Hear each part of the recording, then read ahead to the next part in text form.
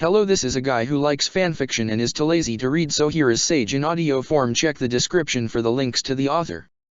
Chapter 51, Inferno 4. Reality is merely an illusion, albeit a very persistent one. Albert Einstein. Shizuku. Naruto took an involuntary step back, his shakujo falling from his loosened grip as he stared at the very girl he had cried over, dying in his blood-stained arms. It was her, really her. The familiar dark blue chakra coursing through her body didn't lie to him. This was really Shizuku.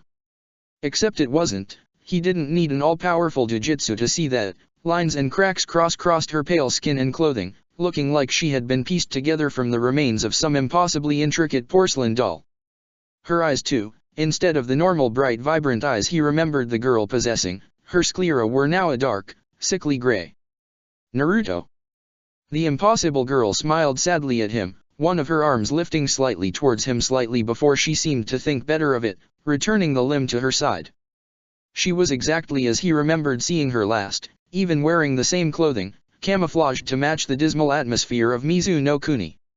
It was if somebody had taken a snapshot of her last moments and reconstituted it before his very eyes. Is it really you? A faint smile traced her thin lips as Naruto found his face struggling to hide the flurry of emotions cascading through his being. Your hair is longer and you got taller. The blonde nearly cracked at that. Even her voice was the same, containing that same quiet lilt that he had so enjoyed listening to when they spoke. But your eyes, it really is you. Naruto took another step backwards, making a small frown crease Shizuku's cracked features. Shizuku, how are you here? I don't understand. He was really struggling at this point to keep the tumultuous emotion he felt out of his voice, but he could help the small crack in his voice. I saw you die. Shizuku's timid smile turned downwards as she instinctually put a hand up to her throat, sending a surge of memories through Naruto's mind filled with shades of scarlet and crimson sullying that same pale skin. I remember that. She seemed confused by it herself, suddenly looking up and around at her surroundings, her eyes widening in surprise at the sprawling village around her, filled with sand and various shinobi cocooned within it. What is going on, Naruto? Where are we? However, before Naruto could say anything, if he could have said anything at all in his shocked condition, a low and menacing chuckling sounded out across the stretch of rooftop. Naruto's eyes widened as something seemed to grow out of the very tiles behind Shizuku, although the violet seemed unable to turn and look, seemingly frozen in place by that voice. Oh come now, answering everything would ruin the fun, wouldn't it? Before the blonde's very eyes a tall, pale man with long dark hair emerged from the roof, his body slumped forward limply. He wore an outfit consisting of gray trousers and a dark brown shirt with an earthen tunic thrown over, held in place by a thick purple rope tied up into a bow-like knot at the back. He brought his head up, capturing the blonde with his piercing gaze with two golden eyes, slitted like a snake's. Two distinctive purple markings traced the edges of his nose and the corners of his eyes, furthering the resemblance to the reptiles he emulated. Although I suppose having you flounder around in the dark would only serve to amuse me for a short time. The man seemed genuinely thoughtful at that, looking up and to the side as he brushed a single finger against his chin contemplatively. Finally a long, sadistic grin slowly spread across his pale features as he laid a thin white hand against Shizuku's shoulders. The girl was seemingly frozen in place, her discolored eyes opening wider at the touch. Yes, having you know would be so much more satisfying. His gaze once again fell on the blonde, golden eyes meeting rippled violet as he leveled a playful but still dangerous look at the younger monk. What are you talking about? Having this man appear had alleviated some of the shock at seeing Shizuku, and Naruto had managed to gather himself. However, something was nagging at the back of his mind. Something he felt he was supposed to remember but wouldn't quite come to him. Considering his near photographic memory, it was rather irritating. I suppose the question is just how much to say. The man didn't seem to even be paying attention to Naruto, stuck in his own world as he contemplated whatever it was he was thinking. Well, how about this? He slid the pale hand he had rested on Shizuku's shoulder up her neck, trailing it through her long purple hair before resting atop her head, cupping his other hand under her chin. Do you like her? I brought her back especially for you, Naruto-kun. It took me ever so long to find the samples I had left of her DNA. His smirk became even more sickening as his long tongue slid from his mouth, licking across his lips in a way that made Shizuka cringe in his grip, somehow unable to move when this man held her. "You're just lucky that I never throw out possibly useful samples, even for failed experiments." Naruto found his hands tightening into fists without him even realizing it as the man referred to Shizuka that way. "Otherwise I might have had to disturb that lovely monument you made for her, very touching by the way." His voice had all the sincerity of a snake, ruined even more by that ever-present smirk that split his face. "How did you find that?" Naruto was beginning to lose his control over his emotions. Seeing this man hold Shizuka like this, talk about her like this, it was too much for him. The man seemed pleased by the emotional outburst, his sickening smirk growing wider as his eyes flashed with something unrecognizable. "Oh, but you leave quite the trail, Naruto-kun, and I have agents everywhere, waiting to diligently report every scrap of useful information to me like the good little pets they are." Again Naruto clenched his hands tighter, beginning to turn his knuckles white as this man casually dismissed the importance of all those human lives. "Did you really think nobody would notice you? Did you think that the hero of Kirigakure would remain a secret forever? Nothing can hide from me, Naruto-kun, especially not somebody with eyes as remarkable as yours." Naruto could practically feel the man staring intently at his eyes, a predatory glint entering his own. But right now that's beside the point. He began running his fingers through Shizuka's hair again, making the violet grimace from the feeling, and Naruto clench his fist even harder in anger and frustration. "I asked if you liked her, if you appreciated all the effort I went to in order to bring her back. Am I not benevolent?" His sickening smirk told otherwise as he casually gazed at the young blonde before him, unconsciously drawn to the ringed eyes set into the boy's skull. "What do you mean bring her back? What is this?" The man just chuckled again darkly, his voice managing to reverberate around the area despite the fact they were outside. "This, my young Naruto-kun, is the result of the Edo Tensei no Jutsu, a remnant of out-dear Nidaime Hokage that I completed. It pulls the very soul out of the pure world, locking it inside a corporeal form again and puts them under my control." Naruto fought to rein in his anger at that. The very idea of what this man was spouting was sickening to the boy. However, his eyes widened slightly as he felt a pang of hypocrisy run through him. Was that not the very same thing he did to Haku? However, there is the small matter of it requiring living human sacrifices to use as vessels, but for immortal soldiers with infinite chakra I think it is merely a small price to pay. At that Naruto almost breathed a sigh of relief. No, he was nothing like this man, able to so callously throw away human lives. "So that is your intention, you brought back Shizuka to fight me?" Naruto frowned at his own words. The thought of seriously fighting Shizuka almost made him feel ill. To see her die once had been a crippling blow to him, to actually repeat that but at his own hands was just unthinkable. Even so, when it came down to it he was more powerful than Shizuka. Even before she had died, he had only grown in strength since then. However, Orochimaru just grinned excitedly. He did so enjoy these conversations, when he could truly crush the hope inside of somebody. "Oh no, of course not. Sensei and the Kazekage are fighting the reanimations of the Shodaime and Nidaime Hokage as we speak. However, they are merely mindless drones, fit only to be tools to accomplish what I want." The man slid a kunai out of the pouch on his leg slowly, a paper talisman hanging from the end of the hilt as Naruto's eyes widened in realization. "However, for you that just wouldn't do. Having you fight a mindless puppet would serve no use." Another sinister smirk cut across the man's expression as he idly spun the kunai by the ring on the hilt. Not to mention it wouldn't be nearly as entertaining. Before Naruto could even move he suddenly plunged the kunai, the whole thing, straight into the back of Shizuka's head. "Orochimaru." The Sannin's eyes widened in a small amount of surprise as the boy cried out his name just as he pulled his hand back out of Shizuka's head. "Ah, you finally figured it out. I suppose the rumors I've been getting about you traveling with my dear teammate are true then. Tell me, how is Tsunadeheim doing these days? Still deathly afraid of any kind of responsibility, I suppose?" However, no answer came from the blonde. He was transfixed, watching in morbid fascination as the many cracks and lines across Shizuka's body began to close. The color returned to her skin slightly and small bright spark entered her eyes once more, something he remembered so vividly from their time together. "Ah well, I suppose I can get my answers another time, Naruto-kun." The sickly sweet voice finally snapped Naruto out of his daze as his eyes widened in anger, his fists trembling by his side. "You bastard!" In flash a long, but more importantly sharp, black rod had slid out of Naruto's baggy sleeve, instinctively being caught in his hand at the exact same moment his other was raised, pointed at Orochimaru with the palm wide open. Banshou Tenin. Orochimaru's eyes opened wider slightly as he suddenly found his feet lifting off the ground and his body flying through the air. There was a sickening squelch as the Sannin's body roughly impacted with Naruto's, his head over the smaller blonde's shoulder. "My, aren't you just full of surprises?" Naruto's eyes opened wider as the Sannin's voice rang clearly from right by his ear. He could feel the chakra rod embedded in the man's heart. That was why he could tell thus was not the real Orochimaru.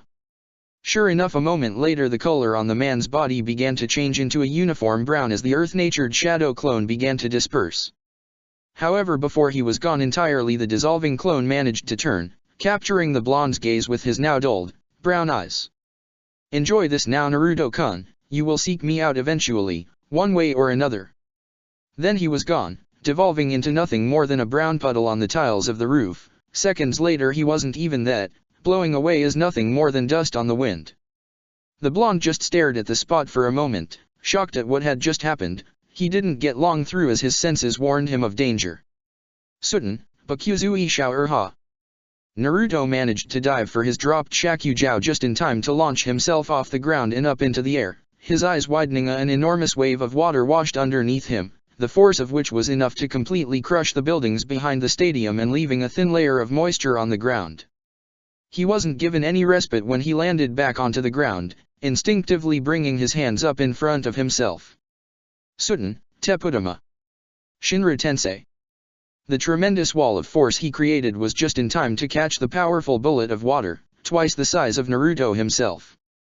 He could literally see the force of the gravity shockwave ripple across the sphere's surface before it harmlessly fell to the ground, its momentum lost.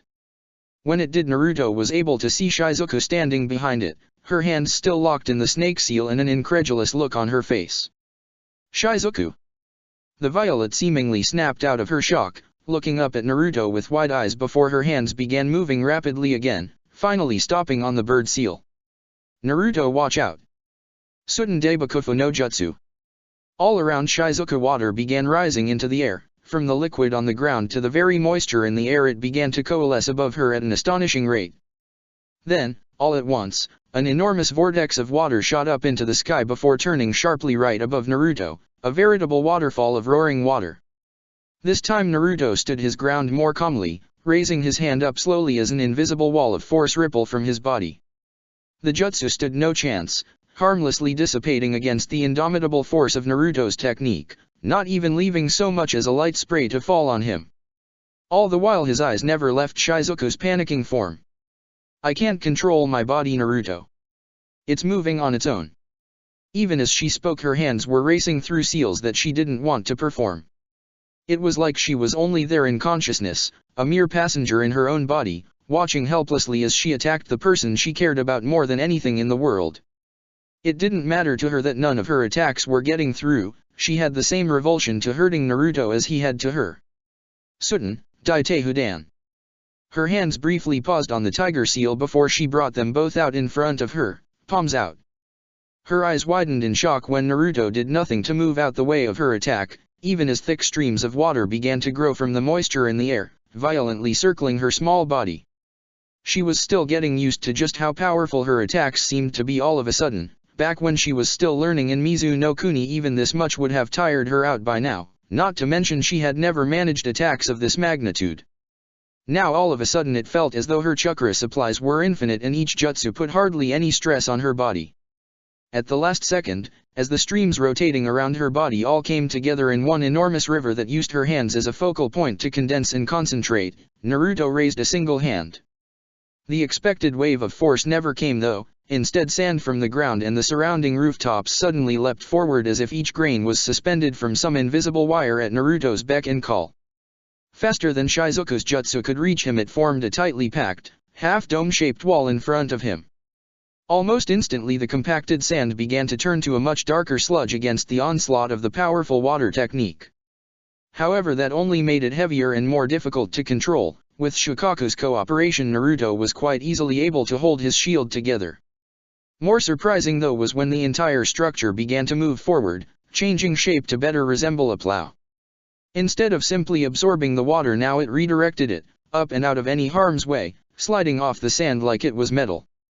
Finally Shizuku's jutsu ended, unable to be sustained any longer as her chakra capacity completely ran out.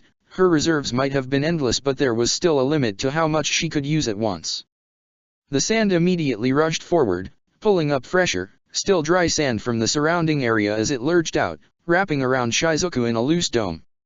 Naruto caught one last look at Shizuku's face, at her silent expression of relief, before the dome collapsed, spinning around and cocooning the girl within almost a foot of the chakra-reinforced earth. Naruto stood there for a moment, breathing heavily, not out of exhaustion or even exertion, simply because of the shock of what he just did.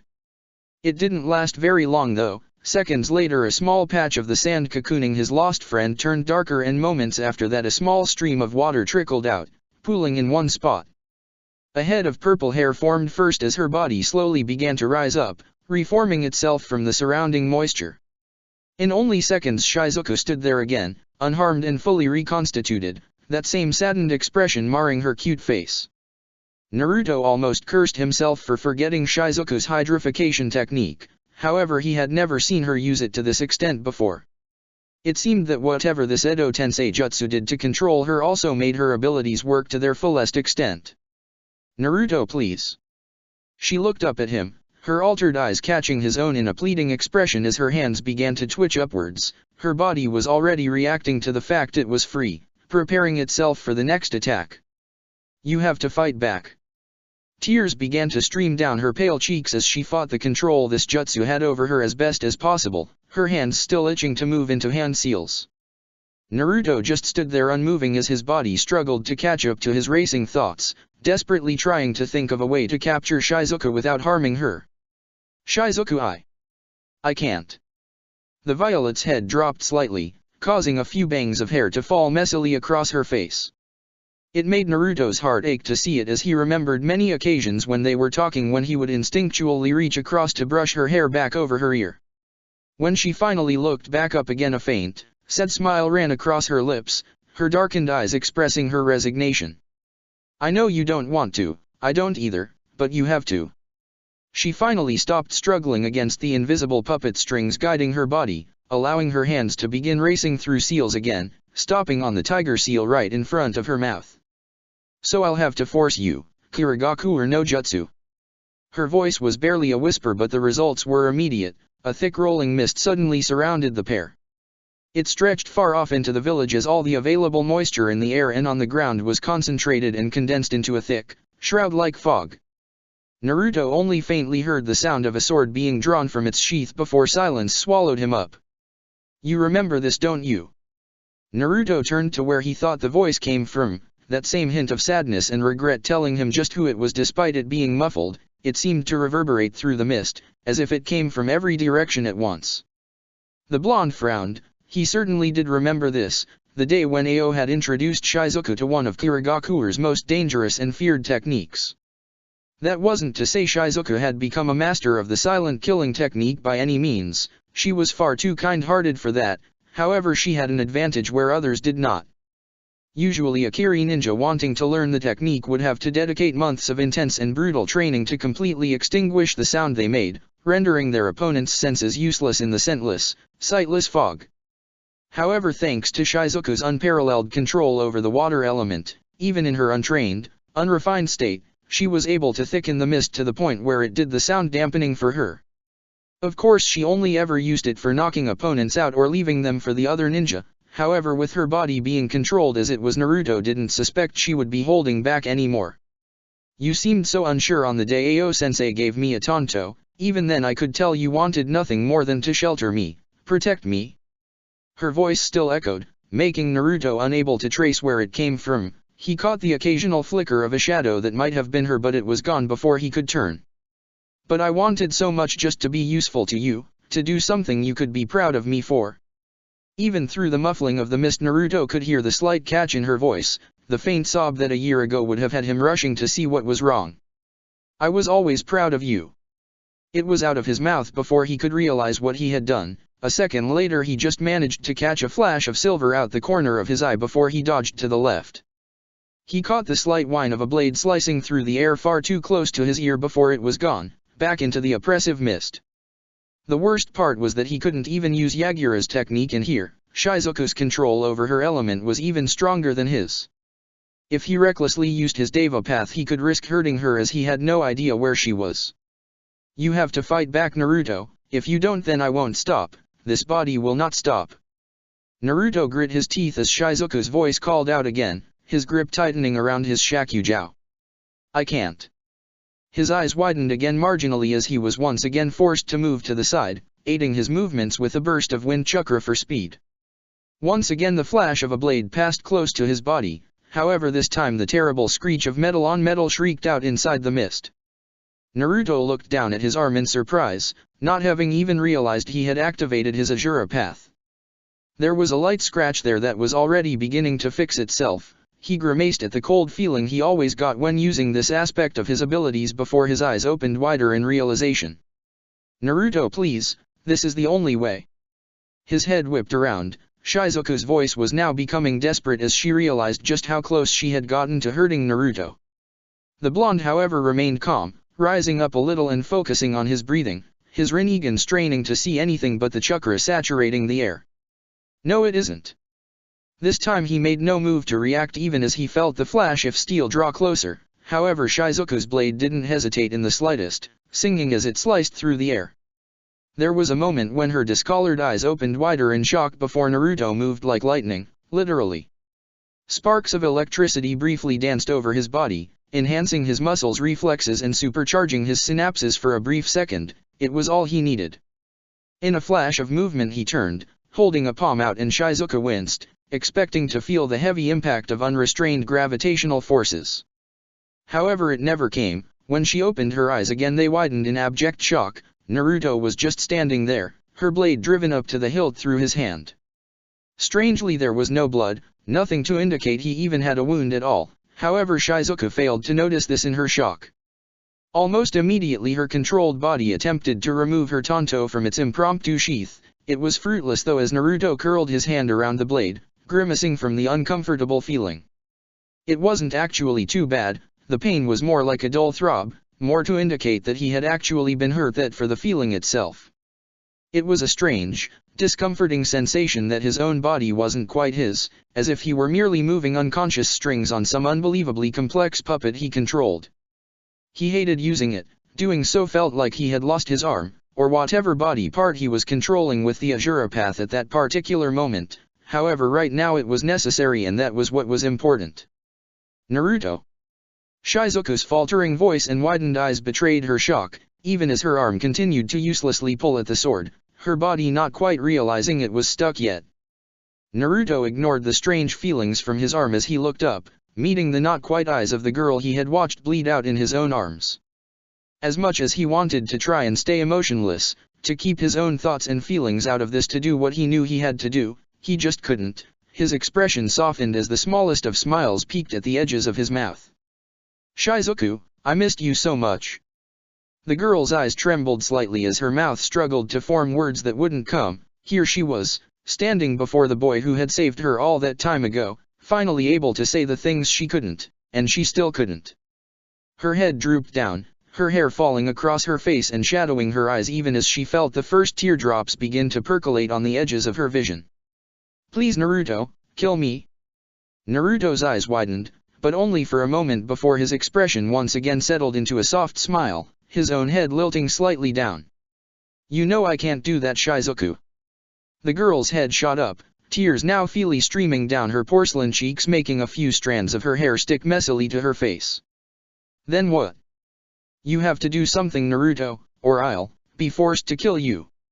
Her voice became quiet as her whole body shook slightly, even as her one arm continued to fruitlessly pull at her tanto. "I don't want this, this existence is horrible. If you don't kill me, then I'm stuck like this, fighting whoever that man tells me to kill. Killing me now would be merciful compared to that." She stopped trembling though as Naruto looked up at her, his expression warm and inviting in a way she remembered so vividly. While an entire year had passed for the monk, it was only yesterday Shizuka was staring up at him through increasingly blurry vision, wiping away that solitary tear. What if I could bring you back, for real? The girl blinked in surprise, staring at Naruto, unable to comprehend what he was saying. However, the monk's face seemed completely serious. I did it for Haku, I can do it for you too, I'm sure of it. I just dash. Naruto's eyes widened when he felt Shizuka's finger press up against his lip, noting that the limb was shaking, obviously taking a great deal of her will simply to do that much. Please Naruto, let me go. Naruto took an involuntary gulp as he stared at the girl before him, blinking away his shock. But she pressed her finger a little harder, halting what he might have said again as she looked up at him imploringly, her wide watery eyes like a deep well that Naruto couldn't tear his gaze from. Please Naruto, just let me go. I don't belong here anymore, my time passed. She looked down again, her hand falling away as she lost the control to hold it there. My time to do the things I wanted was then, it's gone now. I will always regret the things I could never say. She looked up at Naruto again, her eyes tearing up as her hand began to struggle more violently against the solid grip the blonde had on her sword, but regrets are for the living. Please Naruto, let me go. Naruto began to feel tears form at the edges of his own eyes, but he blinked them back. But I couldn't save you. Shizuka gave him a watery smile as she managed to get a hand back up to his cheek, trembling from the effort it took to fight the jutsu controlling her body. Gently she wiped at Naruto's eyes, choking out a short, hollow laugh as she caught one of his tears before it could fall. Maybe you weren't supposed to. Slowly, with a great deal of effort, she moved her hand down to Naruto's, grasping his wrist in a loose hold and guiding it back up until it rested just above her chest. Please, just do what you can, set me free. It was Naruto's turn to tremble as he felt the girl's slow, rhythmic heartbeat below his hand. It felt so real, so alive. Shizuku. The girl's eyes widened slightly as she felt her sword begin to give, sliding noisily with a sickening shriek against the metal of Naruto's skin. Please Naruto, you have to do it now. Naruto just trembled, his hand flexing indecisively against Shizuka's chest even as the sword pulled back even more. He looked up, trying desperately to smile, to project the warmth he so frantically wanted to convey, but it was weak and stained with the beginnings of tears. I'll never be able to let you go. Shizuka froze for a second, even the arm pulling at her sword paused momentarily as she looked around, the air becoming utterly calm for that exact moment. Finally she smiled, genuinely, her lips crinkling up in a way Naruto remembered well. He used to relish that smile, work for it each day he kept Shizuka safe. Thank you. Then it was gone. Naruto pulled back his hand, and with it the ethereal white form of Shizuka's soul, tearing it right out of her body with the sickening noise of ripping fabric. He held it there for a few moments, frozen in place as he felt the silk-like being sway gently in his hand, the frozen form of Shizuka before him already beginning to dissipate into an ashen substance. Then, as one, both blew away in the breeze, one returning to the earth it was torn from, the other floating away back into the sky it belonged to. The blonde stood there, unable to move even as the heavy mist around him began to disperse, the chakra sustaining it gone now. He faintly remembered Shizuka's last dying words to him, but this time he paid them no heed. Tears freely flowed down his face as he fell forward, collapsing to his knees as he released all his sorrow, all his frustration and pain out in those small droplets of liquid.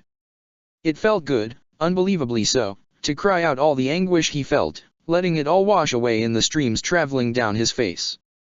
Finally he stood, a little shakily but keeping his feet firm, wiping at his face to remove the last of his tears. Slowly he turned to the bright purple barrier that was just now becoming visible through the fading mist, his features setting into a cold mask. His hands tightened momentarily around his shakujiao before he started to walk, his eyes burning with something interminable. Deep in his mind he could feel her memories, her feelings. When he touched her soul he took more than her life, he took her essence. Shizuka would always be with him, everything that made her who she was would always be there in the back of his mind, driving him forward, reassuring him. Right now though he had to put that aside as he strode forward, not even slowing down as he passed straight through the burning barrier. He had only one goal in mind now and everything felt so crystal clear to him. He faced the forest of wood inside the barrier with cold, steely eyes as he raised a single hand, feeling the flood of chakra rush through his form as it swelled into a brilliant crescendo in his palm. Shinra Tensei. Chapter 52, Inferno V. Old age is not so bad when you consider the alternatives. Maurice Chevalier. Hiruzen was forced to throw his creaky, aging body to the side once again as an enormous blast of water that hadn't been there a few moments ago roared through the spot he had been standing in just a moment ago. This had been the common theme for the past few minutes, dodging one attack or the next from his former sensei and his brother. However, Hiruzen, aside perhaps Homura or Koharu, knew his sensei better than anybody else, and it was easy to tell that whatever it was that Orochimaru had done to remove their personalities was affecting their combat abilities as well. It was either that, or with their personalities suppressed, Orochimaru had to rely on information about their abilities. Hiruzen could be so lucky though, if the Shadaime were allowed to enter his Sage mode or the Nidaime began using his early version of the Hiraishin, he knew he wouldn't have anything left to give. The Sandaime Hokage might have been called the god of shinobi, but he knew his predecessors were his superiors in most ways. The sheer raw power of the Shadaime just couldn't be surpassed, and the Nidaime's skill and tactical planning were the stuff of legends. Even in his prime, when the other four Kage had feared seeing him on the battlefield, he was sure this would have been a tough and ultimately downhill battle. Even now he feared Jiraiya would be quite easily able to defeat him, especially if the boy managed to get time to enter his own Sage mode. The man sighed wearily as he used the adamantine staff, his most prized possession and dearest companion, to skillfully vault up and away from a set of growing branches that would have otherwise ensnared him. Sparing a quick glance across, he caught a flash of gold as a devastating earth-style attack was blocked by a near-impenetrable shield of gold dust. He had to admit that the Yondaime Kaze Kage was a man worthy of the title, able to use his unique Jidan abilities with surprising skill and creativity to match the Sandaime Tsuchikage blow for blow. However, the aging Hokage knew it was only a matter of time before the legendary fence-sitter began using some of his more feared techniques, namely the Jinten, dust release. Hiruzen had never seen the legendary Kekkei Tauta before, however he had heard stories of it from his sensei, the very same man he was attempting to fight right now. On that note, he was once again forced to throw his tired bones out of the way of yet another potentially crippling deluge of water. The sheer speed and volume the man was able to draw from the atmosphere alone was just phenomenal. However, this time the elderly Sarutobi was prepared, using his bow staff to catch onto a nearby branch, flicking himself up and onto the sturdy bough, already racing through well-worn hand seals. Doton, Doryuo Taiga. He didn't stop on his final hand seal though, even as a molten wave of mud began flowing out from him, quickly cannibalizing the surrounding tiles. Already he was layering his chakra, layering it over and over inside of himself as he rapidly converted its nature from the slow-moving, heavy earth into something lighter, more volatile, and far hotter. Katon, Karyuin Dan. His hands finally paused on the tiger deal, aching from the speed he had to move through the various signs. He took a deep breath, kneading and fanning his chakra until it was a veritable inferno before releasing it all in one great breath. It came out as a white-hot, intense stream of flame, like a true dragon's breath, roaring over the mudslide he had created. The normally slow-moving, sluggish mud was set aflame, broiling under the heat of the fire technique until a river or burning, molten tar was racing towards the two resurrected Kage. This was what had made him famous, made him feared for simply being, his ability to create collaboration jutsu entirely on his own. The Nidaime Hokage tried to react by conjuring water as a defense, however the dry, arid air caused by the burning tar offered little for him to take. His defense was nothing compared to what it could have been had the Edo Tensei not held him back and his reincarnated body suffered for it, immediately catching alight as the tar finally reached him. Hiruzen barely paused to watch, still unable to see his former sensei suffer through this. Unluckily for him, the Shadaime had more time to prepare, quickly creating a large dome-like barrier of wood. That same barrier had once managed to halt a Biju Udama in its tracks and, even weakened as it was by the control Orochimaru had placed over him, Hiruzen's collaboration jutsu stood no chance. However, it did buy him time, allowing him to briefly hunch over, breathing heavily as he rested his hands on his knees. His partner seemed to take notice of this as a large silver-haired monkey seemingly grew from the end of the adamantine staff. "What are you doing, Hiruzen? You know now that you are far too old to be using these jutsu in collaboration so recklessly, your body just can't take the strain." The elderly Hokage offered up a tired smile as he pulled himself back up, straightening into the proud image of what a Hokage should look like. Come now Inma, I've known many a shinobi able to fight well past my age. The king of the monkey contract huffed irritably, arms crossing over his muscled chest as his eyes showed the lack of amusement he felt as he slowly watched his longtime friend kill himself. Yes, and all of those were either Senju or Uzumaki, neither of which you are. Hiruzen just let out another weak laugh as he cracked his neck, really starting to feel the strain on his tired bones. He had really let himself get out of shape over the years of peace, however he would gratefully allow himself to grow complacent in peace than keep his village suffering through the horrors of war.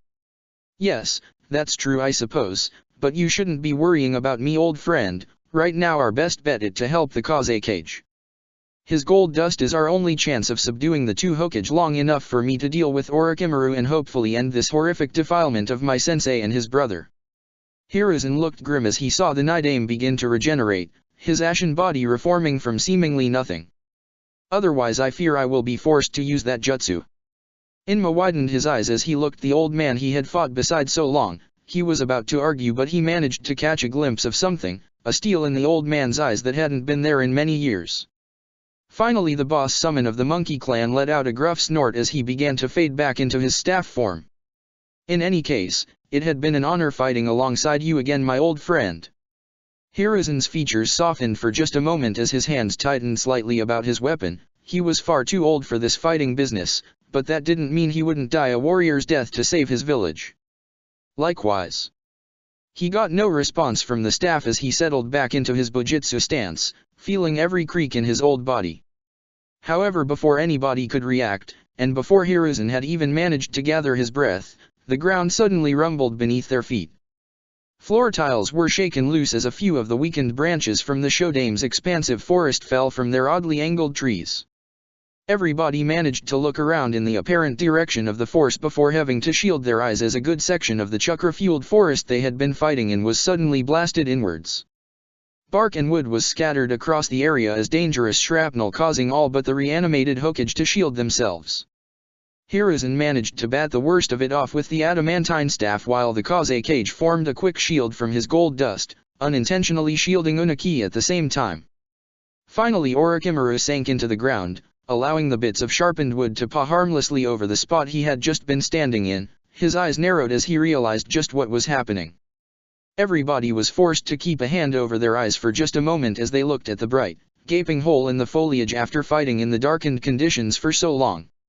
However, in that brief instance their eyes widened at the sight of a man's silhouette, his cloak billowing lazily behind him as he held his shakujiao firmly in one hand.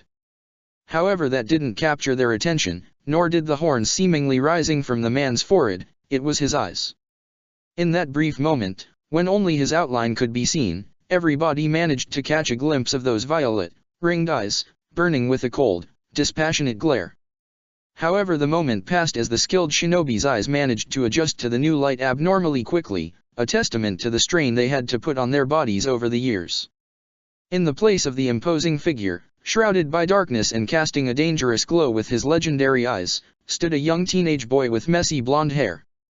Hiruzen's eyes opened wider as he caught sight of the boy. Even if his whisker marks had somehow vanished and his eyes had changed from the cerulean blue he remembered so fondly, there was no mistaking the child standing in front of him, intruding on a battle between Kage like some divine intervention. Naruto. The boy's gaze, already far too old and stern for his youthful appearance, momentarily softened as he caught sight of the man that had acted like a grandfather to him in his childhood. Aside from the Ichiraku family, he had been the one little ray of happiness he was allowed to experience in his otherwise isolated and bereft life. "Hey Gigi, it's been a while." Fia had to breathe a fast sigh of relief as she managed just barely to flit back from where Han's meaty fist would have otherwise caved in the side of her head. With him now entering his tailed state, even if the cloak wasn't quite as well defined as Fia's was, the gap between their speeds and power was beginning to drop again. Even this time she only just managed to dodge thanks to the thin layer of ice coating the ground, making Han's footing less stable while doing nothing to affect the speed Fia could fly at. She would have to thank Haku after all was said and done, although she had to reconsider that too, if they made it out of here alive. As Han got up, his rage beginning to show on his face as another tail sprouted from his own cloak. Fia was already up to her three-tail state and the strain was beginning to make itself apparent, even if for some reason it didn't seem as bad as it used to be. The tingle on her skin had become an irritating burn and it was becoming more and more difficult to withhold all the negative emotions that might cloud her judgment. She caught a flash of light out of the corner of her eye as a storm of ice senbon flew through the air towards Han, a panting Haku on the other end of them. The large Jinhyuriki almost paid them no mind, only offering up a token hand to swat them away. The ice, hardened as it was by Haku's impressive chakra control, was still no match for the virulent, burning chakra that surrounded Han. Right now all Haku could do was act as somewhat of a distraction, but already he looked to be feeling the drain on his reserves, his movements slowing and his attacks becoming less refined. However, it was enough for the moment as Fia's third tail flicked once to the side. She used the opportunity Haku had given her to dart forward, ignoring the pain across her body from where Han had managed to catch her a few times with those pressurized punches. She poured all her speed in, knowing that her time in this form was already running out. Soon she would be running on little more than vapors and Han would be easily able to finish the two weary combatants off. Haku's distraction did its job though, keeping Han's attention long enough for Fia to get in close. The red giant rocked back as the Baijiryu-backed blow struck him clean across the face, not having been able to react in time to meet the oncoming threat. However, the cloak around his body had no such restraints. As Fia's wings angled themselves to take her away from the armored behemoth, the two bubbling red tails shot out at her, attempting to enthrall her in their burning embrace. They were only partially successful. Fia only had one tail to effectively fight with, the other two used for flight, so she managed to fend one of them off. However, the other managed to wrap around her arm. She winced slightly as she felt the malicious chakra constrict around her limb before twitching violently, flicking out and away from Han as it sent the mint-haired Jinhyuriki flying across the street. Unable to right herself in time, she crashed straight through a sturdy wall, impacting with two more before finally stopping in the crater of a third. With somewhat of a struggle, she managed to pull herself out limb by limb before collapsing ungracefully to the ground. Her cloak had taken most of the impact for her, but being thrown through two different buildings hurt, no matter how protected you were. With a groan though, she managed to pick herself up, still repressing the pain on her skin as it slowly blistered beneath the foul chakra she wore. Her two tails buzzed experimentally once before picking her off the ground, just in time to, as immediately after she was able to flit to the side, avoiding his hands, two tails came crashing down through the ceiling, the giant following soon after. She flew straight past him, flying up and out of the hole he had made in the roof, continually dodging as he continued to send his tails after her. Once she was a safe distance above the raging giant, she took stock of the situation, panting heavily from the exertion. It was no use right now. Fia's superior power and speed weren't enough to bridge the gap between the two Jinhyuriki's respective experiences. Han was able to throw her around like the bug her Baijiryu emulated and didn't even seem to be breaking a sweat over it. What Fia needed was to seriously increase the gap between their powers, however she just didn't have the time, or better said, Han wouldn't give her the time. However, as if he were reading her thoughts, Haku suddenly appeared on the roof of the nearly collapsed building in a rapid shunshin. As Han picked himself up from his devastating drop, Haku was already racing through hand seals, however even Fia could see the exhaustion in the boy. It was evident in the way his hands moved more sluggishly than normal, in the way his posture wasn't quite as correct as he usually held himself. He was in a battle between Jinhyuriki, one of pure power and stamina, and he just didn't have the endurance to keep up. Even Fia could see he was running on less than fumes, and yet he continued to try. Finally he reached the end of his inordinately long string of hand signs, holding the last one for a moment as he blinked away his exhaustion before slamming both of his hands down on the roof of the shattered building. Ice began to spread out from the contact, quickly coating the ground like winter sped up. When it reached the gaping hole in the roof, it just kept going, spreading across the gap as a thick, translucent plate of ice. Almost immediately one of Han's tails struck out at the new obstacle, however much to Fia's surprise the chakra-reinforced ice held, if only just. A long, dangerous crack spread out from the point of impact, yet it was already beginning to heal over. Han seemed to notice this as well, repeatedly bashing at the surprisingly sturdy ice. However strong as it was, it couldn't stand up to a repeat beating from two chakra tails. Fia could already see Haku tiring under the strain of repeatedly fixing all those cracks. He wouldn't last much longer. The mint-haired Jinhyuriki wasn't about to let his effort be in vain though. Already she was reaching inside herself, feeling that vile, bubbling well of chakra that had been the bane of her existence for the first 11 years of her life. She pulled on it, taking as much as she dared as she cringed inwardly, outwardly though the change was more apparent. Her cloak thickened, sprouting 2 more wings in rapid succession. All sense of definition was lost though as the once crisp layer of red deformed into a bubbling, almost liquid mess. She just about had sense to hold back until the very last minute, until Haku's ice couldn't hold on any longer. It burned all her around her, excruciatingly so. Her skin felt like it was being repeatedly flayed, only to immediately heal to start the whole process again. Below her, Han seemed to realize what was going on as his attack on the ice became more frantic, bashing away at it with his own bubbling tails. Finally, the ice cracked and for once it didn't repair itself. Haku was finally spent, unable to continue. Fu's glowing orange eyes narrowed briefly as she tucked her wings in about her, already feeling the shift of the air currents as her body spun. Tsubasa no Kaiten. Her voice came out harsh, gravelly, as if distorted through some aged speaker as she continued to spin, faster and faster until she was nothing more than a thin red blur in the sky. Then, she dropped. Han stood no chance as the unstoppable revolving mass of chakra barreled towards him, easily shattering the partially destroyed ice in the way without even slowing down. Smoke and dust erupted like a geyser from the point of collision, shrouding the streets outside until the enormous shockwave that immediately followed blew it all away. Finally, when it all cleared and Haku was able to take his hand away from his eyes and mouth, he was able to look down and see the deep crater Fu had created with her attack. It was oddly shaped, looking more like it had been drilled from the earth as opposed to simply gouged out like most impact craters. Right at the bottom though, at the center of all the spiraling damage, lay Han, his chest armor shattered and his breathing slow and shallow.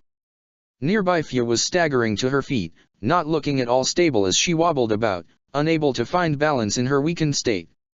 Her body was riddled with burns from the vile chakra as well as the far too rapid rotations of her own attack, and Haku was amazed she was still able to even stand. However, he was proven partially wrong when the girl collapsed to her knees again, using her hands to support herself as she knelt there, shuddering through the pain, unwilling to allow herself to fall to unconsciousness. Haku was by her side in an instant, supporting her shoulders despite being completely exhausted himself. Finally the two managed to get into a somewhat comfortable sitting position, just breathing slowly as they tried to regain their lost energy. Fu wanted nothing more than to rush off and try to help Naruto, but in her current condition she would be useless to him. So what do we do with him? Fu looked around, somewhat surprised as Haku's voice suddenly cut through the silence before looked across to where he was limply pointing at Han's unconscious body. She shrugged tiredly, barely able to think, never mind decide what to do with this hulking brute of a man she was fairly certain neither of them could lift. However, their decision seemed to be made for them as she saw a curious tendril of sand enter the destroyed building. It seemed to linger around them for a moment, as if looking at them, or perhaps sniffing them like a dog might, before quickly moving on. With it came more, and soon a small river of sand had entered the crater, slowly wrapping the unconscious Jinhuriki up in its grainy embrace until only Han's head remained. Fu simply sighed in relief, glad that her job seemed to be done now. It was like a small burden being lifted from her shoulders, and like that, she was gone.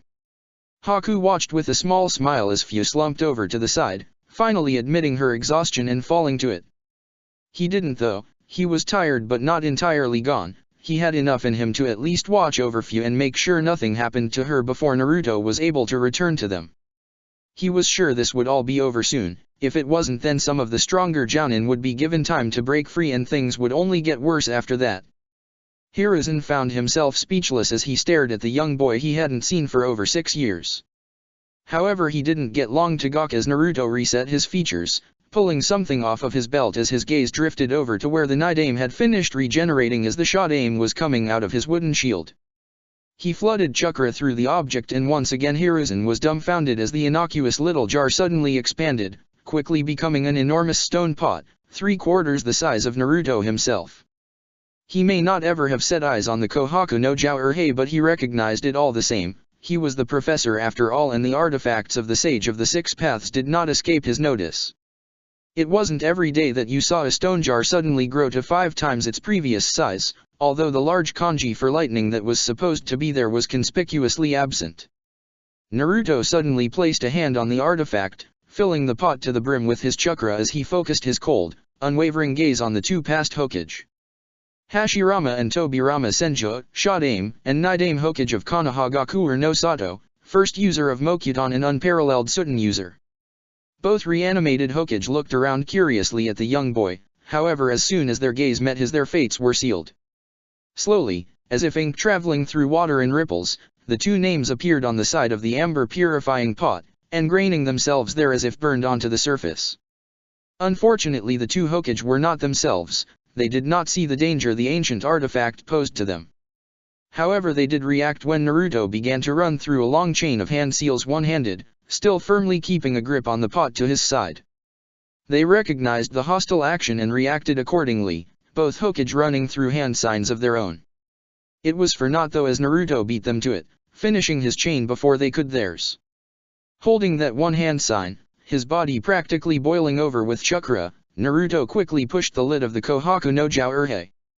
Both former Hokage froze in place, mid-hand seal as a ferocious wind picked up throughout the artificial forest, pulling branches off of trees and sending loose shingles flying everywhere.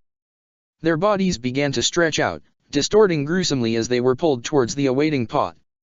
Both Hokage tried to resist, the Nidame by grabbing at the floor and the Shadame by sending out wooden stakes from his hand, biting into the roof below them. However it was in vain, Tobirama only found the tiles being pulled up under him and Hashirama fared no better as the roof he tried to secure himself to proved equally delicate under the harsh pull of the purifying pot. Finally it was over, the two Hokage had been fully merged with the liquid inside the pot and Naruto hurriedly slammed the lid back down, sealing them inside. The black kanji bearing their names flared white for just a moment before going dull, not fading away though. Naruto panted heavily for a moment before righting himself, taken by surprise at how stressful that whole sealing process had been. It felt like he was having a battle of wills between himself and the two reanimated Kage and he wasn't sure if it would have gone his way had they been in full control of themselves. Naruto. He finally turned, offering up a small smile to his grandfather figure as the man stared at him, unsure of what to say. Hey Jiji, I guess what Naruto might have said was cut off as his senses went off, his eyes opening wider just in time to throw his hand up, palm up and facing over Hiruzen's shoulder. Shinra Tensei. He controlled the blast, narrowing down as much as he could, even so the Sandame staggered back a bit as the very edges of the technique clipped his shoulder. He turned, shocked to see Orochimaru's limp body flying through the air away from him, having emerged from a tree with his deadly blade, the Kusanagi, held firmly in his mouth. The snake Sunin managed to flip gracefully and land on a tree horizontally, sticking there with chakra as if he weren't standing on a vertical surface and it was the most natural thing in the world. He stayed in a crouch, calmly observing his old mentor and the young blonde with his gleaming golden eyes, the lethal blade in his mouth retracting back down his throat gruesomely. Naruto-kun, so nice of you to join us at last. I had expected Shizuku-chan to hold you up a little longer, at least until I killed Sensei here. He spoke with such casual nonchalance, a slight lilt in his voice that was at the same time enthralling and sickening and a slight grimace of disgust momentarily found its way onto the young monk's face. Orochimaru. The Sandame's stern voice cut through the tension, apparently having recovered from seeing Naruto. This fight is between you and me, leave anybody else out of this. The pale man tilted his head lazily until his eyes rested on his aging sensei, staring at him uncaringly as if he were simply observing some uninteresting research specimen. Now old man, I'll get to you in just a moment, why don't you rest those tired bones of yours? The Hokage's face twisted into a scowl as Orochimaru's mocking laugh echoed through the expansive forest atop the roof, making even the other two fighting Kage pause for a moment before their fight continued in earnest. Those same yellow eyes suddenly flicked over to Naruto, a sadistic grin sliding over the pale Sunin's face. I must say Naruto-kun, I had high hopes for you, but even when my clone dispersed even I was slightly disbelieving. You really did a most wonderful job incapacitating the shinobi out there. He sniffed in, as if relishing the brief moment like some fine wine. I could have only done a slightly better job of it myself, after all they are all mere pawns, tools that had served their use in bringing me here to my dear sensei. Naruto scowled at that, just the way this man talked, no, simply the way this man existed was sickening to the senses. You're nothing but a coward. Orochimaru's eyebrow quirked up in amusement as his studious gaze rolled over the blonde slowly. Hiding behind men and women, giving them false promises so you can lead them to their deaths just to further your own selfish goals, hiding behind immortal soldiers and psychological tricks instead of fighting yourself. My master told me it's better to choose a fight that will end in pain than force somebody to fight it for you out of fear.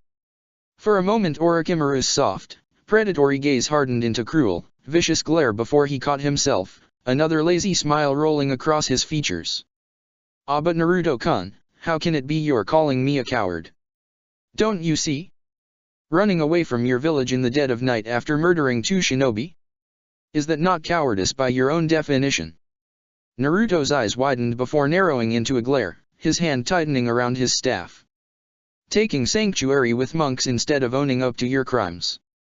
Facing your punishment.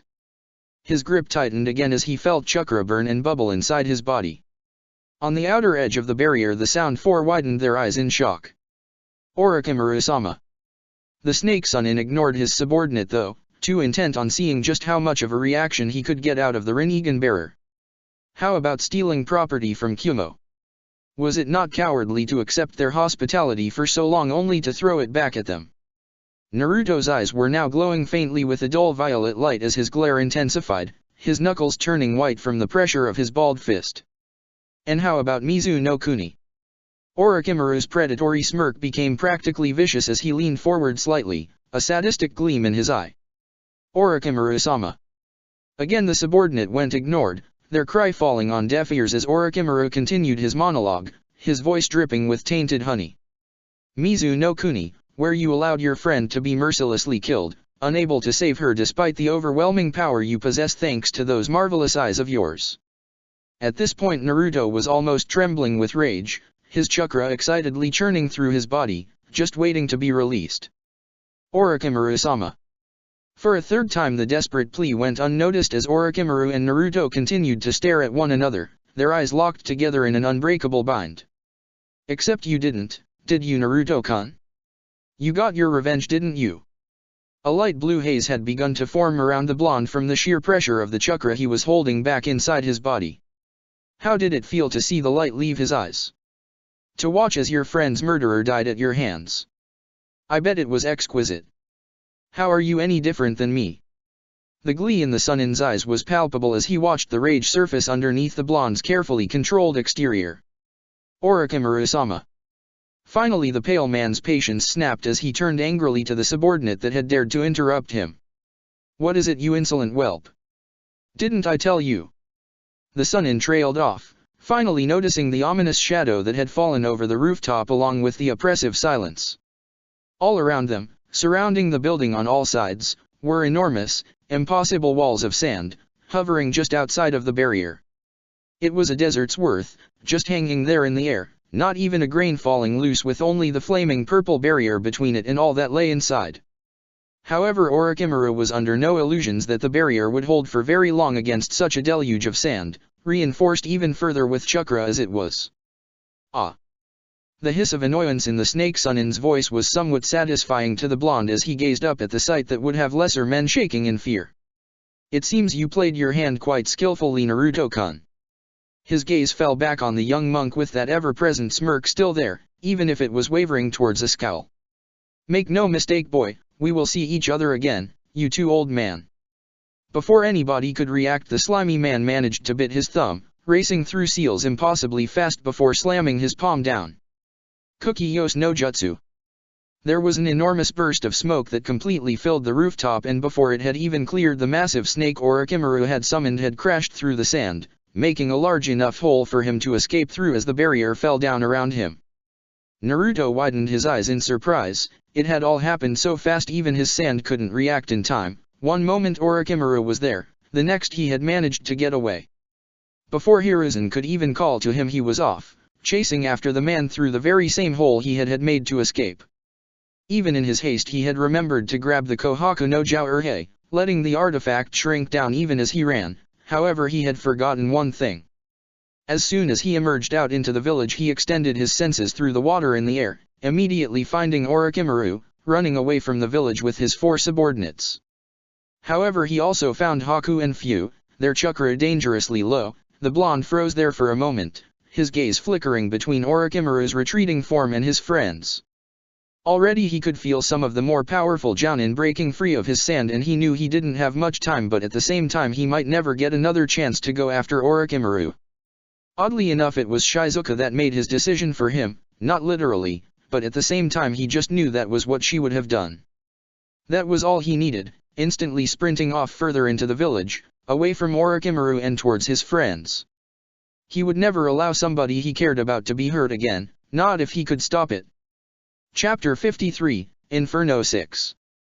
No answer is also an answer. German proverb. As Naruto raced through the village, getting closer and closer to Fu and Haku, his vision through Yagura's ability grew clear enough that he could make out their individual forms as opposed to just their chakra signatures, which were worryingly weak. With it, although he was barely concentrating on anything other than his two friends, he was also able to notice the three Kage emerging from the forest atop the rooftop, although each in a different direction.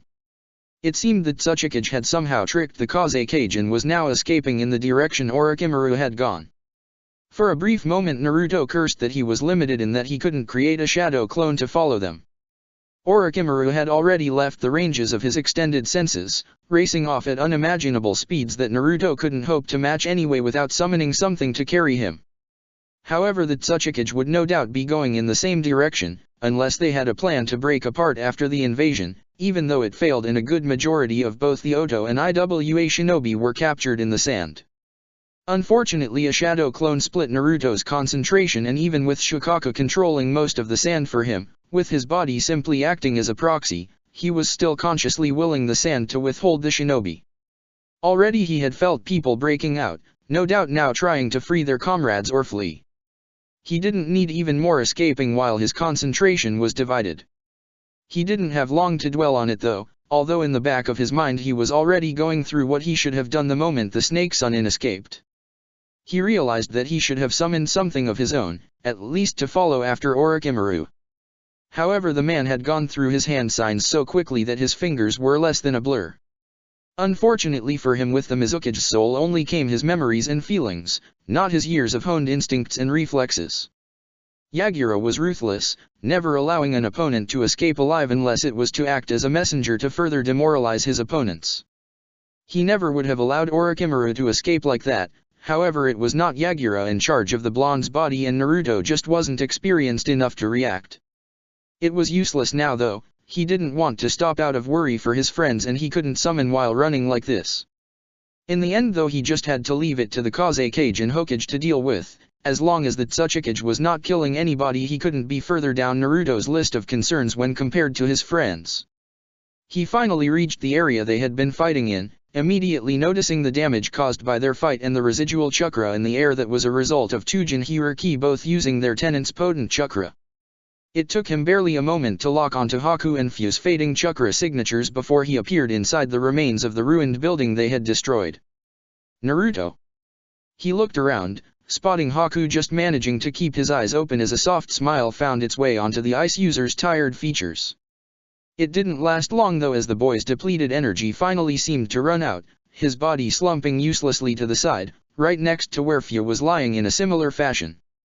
Naruto managed a fleeting smile as he walked over. By all rights Haku should have been unconscious well before now, but it was his tenacious will that allowed him to stay awake long enough for him to be sure Fu was going to be safe.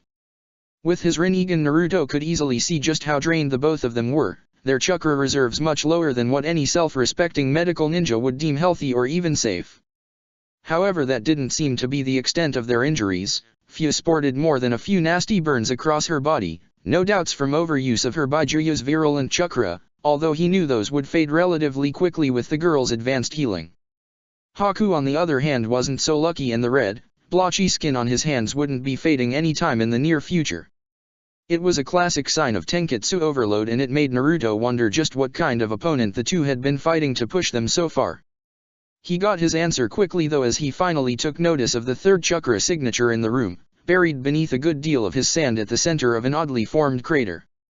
He realized this must have been the Jinchuriki he had felt earlier, and felt a flutter of pride in his chest for his two friends for defeating such an obviously powerful opponent.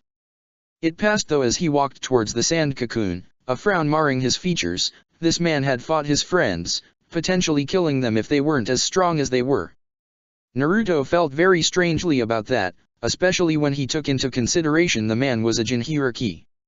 On one hand he felt as though he should be vengeful, like he should dislike or actively hate the man who had hurt two of his closest friends.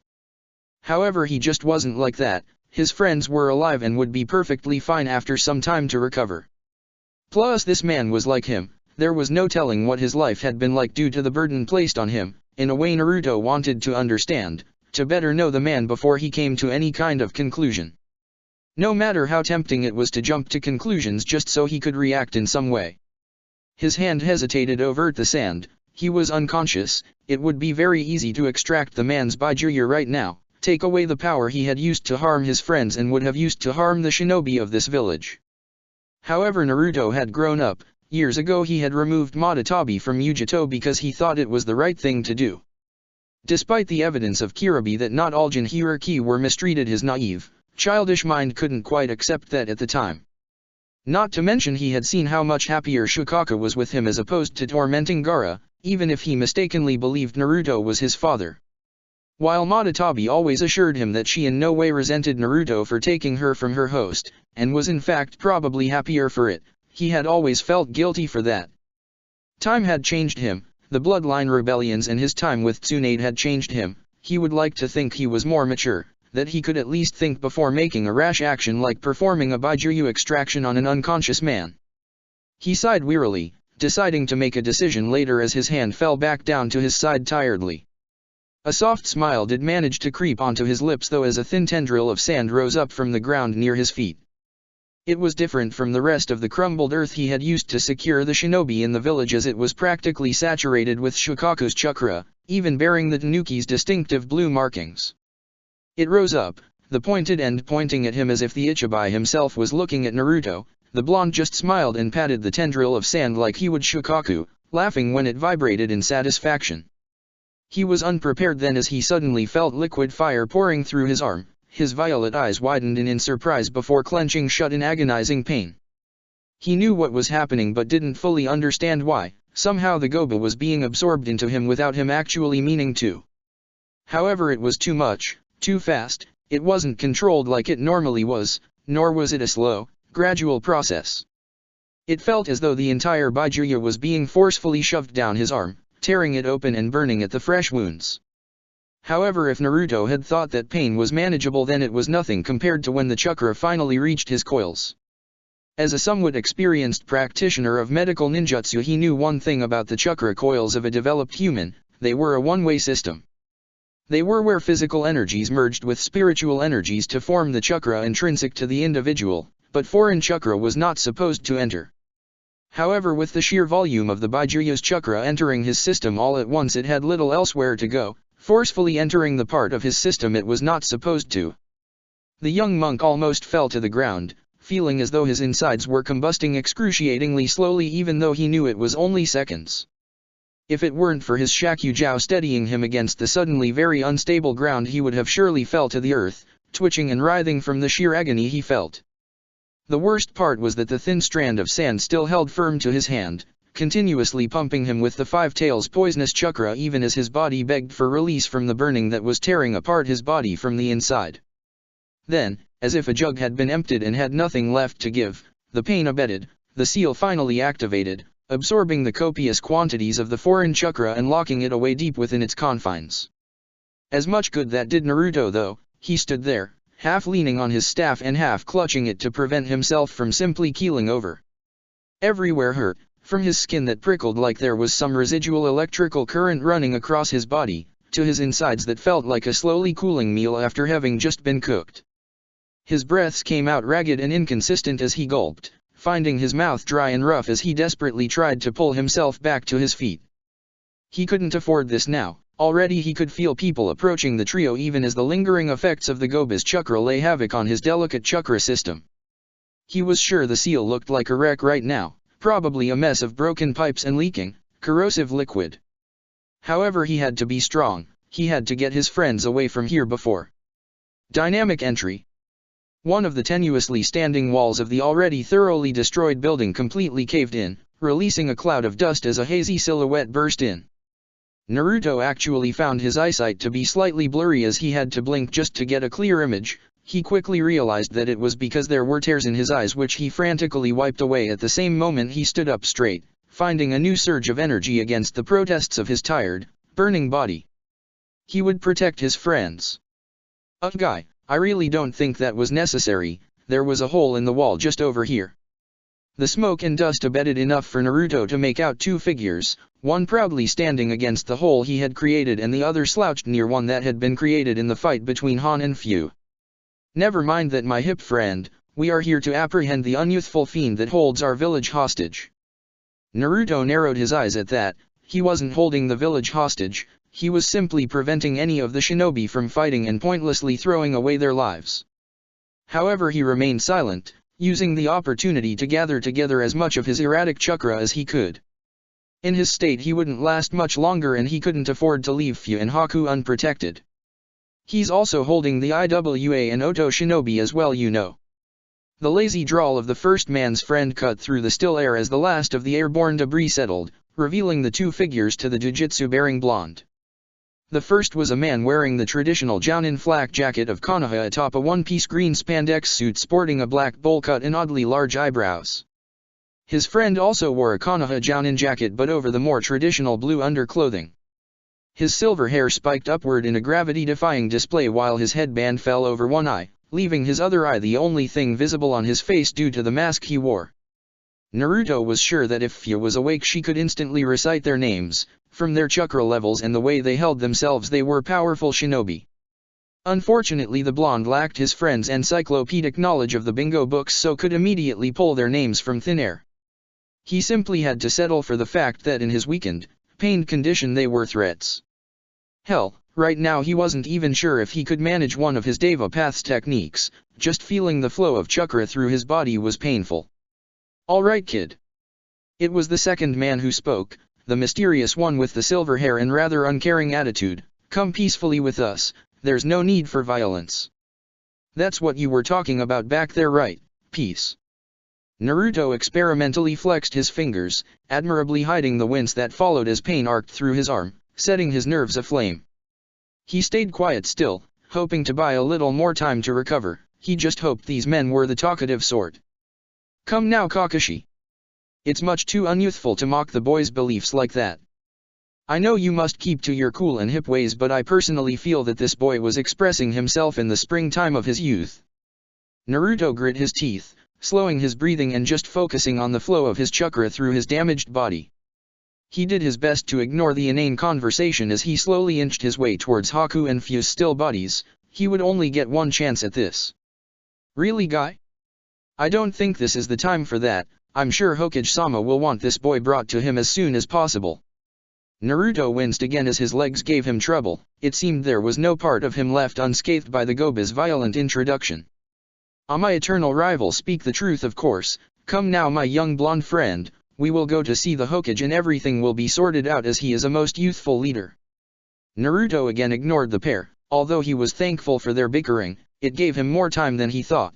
However, it still seemed fruitless as his body just wasn't responding how he wanted it to, far too damaged by the Five Tails intrusion. "I think our Hokage is anything but youthful at this point. He did retire once already after all." Naruto would have breathed a sigh of relief if he didn't think it would draw too much attention to him. His body was still burning and there was still too much distance between him and his friends. "Kakashi. Damn your hip attitude. How could you say such things about our Hokage-sama?" Naruto cured silently in his head, hoping that these two would keep talking long enough for him to reach his friends was just asking too much. He had to improvise. "How did you break out of the sand?" Both Jounin turned to him, broken from their bickering that probably would have died down in a few more moments anyway. The lazy one seemed to regard the blonde with a hint of caution, his green-clad friend on the other hand. "Why, with the power of my youth, of course." The man strut the most ridiculous pose Naruto had quite possibly ever seen. He didn't care though if it bought him more time to inch towards his friends. His cycloptic friend, who had been identified as Kakashi, which struck a chord with Naruto for some reason, although his pain-addled mind refused to draw any connections, simply sighed lightly. He was obviously used to this behavior. "By that I guess you mean you used the gates." Guy just stuck his thumb out, giving a blinding smile that it took a great deal of Naruto's effort to ignore. By of course my hip friend, and naturally you used your rakery to escape our sandy bonds. Kakashi just shrugged non-committally again, seemingly unconcerned by Naruto's presence. The two Jounin obviously thought the young blonde had nowhere to go, surrounded by a village of shinobi that were slowly freeing themselves as they spoke. Naruto wanted them to think that he was cornered with no option of escape. They probably wouldn't lower their guard as Jounin, but at least they might take their time. It was that or call Pakun and he gets grumpy when I summon him this late in the afternoon. Guy just nodded in understanding. Naruto couldn't care less though, he had already known there were people breaking out of his sand technique. In fact, these were probably the two he had felt escape almost immediately after capturing, a testament to their skill. Why did you take so long to find me? Now Naruto was really stalling. He only needed a few more feet for this to work, and by now he was desperately struggling to keep the strain out of his voice and his posture from slumping. Thankfully Guy seemed to take the bait, even Kakashi seemed more than cautious of him. We were attempting to help out our youthful comrades, although I must profess the sand technique you used proved difficult to deal with. But those in the springtime of their youth would prevail. Already I'm sure my students would be free and helping out their fellow leaf shinobi. He said it with a great deal of confidence, but Naruto wasn't too sure. Even in his weakened state, a genin would be no match for his sand, even when he was first learning Shukaku's abilities. Even Gaara, when he first met the lonely redhead, would have been able to deal with most genin and even Chiyunin. That's good. Both Jounin paused as Naruto looked up, briefly captivating them with his violet, rippled eyes. It didn't seem to matter anymore if people saw, considering he had showed the entire village. Using so much of Shukaku's chakra had actually given him faint, temporary rings around both of his eyes, but he didn't know that it somehow added to the general mystique of his appearance. You treasure your comrades, your friends, and precious people. The blonde sighed as he began circulating chakra through his body again, visibly wincing from the pain of the action. In that way I hope you understand why I do this, for my friends. His eyes snapped open as the innermost rings of his Rinnegan briefly bulged outwards. Shinra Tensei. Both Jounin were caught completely unaware as they were sent hurtling back by a wall of unseen force, crashing back into the walls of the collapsing building. Naruto had held back a great deal. He hadn't wanted to seriously hurt the men after all, but he at least allowed for the fact they were experienced Jounin and wouldn't be hurt so easily. Even though his body burned like a fire had been lit inside him, he managed just barely to concentrate his chakra long enough to run through a few hand seals, not having the concentration to do it without. Cookios. A large cloud of white smoke added to the pre-existing shroud of dust he had created with the gravity technique, masking the creature he had summoned. When it cleared, an enormous gray-feathered, drill-beaked monstrosity of a bird took off, rapidly flying off north. Hiruzen arrived at the scene just in time to see Kakashi and Guy spring back to their feet, looking up at the creature as it flew off. After a moment of hesitation, he began issuing orders to have as many Konoha Umbu released as soon as possible, a few of which would be used to track the bird while the rest continued to free more of the village. However, it seemed as though there was no need. Mid-order, the sand that had held the entire village captive suddenly lost its energy, falling away to become earth once again. The released ninja all breathed a sigh of relief after coming so close to being mercilessly crushed, not knowing Naruto would never resort to such measures. Even the Iwa and Oto shinobi had lost their fight, knowing they were surrounded in a village they had lost the element of surprise over. Hiruzen gazed out at all this impassively, his features in the perfect mask of a commanding cage. However, as he looked up at the sky, he couldn't help the frown that overcame his face as the bird passed right over the Hokage monument, just above the bust of the Yondaime. From a few feet away, Naruto watched the shinobi all scurry about as he finally released his hold over the sand confining them. The chameleon he was inside, as much as it grossed him out, stood perfectly still, ready to leave as soon as there was an opening. It understood that the best time to leave would be while the shinobi were still occupied with the enormous number of enemy forces within their walls. He spared a glance over at the still unconscious forms of Haku and Fu, hoping that they wouldn't wake up before him, otherwise they might freak out over their location. And with that last thought, Naruto promptly passed out, finally succumbing to the strain his body was so violently protesting over. The blonde was fairly unsurprised when he awoke to find himself staring up at the drab, uninteresting ceiling of the corridors that marked his seal. As he had suspected, the floor was wet with the corrosive, unpleasant liquid that dripped from the pipes, or as the case was now, gushed. A new pipe had nestled its way into the many that already occupied the corridors, however calling it a pipe would be doing it too much justice. It seemed to be more of a twisted wreck of metal, wet with the liquid that represented the Goba's chakra. He groaned as he got to his feet. It seemed even within the seal he wasn't able to escape the burning that engulfed his body. However, it thankfully had died down to an uncomfortable, but tolerable ache throughout his being. Slowly, and with a great deal more effort than it would normally take, he made his way through the now too familiar path toward the cell room that, if the pattern held, would now be octagonal. Already he was listening out for the sound of banging bars and angered roars that usually accompanied the arrival of another Baijuya within his growing family. For a moment he paused at that thought before continuing on with a small smile. He supposed it was true he had somewhat come to see his tenants, new and old, as some form of a dysfunctional family. Over the last year traveling, when he had little else to do or was simply feeling curious about something, he would take solace within these imaginary walls. Shikaka was like a little brother, one that needed guiding and caring for as well as a lot of maintenance. Madatabi was like a sister, easily the most relatable of the Baijuya he carried due to her past experiences cooperating with humans.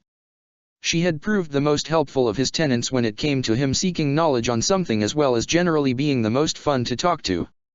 At first she had been very polite with him, formal almost, however that phase quickly passed once they actually began to talk. Now he saw her for what she really was, a playful if not slightly mischievous cat that saw all the time she had to spare as a challenge to alleviate boredom whenever she could. Isabure he still didn't know all that well. She was very quiet most of the time, much preferring her solace within the cell as opposed to any genuine interaction. Naruto respected that as he had for the monks that were the same in the temple, although when the turtle did speak it was usually with an unerringly calm demeanor that only the Kyuubi seemed able to easily ignore. Son Goku on the other hand was much easier to figure out. He was a prideful and brash gorilla that thought that a conflict ending in violence was one well dealt with. The Kyuubi was still just the mystery he had been since Naruto had first spoken with him. Even that entire year had done barely anything to crack the icy, angry shell the fox had confined himself to. It often took a lot of pushing from the blonde to get the ancient fox to reveal anything, and when he did the creature made it sound like he was doing the boy a great favor that Naruto didn't deserve. It was a struggle each and every day with him as a tenant, but for some strange reason Naruto always enjoyed their banter. He guessed he saw the fox as the ultimate challenge. Oddly enough, when he rounded the corner into the expansive, seemingly ceiling-less room, there was no banging, no aggravated roars or even disgruntled shouts. In fact, he was slightly unnerved by how unnaturally quiet it seemed, especially considering Shikaka hadn't loudly announced his arrival like usual. Although it quickly became apparent why when he spotted the enormous Tanuki quietly snoring in his cell, probably tired out from what Naruto had him doing for so long. The other Baijuya were just as quiet though, which was also highly strange. Madatabi was looking at him with concern while Isabure had retreated back into the darkness of her cell. Well, maybe that wasn't too strange. Even the Kyuubi was simply watching him carefully with one large red eye, his pupils sparkling with interest, amusement, condescension. It was hard to tell with the ancient fox, but there was obviously something the Kitsune found interesting if he had actually bothered to look up. Recently the Kyuubi had taken to a policy of ignoring Naruto as much as possible. It was nicer than the outright loathing from before, but it made it more difficult to talk with him. So you are the one that removed me from Han. Finally Naruto took notice of the newest addition to the seal, taking up the cell between Son Goku's and the Kyuubi's. He wasn't quite sure what to make of the Gobe. Literally, he wasn't even sure what the creature was supposed to be. It had the body of a large white stallion obviously. However, the head was sleeker, bearing a larger, slightly protruding lower jaw. It had white fur, maybe. It was difficult to tell if it was fur or something else from this distance. It also had 4 symmetrical horns atop its head, looking as though they had been slicked back to match the general shape of the Baijuyu's head. If the blonde had to guess, he would say the beast was some combination of a horse and a dolphin, making it the Gobe no Irakauma. I'm Naruto Uzumaki. Naruto winced at how weak he sounded right now. However, the pain hadn't simply vanished, it still burned in his body, reminding him of what awaited him when he woke up. The Gobe simply observed him though, lowering its head to gaze at the monk with its large, piercing blue eyes. Why is it you bear a striking resemblance to the sage? Despite being phrased as such, it really wasn't a question, more of a demand, even though the Five Tails managed to speak with a perfectly level, if not slightly cold tone. Not only that, but you bear the Rinnegan. What mockery is this? Why have I been brought here? The Goba looked up, glancing around at the other cells, occupied with the majority of his fellow Baijuya. He could even feel the presence of Chumei even if he couldn't see her, which meant the Hakubi and Rokubai were the only ones not present. It's true I possess the Rinnegan, and I am a monk like I'm told the sage was before me, but I can't say how you ended up here. I had no intention of transferring you to my body. The gaze of the dolphin horse quickly found its way back to the monk as its head lowered again, however it never went as low as to place Naruto on the same level. It took another calculating look before huffing loudly, reminding Naruto of the dismissive nature of the Kyuubi. You speak above your grade, human. You are all the same, conceited, selfish, and treacherous. Just because you possess eyes that bear a passing resemblance to that of our fathers speaks nothing to me. The Goba looked up, glancing around at its fellow Baijuya with those same narrowed eyes before they finally fell on the Kyuubi. What is it this child speaks of? Everybody in the room, Baijuya included, was made silent as all at once the Kyuubi slammed all of its tails into the ground, cutting the Gobi off before it could finish with a tremendous crash. His murderous red eyes captivated the Five Tails with the intensity of his seething glare. Don't you dare speak my name, you insolent colt. It seems that time away from me has only rendered your abilities to sense the superiority of others as useless as the rest of you. The Kyuubi spoke with a low, menacing growl that carried across far more of his hatred and loathing than any rage-filled shout ever could. Successfully cowed, the Goba backed away from that intense glare, head lowered in submission as the larger and far more powerful Kyuubi made his dominance known. The Baijuya may not have appreciated the Nine Tails' sense of superiority, but they could not argue it wasn't well-founded. As for why you are here, the insane dog over there became overzealous in his effort to please his father. The Kyuubi couldn't have kept the conceit out of his voice if he had bothered to try, practically coding the word in sarcasm and disgust. The fool of a boy allowed the Tanuki free rein within his sand, giving him access to what he calls the Preta path. No doubt the bloated sand dune thought he was being helpful. The fox snorted loudly at that, but seemed to be done for the meantime as he rested his head down on his paws, this time not even deigning to watch as he closed his large eyes. Naruto had almost missed the tail end of their conversation though. The pain in his body had grown steadily worse throughout the entire conversation, and right now it was reaching an unholy crescendo. Blood pumped loudly through his ears and he could practically feel his skin bursting into flames spontaneously. Even as the enormous dolphin horse turned to look at him, its head significantly lower from the verbal thrashing from the Kyuubi, he was struggling to stand straight. This change is nothing, human. Any resemblance to the sage is nothing. You are not him, and I will not be cowed by the likes of a filthy human. Naruto couldn't even reply. He felt the pain reach new heights through his body before everything went black, again. Chapter 54, Perspective 2. You must look within for value, but must look beyond for perspective. Dennis Waitley. Naruto didn't even bother to groan as he languidly managed to lift his aching body up into a sitting position. He was in too much pain to bother.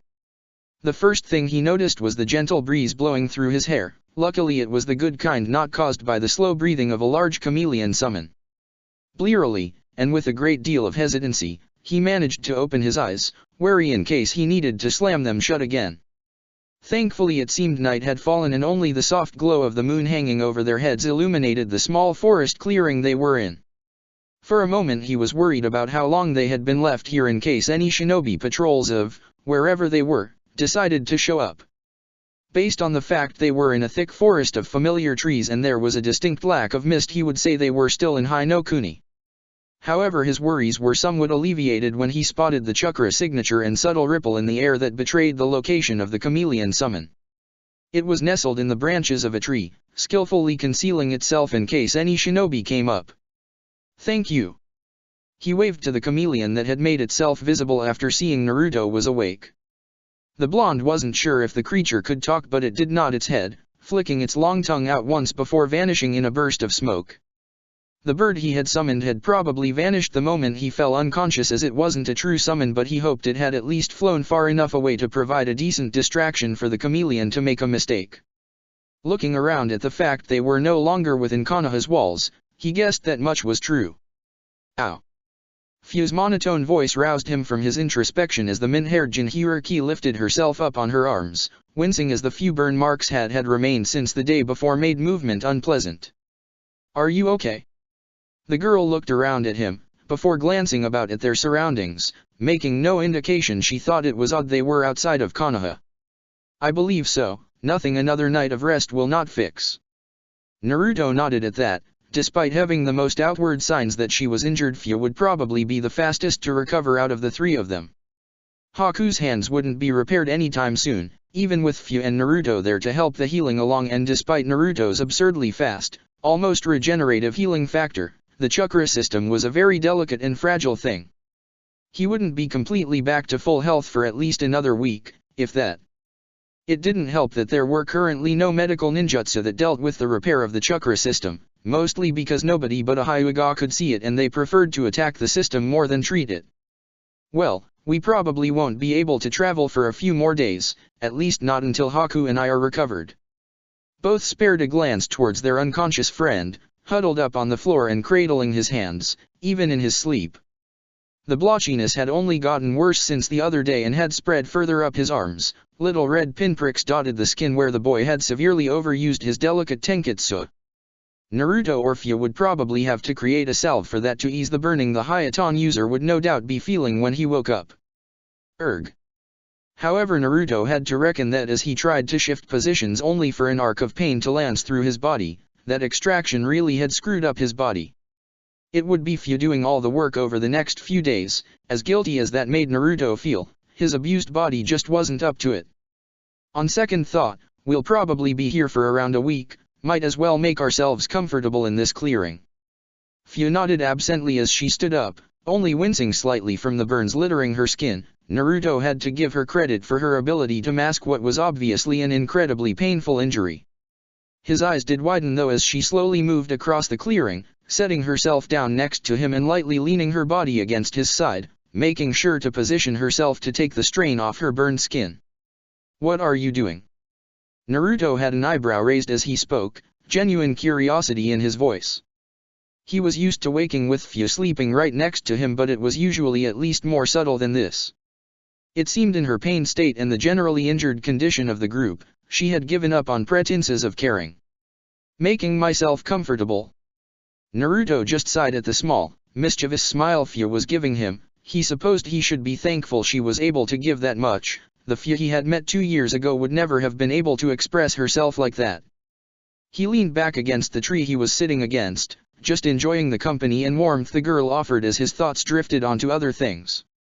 Did you have trouble escaping the village? He looked around, noting that Fu was still shuffling against him, trying to find the most comfortable position. I'm not sure, I was unconscious when the chameleon carried us out. Fu nodded before pausing, looking down at her body and giving her arm an experimental sniff. That is an unpleasant image. Naruto had to agree with her there. Sitting inside the mouth of a chameleon, no matter how trustworthy, was not only disgusting, but also rather nerve-wracking.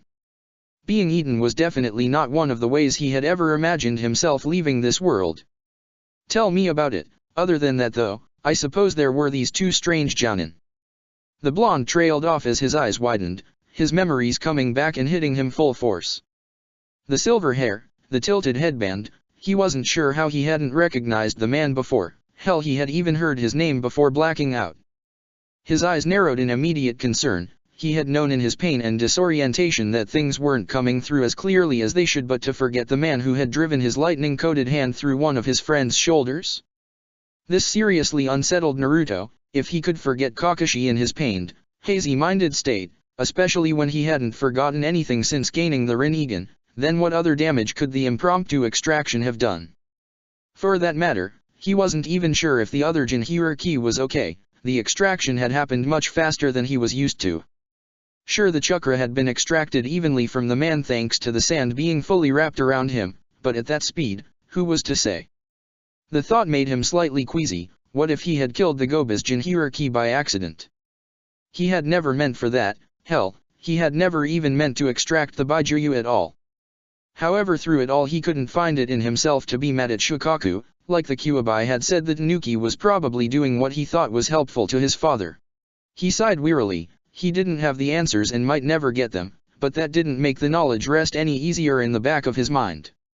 It was at that moment he realized Fia was looking up at him, watching him curiously with her sharp orange eyes. "What is it?" The girl looked down, obviously embarrassed at getting caught staring while Naruto was so obviously lost in his own thoughts. However, she was still Fia and not even a hint of a blush managed to creep onto her tanned skin. "I've never seen you injured like this before." The blonde blinked at that, his eyes looking past the girl to his side as he thought about it. His expression shifted into one of surprise when he realized Fia was right. He really hadn't ever been that injured or even sick around her before, even during the civil war in Mizu no Kuni. In fact, for as long as he could remember, he had never actually been as badly injured or hurt as he was now. "It makes you seem more human." Naruto blinked in surprise at that as well. "I don't seem human to you." His voice was tinged with amusement, but Fia looked down again, frowning. Obviously that hadn't come out quite the way she meant it. "You do, it's just, for as long as I've known you." She shook her head slowly. "Ever since you saved me from Takigaku, you always seemed so invincible." She looked up, surprising Naruto with the emotion in her eyes. He rarely ever saw her like this. "It's different." Naruto raised an eyebrow at that as Fia once again looked away, losing her nerve as she was unable to meet his eye. "Different, good." Fia coughed into her hand lightly, shifting her body off of Naruto and standing up. I should go and gather the herbs for Haku's salve, otherwise he will be in a lot of pain when he wakes up." Naruto nodded slowly, intrigued by what Fia seemed to be trying to say but willing to let her come to terms with it in her own time. "All right, don't go too far." The green-haired girl offered a brief smile before walking off, leaving Naruto alone with Haku's still unconscious body. He sighed momentarily, wondering how other people dealt with confusing moments such as these. "Hey Temari, are you okay?" The ponytailed blonde looked up from where she had been absently staring at the road in front of them. The entire Suna delegation from the Chunin exams was making their way back towards their village. It was slow going though, as many were shaken from what had happened in Konoha. It was Matsuri that had spoken, the younger girl walking beside her with concern in her eyes. Yeah, why?" The brunette didn't seem so convinced as he features switched to a more stern look. "If it's about what happened back there to Mary." The blonde looked up, just a hint of misdirected anger leaking through her frustrated features. "I said I didn't want to talk about it, Matsuri." The younger girl looked away, a frown marring her face as they continued on in silence for a while. There wasn't a lot of conversation going between the shinobi. "But isn't it a good thing?" Temari sighed loudly as once again Matsuri decided the silence had become unbearable. "I mean, doesn't this mean that Gaara's still alive? You're always talking about him, aren't you?" Matsuri quietened down again when Temari sent her another irritated glare, quickening her footsteps despite already being towards the front of the group. "I said I didn't want to talk about it, Matsuri. Go bother Kankuro or something." The brown-haired girl sighed as she watched her friend and teammate walk off. She was just about old enough to remember Gaara, the scary boy that controlled the sand and wouldn't let other kids near him. She had always wondered if he was lonely, growing up like that and pushing everybody away. She had to admit that back there, trapped in all that sand like the rest of the shinobi, she was terrified. She had wondered with every breath if it would be her last.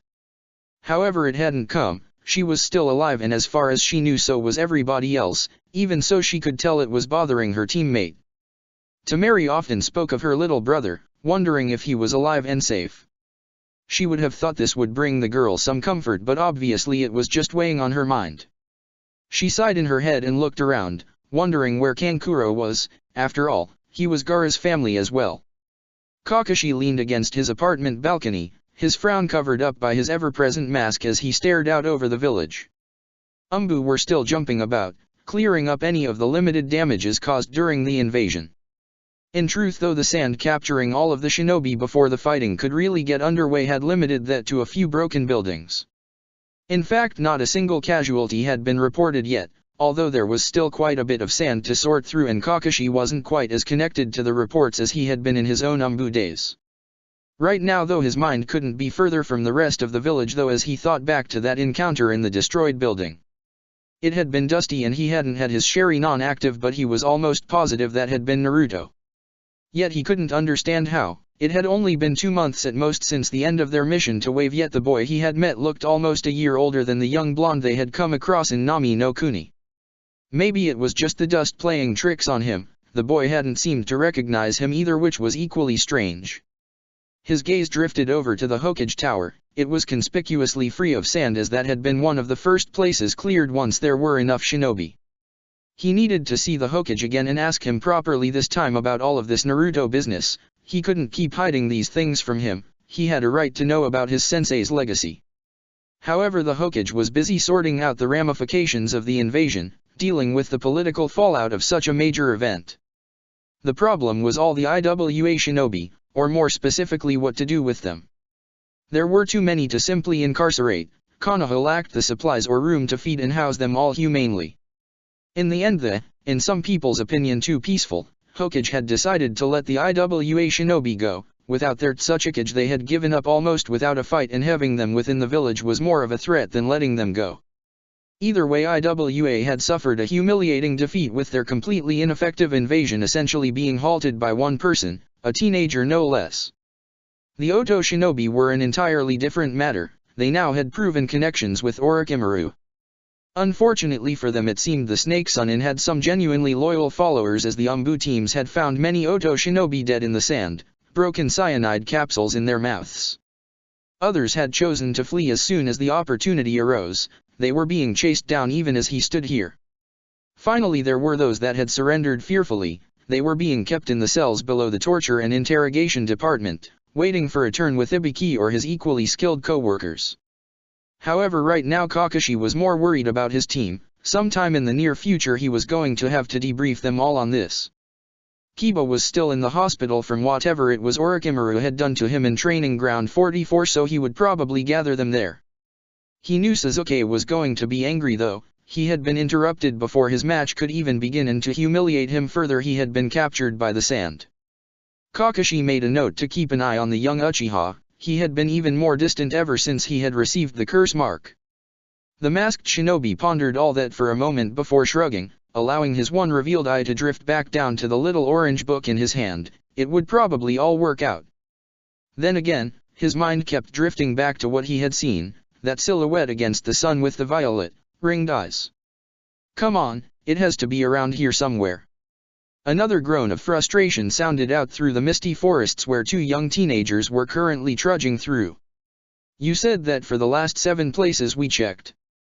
The girl leading the duo, with burnt orange hair and a far too peppy smile for the bleak atmosphere, simply turned to the boy behind her with a challenging smirk. So what, you saying we should give up? The boy following after her, with light blue hair and thick, rectangular glasses to complement his meek appearance, lugging an enormous, bandaged sword on his back, simply sighed. Maybe we should, is it really a good idea to be looking for it, Nezumuro? The identified Kiri Kunoichi simply put in a display of highly over-exaggerated shock and appal. How could you say that, Kojuro? Shizuka was our friend as well. How are we supposed to pay our respects if we can't even find her grave? The meek swordsman simply nodded slowly. They'd had this conversation many times before on these expeditions out into Mizu no Kuni to find where Naruto had buried Shizuku. Maybe Naruto didn't want it to be found. The bubble girl simply huffed dramatically as she turned on her heel, marching off again into the mist. Don't be so pessimistic, Kojuro, now come on, we're burning daylight here. The swordsman looked up, frowning at the weak sunlight that was actually able to stream through the heavy mist. How they were supposed to find anything in all this was beyond him. You know we're only out here because Mai-sama is your aunt, otherwise we would be helping with Kiri's reconstruction. His response was for Nezumuro to poke her tongue out at him childishly, although how anything that girl did could be called childish when everything she did was childish was also beyond him. Yeah, well, there's perks to being related to the Mizukage. Now hush up. You said you would help me with this and I said I would help you track down the rest of the 7 swords. Kojuro was about to protest, but another gleaming grin from Nezumuro had the words dying on the end of his tongue. Yeah, okay Nezumuro. The orange-haired girl looked at him strangely for a moment before shrugging and carrying on. She could have sworn the boy looked oddly red for a moment there. Tsunade-sama, Don't you think you are overdoing it slightly? Shizun winced slightly as Tsunade slammed down her third successive bottle of sake, the thick china making a distinctive click against the table of the bar they were sitting in. What are you talking about, Shizun? This is barely anything. There was an ever so slight slur to the busty blonde's voice, lending no credence to her statement whatsoever. The younger woman just frowned as her mentor and aunt lifted her hand, signaling for one of the many waiters to bring her another bottle of the sweet alcoholic drink. You would never drink this much if Naruto and Fu were still traveling with us. Despite the accusatory nature, there was no venom in Shizun's words, more of a quiet disappointment. She had been so happy to see Tsunade clean herself up a little with the blonde monk and his socially awkward mint-haired friend traveling with them. To see her slide right back into her old habits after so long was just saddening. For a few months Shizun had the aunt she remembered from back when her Uncle Dan was still alive, the assertive, powerful Kunoichi that had inspired her to become a medical nin. Yeah, well, Naruto and Fu aren't here right now, are they? Despite meaning for it to come out harshly, the blonde was surprised when she simply sounded tired. It's okay to admit you miss them, Tsunade-sama, I miss them both. The last Senju huffed indignantly at that, refusing to believe she had actually become so attached to the annoying little Gaki that had incessantly bugged her for the last year, a year of her life she would never get back, mind you. I don't miss them. The older woman slumped forward dismissively, much to the joy of many of the bar's male patrons as he ample breasts pressed up against the table alluringly. However, an icy glare from the slug sun had them immediately averting their eyes. With an irritated frown she grumbled incoherently to herself, men would leer nearly so much when the two teens were traveling with them, men tended to think she was a single mother and that put them right off. With a small groan she realized what she had just been thinking and slumped forward even further in the booth. Oh damn it, I miss them, don't I? Shizun smiled encouragingly at her mentor, getting up out of her chair and sitting down next to her in the booth, Taunton oinking comfortingly from her arms, comforting for a pig anyway. Do you want to talk about it, Shishao? The older blonde looked up pitifully, for once at least somewhat looking her age. However, after a moment it had passed and a new fire was lit in her eyes, one that Shizun knew all too well. Ah damn, well, if I'm going to be getting into all this touchy-feely crap I'm going to need a lot more sake. Barman, where's my drink? Shizun sunk back into her seat at that, desperately trying to pretend she didn't exist as Tsunade's overly loud and drunken shout reverberated throughout the entire bar. Beside her, Taunton rubbed her nose against Shizun's side, giving her a small oink of understanding that somehow didn't help all that much. Kabuto stood alert atop one of the few salvageable buildings in the district where the Tujin hierarchy had fought it out. He couldn't believe his luck that Naruto's distraction, in the form of his sand, had actually allowed him to maintain his cover as a Konoha shinobi. He was sure Orochimaru would be pleased, especially as he was one of the Sunin's best spies in the village. Shirabiki seemed to be suspicious of him, but that was nothing a few months of lying low wouldn't fix. Although he had to admit that it was rather embarrassing to have been caught in the sand, he would have to look into that. After all, he had, though the Ichibai container was the only one with those abilities. Right now he was doing his duty as a medical ninja, which meant being on standby if any of the Umbu found somebody injured. It had been pretty quiet so far though. However, not even as he was thinking that a cat-masked Umbu with long purple hair called him over to one of the more wrecked buildings that were a part of the fight. He was shown into a room that was practically submerged in sand. At the center were two Umbu pulling a giant of a man dressed in beat-up red armor that Kabuto immediately recognized. In what condition was he found in? He masked his recognition by switching over to a more professional attitude, swiftly striding over to the man as his hand lit up with green chakra. He was buried underneath the sand but was still breathing somehow. He's unresponsive. The Oto spy nodded as he began running the standard scans over the Gobijin hierarchy, glad that he was the first one called here. However, an eyebrow rose when he realized that wasn't quite correct anymore, his hand lingering just a moment longer over Han's stomach. It's a case of severe chakra depletion. His tenketsu in many areas are burned out, but he should recover given time.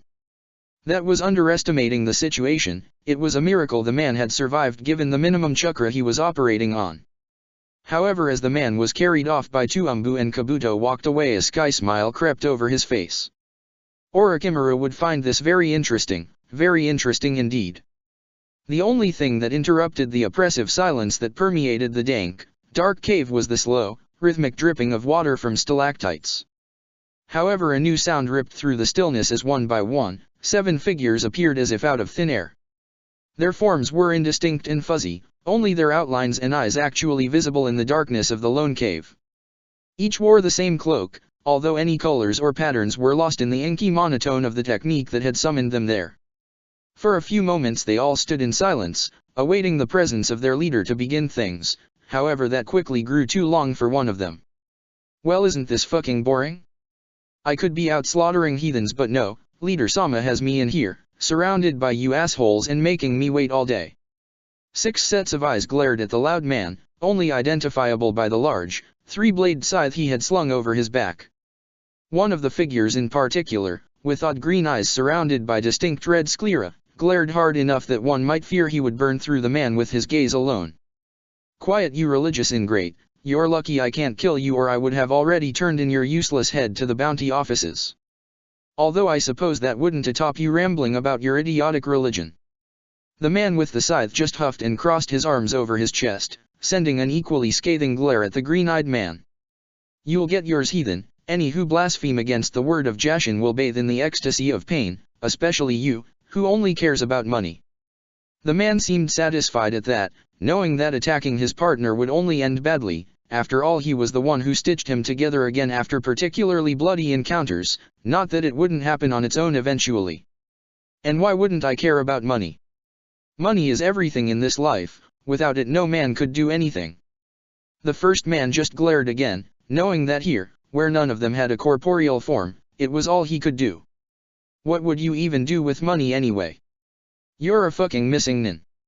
The green-eyed man returned the gesture by crossing his arms and simply raising a brow. Wealth is not about spending money, but having it. The scythe wielder is about to retort when an 8th figure appeared in the room, separated from the rest by his distinctive eyes, his distinctive steel gray, rippled eyes. Quiet, Haiden, Kakuzu. I care little for your petty squabbles outside of these meetings, but we have more important things to discuss. His voice was deep and commanding, instantly capturing and holding the attention of those in the room. His steady, unwavering gaze drifted around the assembled members before narrowing in satisfaction. We are all here then. One of the other silhouetted men, one of the taller in the room with beady black eyes and a large object strapped to his back wrapped in what appeared to be bandages, cleared his throat. Will Konan-sama not be joining us today, Leader-sama? The rippled eyes of the organization's leader instantly flickered to the large man, easily one of the more powerful members of the organization. The whereabouts of my lieutenant are none of your concern, Kisame Hoshigake. Kisame looked down, looking somewhat disappointed at that. The leader ignored that though as his gaze moved to one of the stranger silhouettes, a hunched-over man that looked more like a turtle in a cloak than a human being. Sasori, what is the status of the Ichibai? The named puppeteer cleared his throat loudly as his cumbersome body shifted underneath his cloak. Despite my spy's best attempts, the Ichibai container has been difficult to track down since leaving Sunagakure. He has constantly kept on the move in those 3 years, and it is only recently I have managed to get a good idea where he is hiding. A few of my agents report somebody using Sanjutsu in Tanokuni. The leader nodded slowly, absorbing the information. The Ichibai leaving Sunagakure had not been expected, but it was good they had not lost him completely. Find him, and this time, don't lose him. The man's deep, monotone voice had a tone of finality to it as he turned to the two that had been bickering to begin with. And what news of the Nibi? The 2 members of the organization spared a glance before the taller one spoke. As far as we know, she is still within Kumo's walls. Many of the bounty offices say they have clients complaining of a blonde-haired woman stealing all the missing nin like she's on some kind of purge. I'm sure it's her. Again there was a simply nod of acknowledgement from the man with rippled eyes.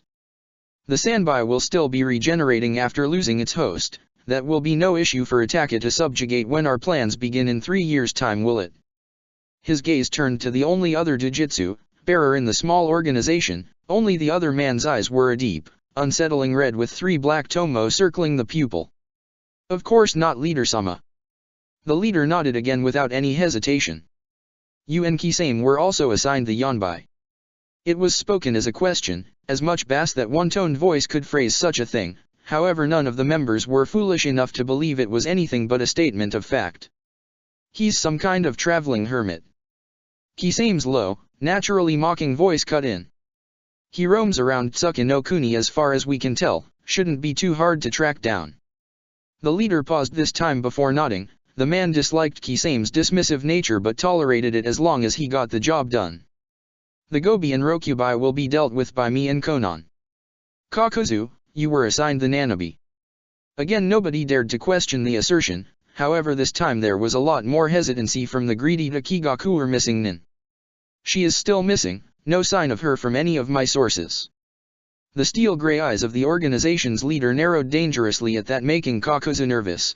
The gaze was enough to make weaker men tremble. We have time before the plan begins in full. You will find her. Kakuzu nodded swiftly, not wanting to be under the powerful man's ire longer than he needed to be. He was greedy, not foolish. The Hakusabi is often cited in Kumigakure. When the time comes I will collect him myself if I must. Nobody there dared point out that it would be one man versus an entire hidden village. They were under no illusions he could not do it. Then I guess that leaves us, right, Leader Sama? After all, you wouldn't trust anybody else with the most important of the 9, would you? The one man that hadn't spoken yet, if you could call the strange creature a man, decided to speak up from the corner. He wore the same cloak as everybody else, however he had large protrusions emerging from his shoulders that gave him the distinct likeness of a Venus flytrap. Even more disturbing was the fact he spoke with 2 completely different voices, one deep and aggressive while the other was light and carefree. Zetsu. It was more of an acknowledgement than an actual greeting. The leader preferred to keep his interactions with the plant hybrid to the minimal. Well, I'm afraid, Leader Sama, that the Kyuubi remains as elusive as ever. We thought he was at the fire temple but he's gone now, vanished just like that, some kind of traveling monk now, so he might be hard to track down, vanished like poof. The half of the man that was seemingly shrouded in even more darkness grimaced while the lighter half giggled to himself. The leader didn't frown at the information, not betraying his irritation at the news that not 1, but 3 of the Jinhiriki were completely unaccounted for. Is there no information on his whereabouts? The plant man creature shrugged nonchalantly, possibly the only one in the organization that would dare to do that to the leader. We were watching over the reconstruction of Kirigakure like you told us. We did hear of some kind of invasion in Konoha though. Apparently Orochimaru was involved. We could send a clone to check it out. The leader's eyes narrowed at the information and moved away from the plant hybrid. No need. Sasori, contact your informants within Orochimaru's so-called village and finds out about this invasion, and keep looking for the whereabouts of our last ring. The sealing process will be slow without it. The stoic man cast one last glance around the room with his powerful, almost glowing eyes before nodding once. The rest of you are dismissed. And with that his indistinct silhouette blinked out of existence. Chapter 55, Nature I. Book 9, Nature. Creativity is allowing yourself to make mistakes. Art is knowing which ones to keep. Scott Adams. Is there any discomfort? Fu's voice had a surprising hint of tenderness as she slowly unwrapped the bandages from around Haku's hands. It had been a daily thing for them for the past week, as she had to constantly reapply a light healing salve to aid the restoration of the Hayaton wielder's tenketsu. To his credit though, the dark-haired Yuki didn't even flinch as the last of the clean, white bandages fell from around his fingers. He looked down, expecting to see what he had for the past few days, ugly discoloration and the dark, angry red spots that represented the areas he had nearly blown out his delicate chakra points. It feels okay. And he meant it. After waking up the first day, it had taken a good deal of his self-control not to whimper in pain at the intense burning sensation beneath the skin of his hands. Holding anything had been difficult, and moving his fingers, let alone forming hand seals, had been nearly impossible. Even now he could feel the faint throb that was an ever-present reminder of the damage he had done to himself in their battle with Han. However, compared to that initial burning, it was barely noticeable. Sure enough, when he looked down, the angry red marks had faded and his hands now only bore a faint, unnatural pink hue.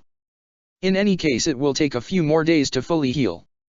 Haku nodded absently as he experimentally flexed his hands, marveling at how easy it was compared to yesterday.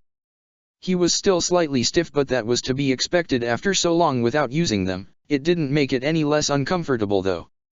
Thank you, Fu. The girl only nodded in her reserved, quiet way as she stood back up, walking across the clearing to tend to her other patient. Haku watched her go with a small smile, This last week Fyu had really showcased her abilities with medical ninjutsu as she cared for both him and Naruto. However, it had also revealed another side of her. He had a feeling the girl enjoyed taking care of them, being the one in charge for once. It didn't matter that Naruto was more powerful than her, what mattered was the fact that right now, in his weakened condition, he was completely reliant on her care. However, it was obvious that was coming to an end. With every day Naruto's remarkable healing abilities fixed his wrecked chakra system.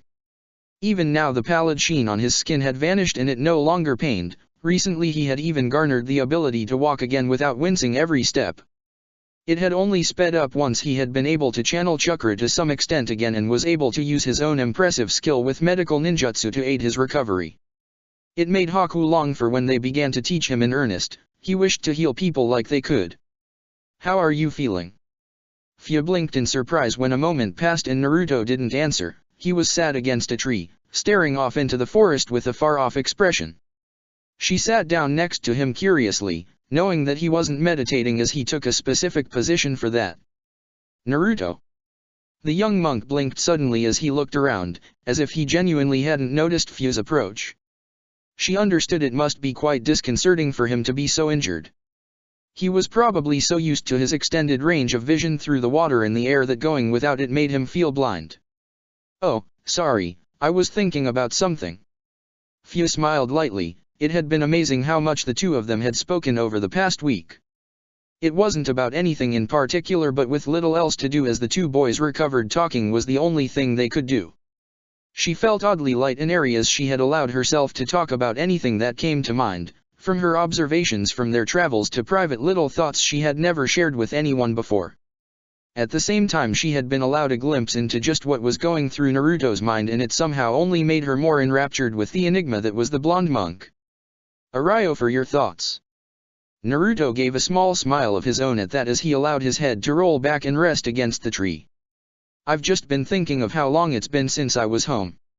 He sighed and looked off in a seemingly random direction. However, Fyu knew better. These were the woods Naruto had grown up surrounded by, and out of their group he knew them best. That was mostly likely the direction of the fire temple. "It's so close now."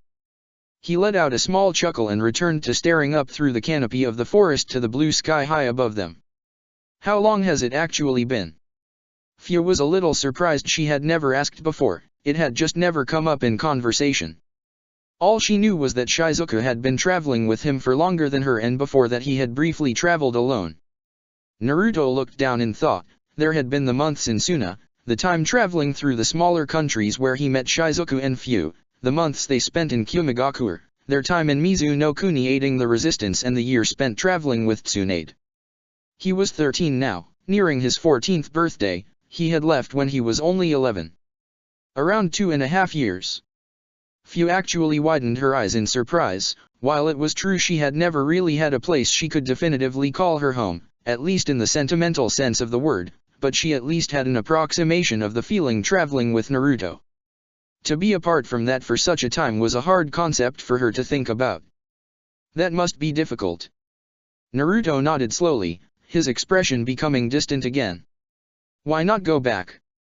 One of his eyebrows rose in surprise as Fyu blinked at her own statement. She wasn't sure why she had said that. She wasn't entirely sure what would happen if Naruto returned to the fire temple. Would he stay? Would Fyu be allowed to stay with him? Once again she realized how little she actually knew of Naruto's life before he set out on his pilgrimage. After all, it was what came after he started that was more important to her. "I don't even know. I suppose there's nothing saying monks can't return before their journey is over." He sighed lightly as he fell forward, resting his arms on his knees to look at the ground. "It's just, I don't feel like I've accomplished what I set out to do. How can I go back knowing that?" Fyu sat in silence with him for a while, only the gentle ambient noises of the forest breaking up the stillness. Even Haku didn't make a sound. He was spending his time how he always had during the past week, reading medical scrolls that Naruto and Fyu still had left over from their training with Tsunade. "What was it you wanted to do?" Naruto finally looked up and simply stared at Fyu for a moment, his rippled eyes meeting her orange ones. "I wanted to understand chakra." Fyu said nothing to that, just silently absorbing it as she most often did. However, internally it had her greatly surprised. Chakra was everything in the shinobi world. It made up their lives, their professions, their amazing abilities. Yet how many of them had stopped to really think about what it was exactly that drove their impressive jutsu? Sure, they knew it was the combination of physical and spiritual energies, but there were few that didn't know just remedial information. To actually undertake the task of coming to understand such a mysterious and barely understood energy was daunting to anyone, never mind a young child only just venturing out into the world. What makes you think you haven't made progress? This was the first Fu had heard of Naruto's goal, his true goal that had driven him into the wide world in the first place. The blonde looked up, genuinely curious about what his friend meant. What do you mean? Fu smiled, catching Naruto slightly off guard with the warm expression. It was true she had opened up more in the past week, however it was rare to see her simply smile, seemingly for no reason. She leaned forward, taking Naruto's hands lightly in her own and turned them over so his palms faced up. You have mastered all 5 of the elemental natures, who else can say that? Naruto shrugged lamely. That was simply learning to do something with his chakra, not inherently understanding it, although he had come to realize that chakra could behave in any way that his will could bend it to. You created a technique that can bend light using chakra as a medium. A frown appeared on the boy's face at that. It had been a long period of trial and error to discover that chakra had that property, but in the end he supposed he had learned something about it. I don't see. Fu surprised Naruto again by placing a finger on his lips, cutting him off as her look became intense. Normally he was the one capturing people with his powerful gaze, however right now he couldn't tear his own away from those deep, vibrant orange orbs. You are able to create anything from nothing simply with your chakra. That alone is something nobody else in the world can say. She couldn't strictly know that to be true, but at least from what the Kyuubi had told him he knew that it was an ability exclusive to the Sage of the Six Paths, and subsequently Rinnegan users. A smile crossed Naruto's face as he pushed off the ground, standing up to his full height, feeling a little better about himself. Thanks, Fu. Her own smile brightened at that. Naruto wasn't exactly loath to hand out compliments or thanks, but it made them no less special for her to hear. She would be the first to admit that she craved acceptance and attention after her treatment in Takigakure, but even then there was just something special about the attention Naruto gave her. Something difficult for the emotionally stunted Jinchuriki to explain, even to herself. It's no problem. The blonde just let out a small chuckle before surprising her, moving in close and wrapping his arms around her smaller body in a warm, comforting embrace.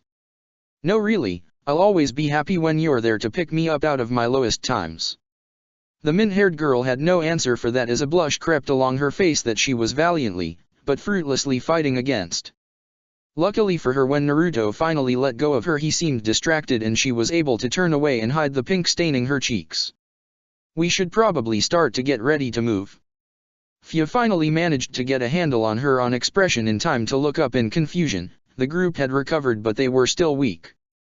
Where are we going?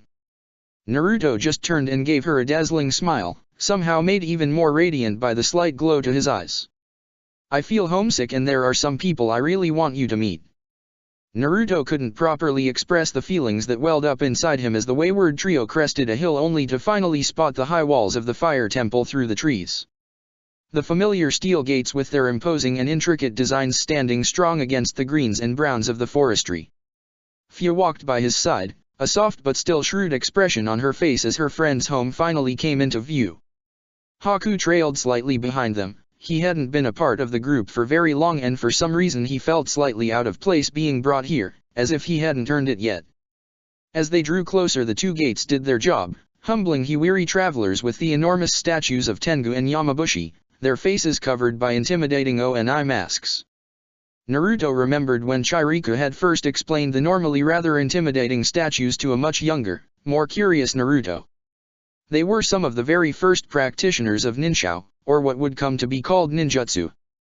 It had been them that had set up the fire temple in the first place to hone their art while at the same time inviting anybody to come and learn with them, a policy the temple maintained to this day. The young monk didn't have to lay a single hand on the impeccable polished ornate door that belied its sturdiness. Nothing short of the most powerful shinobi could ever hope to breach the sealing jutsu on that auspicious gate. It simply swung open almost silently, only the heavily muffled noises of the equally large mechanisms designed to operate the gates reverberating through the surrounding walls. However, the monk that poked his head around the edge had no such reservations regarding the noise he made. Naruto. Naruto grinned. It seemed even under his Tsuchigaza his wild blonde hair was easily recognizable to the people that had practically been his surrogate family for 4 years. Although he had to wonder what the chance was that this particular monk had been on gate duty on this very day. "Hi Sora." "It's been Desh." Naruto's rippled eyes widened slightly as he was forced to bend his body at a rather unnatural angle to move out the way of a flying fist, courtesy of his oldest friend. He was more prepared for the follow-up as a tendril of sand easily broke through the ground, acting as a barrier that Sora sunk his fist into. The darker-haired monk's eyes widened in surprise at the new ability Naruto showed before a very familiar and challenging smirk appeared on his face. "It seems you grew even stronger in your time away, Naruto." Impressively fast, Sora pulled his hand out of the tightening sand, confusing Naruto as to how until he saw the thin and razor-sharp coating of wind chakra around the boy's fist, "But so did I. You have no idea how long I've been waiting for this." However, before he could even move another step, the cold touch of a steel kunai found its way to his throat, making him involuntarily gulp as he looked around to see the previously ignored green-haired girl that had been standing by Naruto's side. He hadn't even seen her move. Hey, you made some new friends too, huh?" He smiled weakly as Fu's cold gaze drilled into him. It was as if she were looking past him entirely, as if his existence were no harder to snuff out than it was for her to breathe. "Fu, it's all right. Sora's just a little hot-headed." Just like that it was gone, the kunai, the gaze, Fu herself. However, this time the dark-haired monk was paying attention and managed to spot the Jinhuriki flicker back to Naruto's side. Finally allowed to breathe without the fear of slicing open his own throat, Sora managed to slap a large grin on his face as he looked across at his wayward friend. "It really has been a while, Naruto. We might as well go in now. I'm pretty sure Chiriko-senpai will come to check out the chakra we were throwing around." The blonde nodded with his own smile splitting his face. He might have been surprised by the unexpected welcome from Sora, but that was just Sora. He trio followed the other monk inside the gates, watching as the enormous doors swung close with a resounding and oddly comforting clang. They turned their attention to the temple itself, and Haku and Fu had to say they were impressed. However, to Naruto it was a whole different story. A multitude of warm feelings filled him as the nostalgia took hold. In reality, he supposed that 2 years really wasn't all that long in the grand scheme of things, but to finally be back gave him a sense of deep relief. Naruto, I had wondered when you would return to us." If anything, Naruto's smile managed to grow even larger as he turned to the familiar, elderly voice that had appeared behind them. "Chikaku Shishao." The elderly head monk chuckled warmly as one of his favorite young students wrapped his arms around him in a quick embrace. He actually managed to raise a furry eyebrow at the fact Naruto was starting to encroach on him height-wise. "You've gotten a lot taller, my boy." Naruto simply grinned at the sort of compliment as Chikaku made a general sweeping motion to the main building of the temple where his study was. "Come now, I'm sure you have a great many stories to tell us about your travels, so we'll all go inside and have some tea." The man smiled warmly at the 2 young teens accompanying Naruto in the squinting manner that had them realize where Naruto had gotten his patented look from. "I'm sure your friends will be most comfortable with the Fire Temple's hospitality." A mischievous glint entered the man's narrowed eyes that anybody in the temple would have been able to recognize. "I made the tea myself, you know." For some reason his gaze was firmly on Fu when he said that. Naruto just sighed, wondering why all of the people he felt he could respect in this world just happened to be closet perverts, not that he could get any evidence on his wily Shishao. "Come now, the tea's cooling. So how did you guys meet, Naruto?" Sora walked between Haku and Fu as he guided them about the temple. Chikaku and Naruto were discussing something in private and the elderly head monk had suggested taking the 2 on a tour. Sora was a little annoyed as he hadn't been able to see his best friend in 2 years, but if he was asked of something by the head monk he could hardly refuse, plus he was sure he would get time with Naruto later.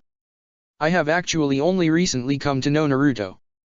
The young monk looked around at the one he had come to know was called Haku. Normally Sora wouldn't think of himself as petty, but when he saw another guy around Naruto he became weary. Sora had a rather isolated childhood due to what he had possessed, much like Naruto himself, and the thought of his best friend forgetting about him worried him far more than he would ever admit. "He allowed me to accompany him after I lost somebody very precious to me." Sora felt a little bit of the tension drain away at that. Now that did sound like Naruto. The blonde was sometimes too caring and compassionate for his own good. What about you? Sora was still a little unnerved by the quiet girl that trailed behind them slightly. She hadn't said barely a word since entering the temple with Naruto, and so far the only interaction between them had been her holding a kunai to his throat. From what he had seen so far, she seemed like a shinobi. Both of them did in fact, hardly the people he would have expected Naruto to befriend. However, he trusted his friend's judgment. Naruto just had the ability to see and bring out the good in almost anybody he met given enough time. Naruto rescued me? Sora paused, expecting more. When it didn't, he just smiled awkwardly and started walking again, occasionally pointing out something worth viewing in the temple. Fu just continued to walk along in silence. She had considered telling Sora about the fact she was a Jinchuriki. She knew about his previous situation from Naruto after all.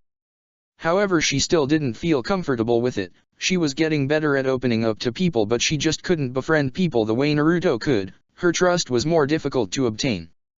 Right now only 6 or 7 people in the world outside of her village knew that she was a Jinchuriki: Naruto, Haku, Tsunade, Shizoan, Kiribi, and Rashi, Han too if he was still alive.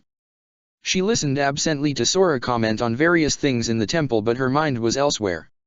She was worried about Naruto, or more specifically she was worried about what was going to happen between them. Would Naruto now stay in the temple? Would this be where their paths parted? Fu sincerely hoped that wasn't true. Your story fills me with happiness and sadness at the same time, Naruto. The young blonde and the much more elderly head monk were sat in his study. Naruto had finished recounting his story to the man and he had simply sat there in silence, taking it all in. Before now, when I allowed you to walk out of those gates and back into the world again, I knew your travels would be eventful. However, I had never expected anything like this. Naruto just nodded slowly. He had been the one to live it, but to recount his own travels, even he had to admit his story was somewhat fantastical. He had left nothing out. If there was anybody he felt he could trust unconditionally, it was Chikaku. It warms my heart to see you with such strong, dependable friends, and to know you have touched the lives of so many. A kindly smile spread across his wrinkled features before it slipped away as some of the darker moments from Naruto's tale entered his thoughts. And again it fills it with dread knowing what you have had to go through even in your short life. Truly he believed that nobody Naruto's age should have ever had to face the things the young Rinnegan wielder had. It's okay. Naruto's voice carried none of the usually confidence he showed to others. Now that he was back home, he felt no need to maintain that strong outer appearance he had been bearing for so long. If anything, his voice finally started to betray the sheer exhaustion he felt from it all. As powerful as he was still only 13 years old.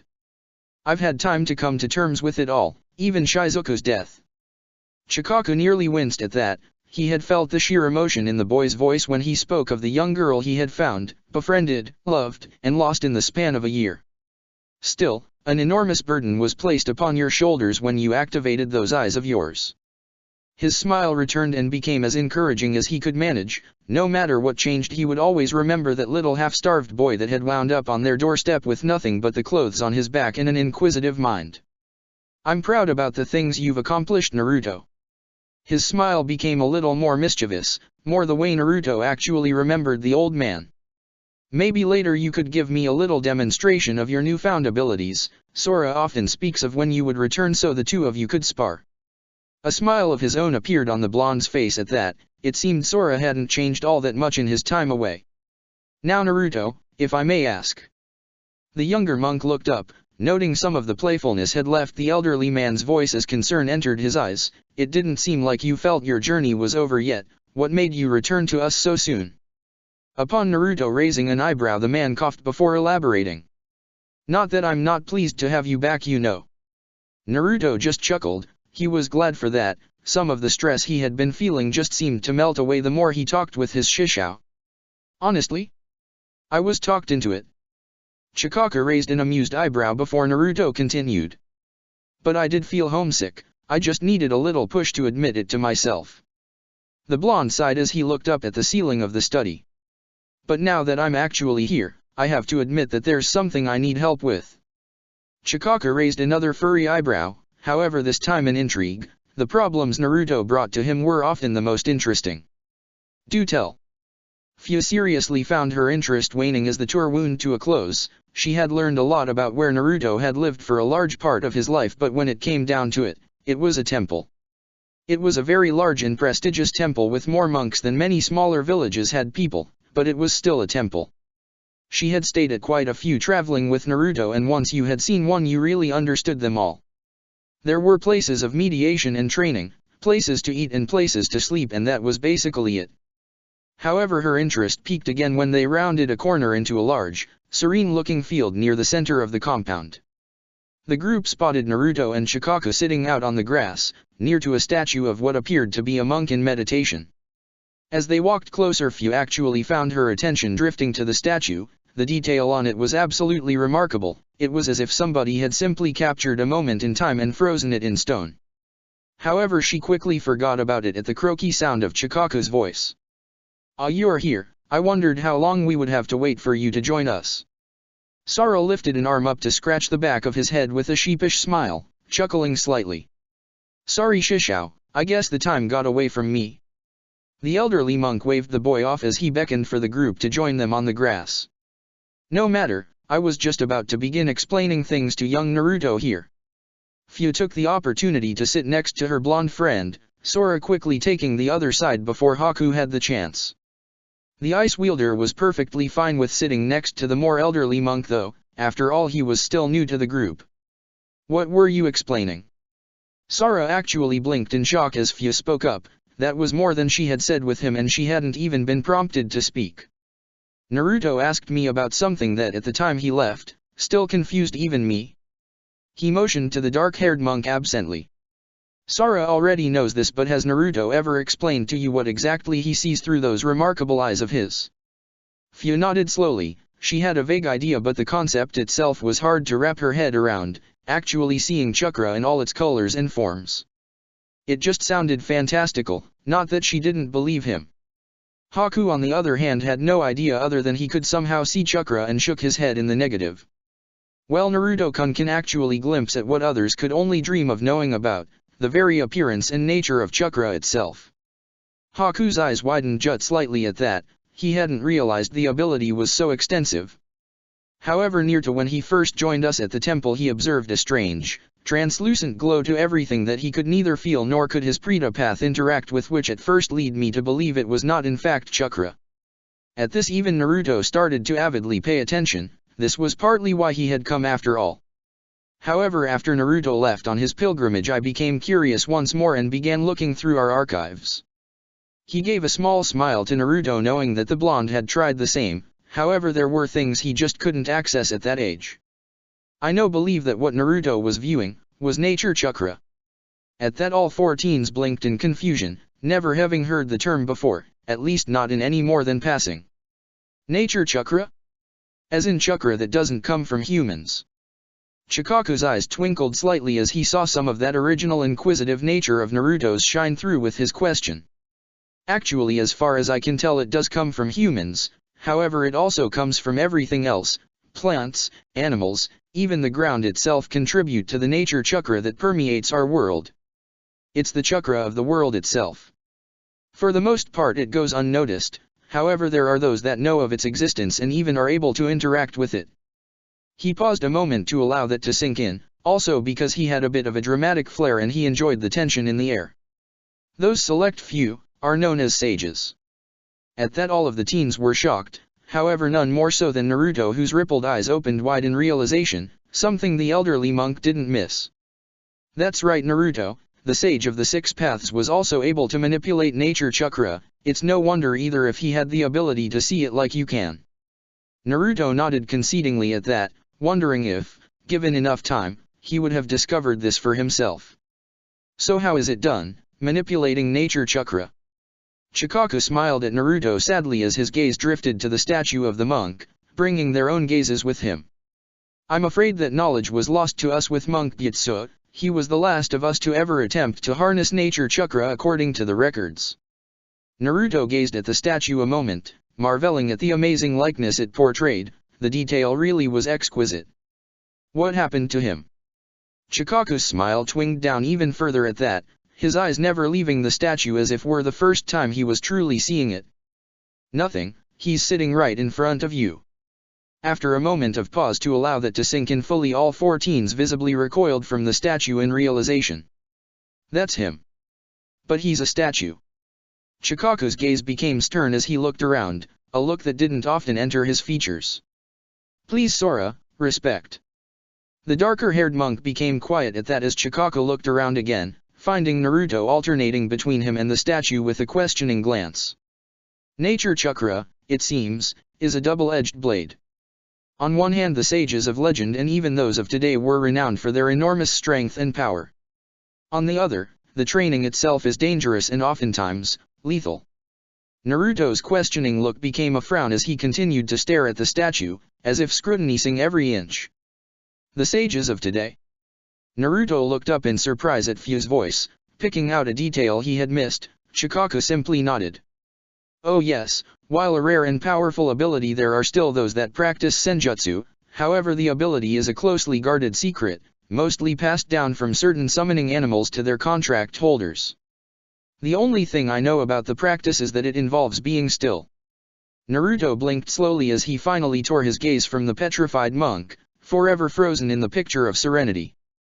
He remembered this statue. He had walked past it day in and day out for 4 years without thinking anything of it, and all this time it had once been a living, breathing human? How is that any different from the meditation we do? I remember being still for 3 days straight to win a bet with Sora. Chikaku gained a bit of mirth in his eyes as he too recollected that particular event. It had actually snowed on one of the days, but Naruto never once moved. No, my boy, what I'm talking about here is being truly still, perfectly in balance with nature and your surroundings. He sighed a moment, for a brief moment actually showing his many years he kept hidden behind a youthful, mischievous veil. However, Naruto became confused. He was unsure how he could possibly be any stiller than he was during meditation.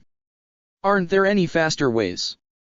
Once again Chikaku gazed at Sora sternly. Without Naruto around to siphon off some of his excess energy, he had become quite outspoken over the past years. There are no shortcuts on the paths to enlightenment, Sora. However, that stern gaze melted away as he looked up at the sky thoughtfully for a moment. However, now you mention it, from the limited information in the archives it would seem that this training becomes easier in places with strong connections to nature such as Myobokuzen, Ryuka Cave, and Shikotsu Forest. Fu frowned at that. She prided herself on knowing most of the elemental nations off by heart, however she had never heard of those places. Don't fret, girl. She looked up to see Chikaku smiling at her kindly. I would not expect you to have heard of the summoning realms for Konoha's 3 great summoning contracts.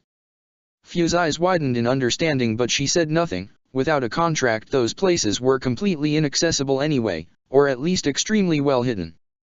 But then what is the problem? All eyes turned back to Naruto as he gestured around him to the temple, or more specifically the forest beyond. How much deeper in nature would we be in the forests of Hinokuni? For emphasis he lightly gestured to the petrified monk statue. If Gyatso could do it here, then theoretically it was suitable, even if he failed for whatever reason. Chikaku on the other hand simply shook his head slowly. I'm afraid that while once these forests might have been perfect for sage training, that is no longer the case.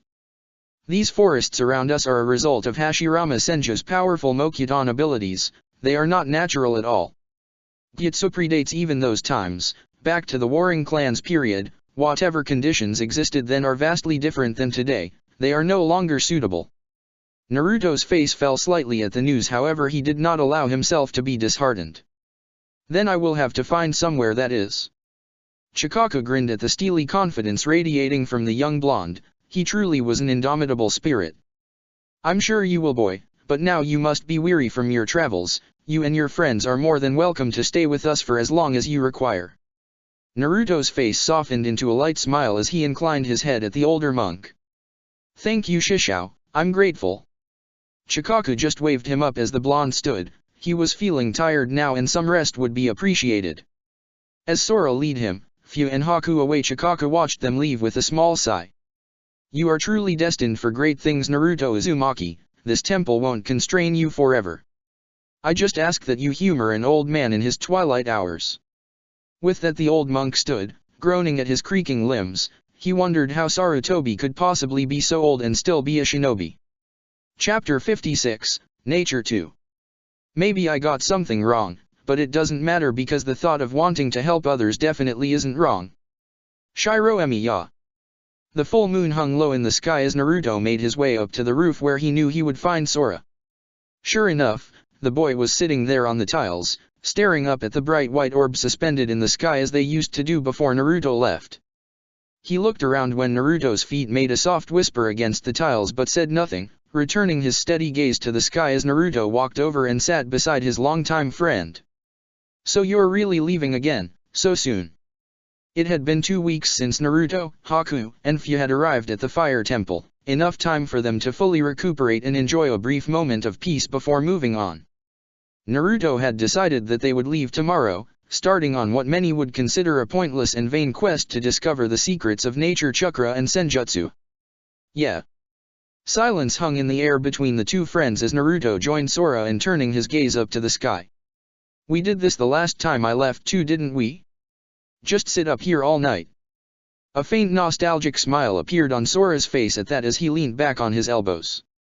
Yeah, back then I had no idea when you would be back either. I kept asking myself if I could go along with you, join you on whatever it was you were going to do. He sighed, dropping his gaze from the sky as Naruto turned to look at him. Why didn't you? Sora gave a half-hearted smile, but he could tell Naruto's question was sincere. The blonde would have loved to have Sora join him traveling. However, at the same time, who was to say things would have happened the same way? Would he have still met Shizuku? Fu? Haku? Would he have gathered the Baijuyu or made as much headway with the Kyuubi as he had? He didn't know. I'm not as powerful as you, Naruto, we both know that. His voice didn't sound all that sad about it, simply resigned. He knew it too, as not too soon after Naruto had come back the two had sparred, properly this time and without Fu's interference. Sora had really taken shadow clone training to heart in Naruto's time away, clocking away far more training than the 2 years should have allowed. However, even with the initial boost being a pseudo-Jinchuriki gave him and those countless hours training and the subsequent headaches that came with it, he just could find himself competing with the Rinnegan bearer.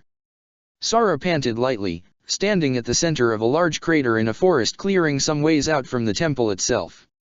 When a full spar had been suggested, Chiriku had been very insistent that they do it somewhere the collateral damage, and there would be damage, would be minimized. He felt lucky. Had he not been a pseudo-Jinchuriki and gained the immense stamina and chakra reserves that came with it, he was sure he would be completely out of it from chakra exhaustion. As it was, he only felt slightly winded, enough to debilitate but not to cripple. How are you feeling? The same apparently couldn't be said for his opponent. Naruto stood across from him, apparently completely unscathed or tired in the least. Sora growled lightly, a habit he had never quite gotten rid of in his fighting, and simply rushed forward. While he knew there was no condescension in his friend's voice, it still infuriated him that after all this time, after all his training, he still couldn't hold a candle to Naruto. Jaharepu Shao. He felt his chakra flood his right arm as he converted its nature to wind, carefully controlling the dangerous and violent element. It took form in front of him as a great, demonic claw of pure wind that writhed about as if it had a mind of his own. Then, with an enormous grunt of effort, he sent the giant, lethal claw flying forwards, directly at his blonde friend. However, much to his consternation, he saw that Naruto wasn't making an effort to dodge, or block, or do anything. Come on, Sora, haven't you learned by now? Naruto raised a hand and Sora watched hopelessly as one of his most powerful wind attacks dwindled away to a harmless gust of air that was just as quickly snuffed out. He sighed as his body slumped back, finally starting to feel the dent all of this was putting on his reserves. He knew of his friend's Preta path, however he had hoped that his jutsu was powerful enough to at least cause a few scratches even if it ultimately was absorbed. However, he couldn't continue with this. With every jutsu he launched, Naruto's own chakra supply only grew off of his own. It's not over yet, Naruto. As if to affirm his point, 10 different Soras suddenly sprung from the shadows the trees provided. The darker-haired monk shrugged of the fact his blonde opponent didn't seem the least bit surprised and joined his shadow clones as each donned 2 wicked-looking gauntlets of wind, taking on the same demonic visage as the last jutsu. Jaha Shao Renden. Naruto observed quietly as the many different Soras approached him on all sides at incredible speed. It's still not enough.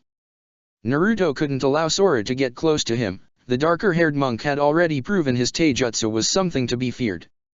Like Naruto, he used his wind element to augment his movements. However, instead of blasting it out of his tenketsu for increased speed, he carefully manipulated the air around him to drastically lower the air resistance on his body, giving him incredible maneuverability. Naruto couldn't allow him to get close, so he did the one thing that came perfectly naturally to him, raising his hands up in a way that Sora instantly recognized. Shinra Tensei.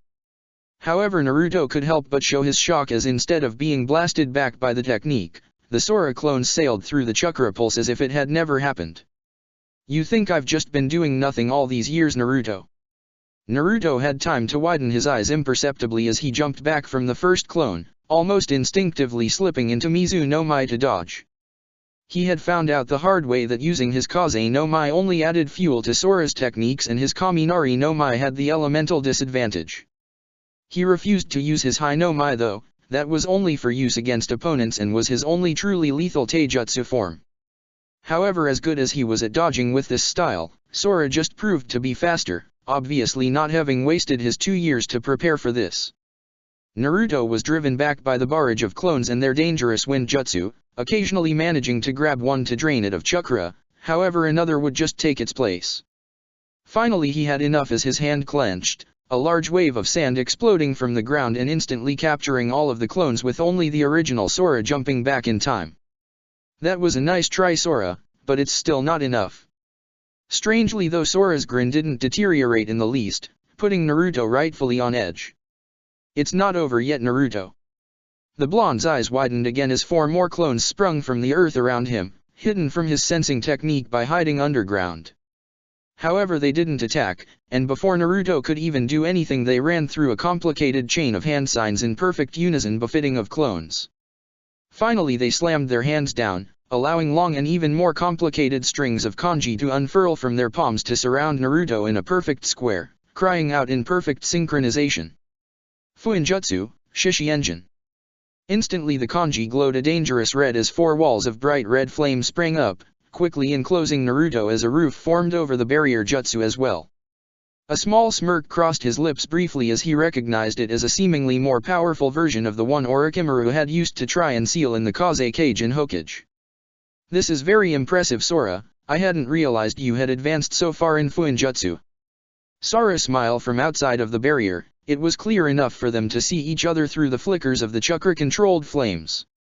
You have no idea, Naruto. The blonde just nodded, inwardly both proud and impressed of how much Sora had advanced. How did you nullify my Shinra Tensei?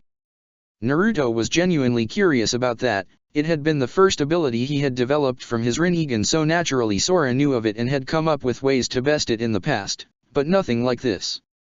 At that, Sora grinned proudly. That was one of his proudest achievements. Naruto's Deva Path had always been the deciding factor in their spars 2.5 years ago, even after the Preta Path manifested.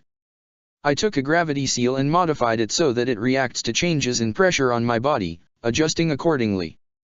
If the gravity on my body changes, it activates, resetting it to what it should be. It doesn't matter the direction or the power behind it.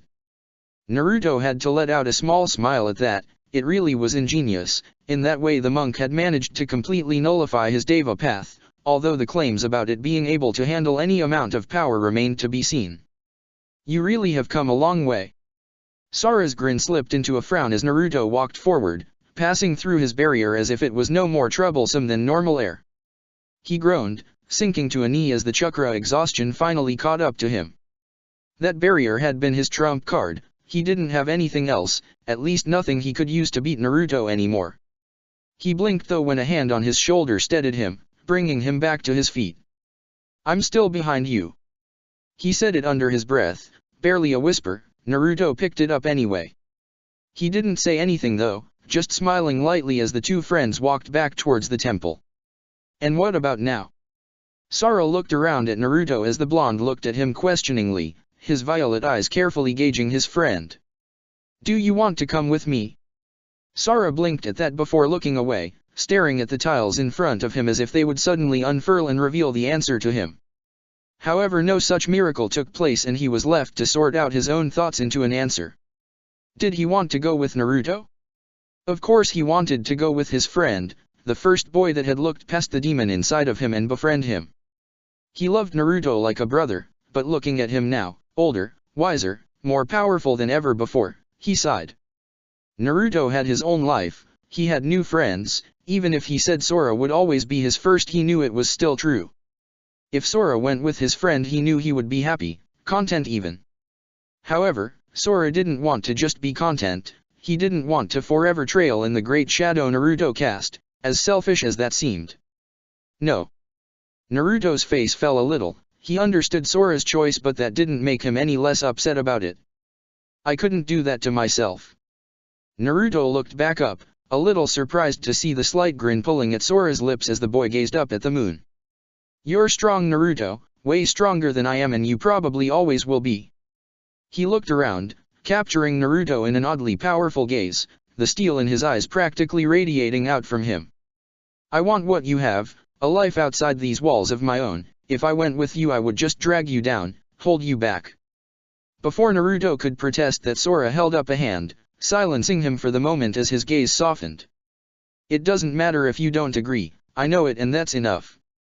He stood up on the roof, gazing out at the temple that had been his life, practically his whole world for the first 13 years of his life. I'm always going to be grateful you were my friend and that you were there so that I could better myself with you as the unattainable goal. He grinned as Naruto stood up as well, a little more hesitantly though, as he gazed curiously at his friend. So when you go tomorrow, I'll be following you out of those gates, but I'll be going my own direction. I think it's time for me to find something new. He stopped, pausing to see Naruto's reaction. However, instead of the protests he had expected, or even the denial of some of his points, he only found Naruto to be smiling slightly sadly. You're still just as hot-headed as ever, you know that, right? Sora just grinned enthusiastically, the feeling becoming infections as a warmer smile tugged at the blonde's features. I hope you find what you're looking for, I really do. Sora nodded briefly in thanks for the sentiment, but his gaze became confused as Naruto clasped his hands together, one burning a vibrant red, the other a much colder blue. When he opened them again, a single white Megatama bead, exactly the same as his earring, lay in his hands. When Sora looked up questioningly, Naruto simply held the bead out and dropped it into the boy's palm. I figured I should return the favor, for good luck. Sora looked down at the innocuous little bead in his hand that moments ago had been nothing but the chakra running through Naruto's body. Finally, a warm smile encroached on his face as his hand tightened around the present. Thank you, Naruto.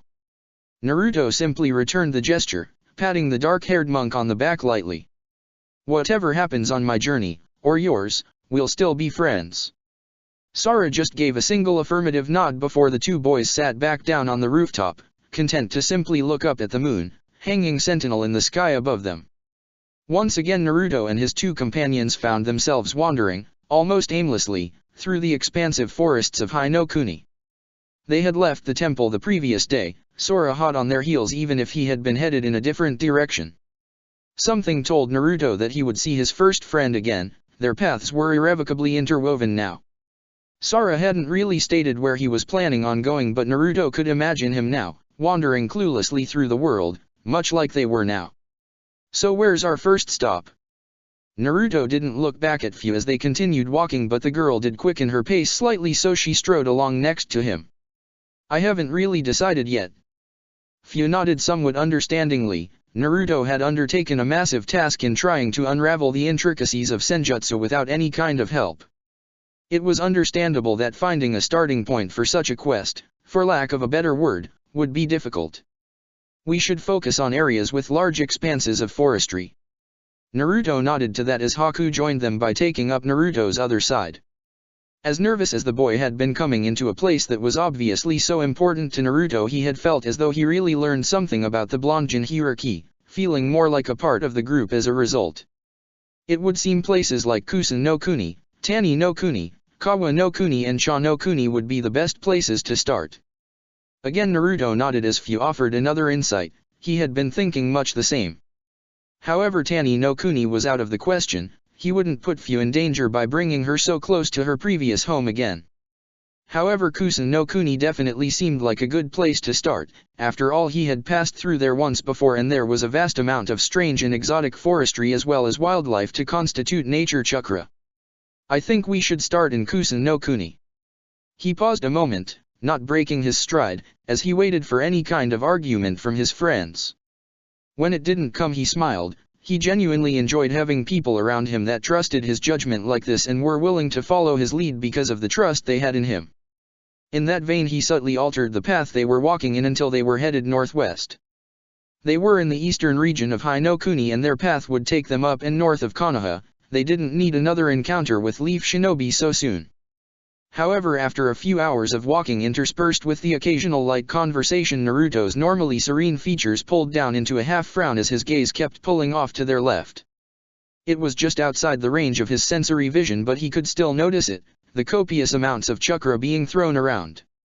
From the way Fu kept shooting discreet looks in the same direction, she had noticed it too, as did Haku. Should we ignore it? It's most likely a battle between shinobi. Naruto frowned. That was exactly the problem. Shinobi battles were messy and they often left either casualties or opponents with terrible injuries. His preservation instincts were screaming for him to ignore it and carry on. This deep in Hinokuni territory, one of the sides was likely to be Konoha. However, the part of him that was a medic, practically beaten into him by Tsunade, screamed equally loud that he had a responsibility to make sure that any injured parties received the appropriate care. No, we'll go and at least see what's happening. He didn't get any protests from the two, but Fu's eyes narrowed slightly at that. She cared little for the conflicts of shinobi, and with the ingrained killer instincts from her previous life, it was a whole lot easier for her to ignore her conscience and those same instincts driving Naruto to go and help. However, she would wordlessly follow Naruto because that was the path she had chosen. She was committed to that. It didn't take them all that long to reach the first signs of battle, although worryingly they seemed to stretch in an almost straight line from the north heading towards Konoha. If they lingered for too long, either those responsible or the team Konoha would undoubtedly send would find them. However, in that time the fighting had obviously stopped, only the lingering chakra in the air indicating there had been conflict at all, that, and the enormous forest of bones the trio came across. Naruto had never seen anything quite like it. Enormous spires of pure white bone rose from the earth like the twisted garden of a demon or like the impossibly intricate ribcage of an unfathomable giant. It was impenetrable. If there was a way to navigate the odd and imposing structure, Naruto couldn't see it. The stranger aspect was the fact the bones were practically saturated in chakra, and that meant a shinobi had done this. However, it must have been some form of last stand, as no self-respecting shinobi would leave this kind of evidence behind of their fighting style. A Kagaya. Naruto tore his gaze away from the unique sight to see Fu analyzing it with a cold, calculating gaze that slowly roamed over the towers of bone. A clan thought extinct before even the bloodline rebellions that in some unique cases could manipulate their bone structure as a powerful defense or lethal offense. She had only known about the Lost Clan as they had played such a massive role in the initial stages of the rebellions, and their power, or at least that of those who carried their Kekkei Genkai, the Shikatsumayaku, was legendary. So this was Kirigaku? That didn't sound right. He knew for a fact Kiri was still deeply embroiled in rebuilding their shattered and divided country. They would never launch an attack like this against Konoha. No, if Kirigaku knew they had a Kagaya, one with the Kekkei Genkai no less, they would never risk him dying before he could restore the clan. In a way it was very sad. This large field of bones marked the end of quite possibly the most powerful clan in Mizu no Kuni, bar perhaps the Haujiki. Based on the direction the battles seemed to have gone, he most likely was fleeing to the north, to Tanokuni. Naruto narrowed his eyes at that. Otagaku, which meant Orochimaru had a hand in this. We should move on, see if there are survivors elsewhere. Naruto could sense nothing but the ambient chakra of the bone field here. There were no survivors. Leveling the bones to actually check would only alert anybody nearby, and the bones themselves were non-navigable. The trio quickly moved south, hurrying so they could at least get in and out before Konoha recovery teams could move in. Naruto knew that such a team would lack a medic as good as either him or Fu, and in the case of enemy shinobi would be more interested in interrogation than healing. Finally the dense forest broke for them as they emerged out into a vast swathe of forest that appeared as though it had been completely leveled. Entire trees had been bisected to fall to the forest floor. The cuts were clean and fast, indicating a wind jutsu. However, none of that really interested Naruto compared to the weak and fading chakra signature he felt from somewhere in the middle of the new clearing. He rushed forward, Haku and Fu right on his heels, until he found what he was looking for. A single kunoichi was trapped underneath a massive trunk that was currently lying across her legs, no doubt crushing them from the extreme force if it hadn't already. This was particularly bad. Crush injuries were very tricky to deal with and had a certain time limit before the limb affected become unrecoverable. However, a very quick diagnostic jutsu told him that they weren't too late, so the blonde wasted no time circulating chakra through his arms, legs and back as he used what little of Tsunade's enormous strength he could to heft the massive tree off of the girl. She was unconscious, which was good, otherwise she would be screaming in agony right now. He didn't have to be a medic to know that her legs were a serious mess. They were crushed in multiple paces and her right kneecap was completely shattered from the awkward position her leg now lay in. What was worse was that at the very edges of his sensory range he felt chakra signatures heading towards this position, rather quickly. "Fya, help me here, we need to get her somewhere safe and fast, people are coming." The min-haired girl nodded, having made a similar assessment to the blonde. Haku stood there a moment, feeling rather helpless in the situation. He was used to dealing with minor, trivial wounds that Zabuza would get, nothing on this magnitude. He had been reading up on techniques and practices, but reading and doing were two very different things. However, there was one way he could help. Genjutsu was not his forte despite his impressive chakra control, but he could cast one that would buy them time to get away at least, confusing the approaching party. When the Konoha recovery team arrived minutes later, they found nothing but an empty clearing of sliced down trees. It wouldn't be until later that they would break the genjutsu. By then it was too late. Teiwa awoke. Well, that alone was enough to surprise her, especially after that Suna bitch had practically brought the entire forest down on top of her. Her mind was hazy and she couldn't think straight, but she knew she was alive. The gentle but irritating throb from her legs told her that much. Attempting to lift up her body proved useless. Obviously, whatever was keeping her from feeling the pain in her legs was also keeping her muscles relaxed and unresponsive. However, her struggles didn't go unnoticed for too long as a soft, but undoubtedly male voice called out. "You shouldn't try to move just yet, your legs need to stay elevated above your heart, and right now that's slightly precarious." Teiwa just about managed to lift her head long enough to see her legs, wrapped up in more bandages than she could count, were propped up against a very low branch of a tree. Her head flopped uselessly back down onto the soft sleeping mat she was lying on. From the smell of grass all around her and the clear sky above framed by tree canopies, she quickly worked out she was in a forest clearing. What the fuck's going on? She had meant a lot more venom in that question that had come out. She almost cringed from how weak and pitiful she sounded. "It's okay, we found you in the forest and brought you here to heal you." Teiwa scoffed at that, groaning as the action caused her to burst into a fit of coughs. Naruto just calmly waited for them to subside. The damage to her legs wasn't the only thing wrong with her. She had a few broken ribs and multiple lacerations around her body. Finally the redhead's coughing fit died down and she laid her head back to stare up at the sky angrily. "Oh yeah, you do that out of the fucking good of your heart or something?" This time Teiwa managed to push some spite into her words. However, Naruto was unperturbed. From the condition she was found in, some hostility was to be expected. "In a way, I suppose you could say that." Teiwa snorted again, but more carefully as to not irritate her obviously injured chest, probably also covered in bandages, although she didn't have the energy to check. She probably looked like a mummy right now. Fucking great. "So how did you end up underneath a tree?" Teiwa glared at nothing again, lacking the will to lift her head up and actually look at the one talking to her. "Fuck off, I'm not telling you anything, shithead."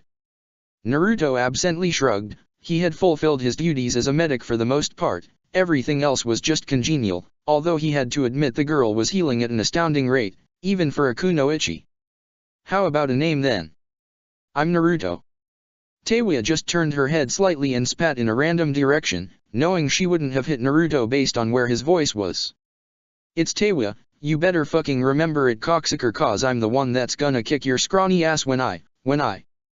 Teiwa suddenly felt lightheaded as an odd warmth spread from somewhere around her chest, accompanied by a soft humming that she recognized from Kabuto as medical ninjutsu.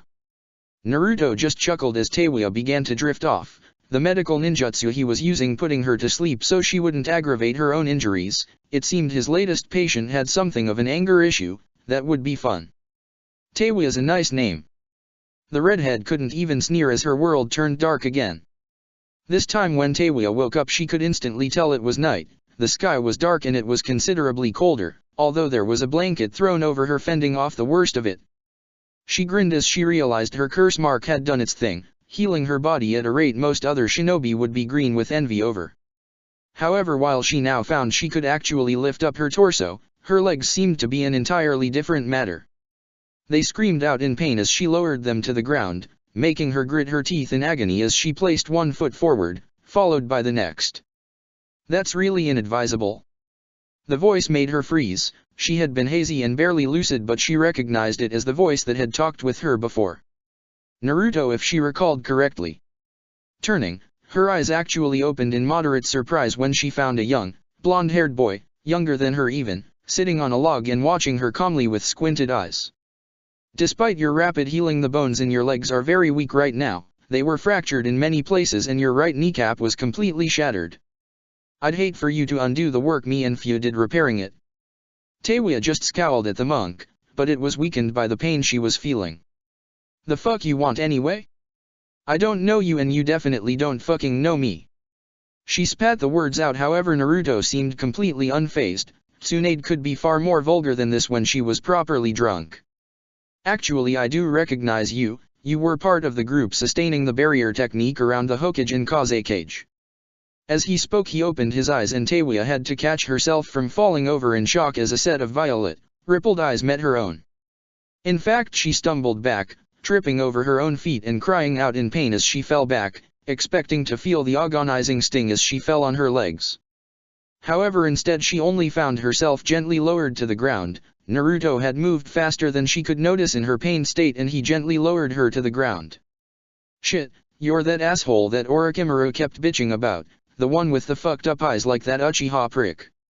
Naruto just shot her an amused glance. Maybe she was worse than a drunken Tsunade, a frightening prospect. You have a rather colorful vocabulary.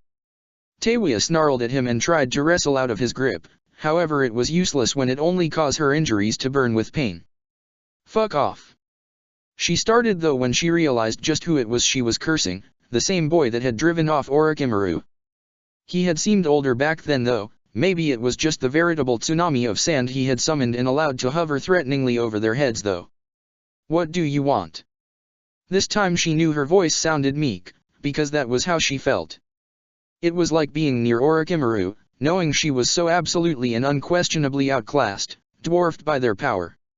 Nothing really, although getting rid of that hideous mark on your neck would be rather nice. I can see chakra and that thing is so tainted and twisted it hurts just to look at it. Teiwa started at that. He really didn't want anything from her.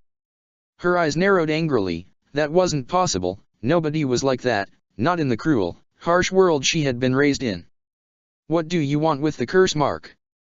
Naruto raised an eyebrow at that. Who in their right mind would allow something called a curse mark to be placed on their body?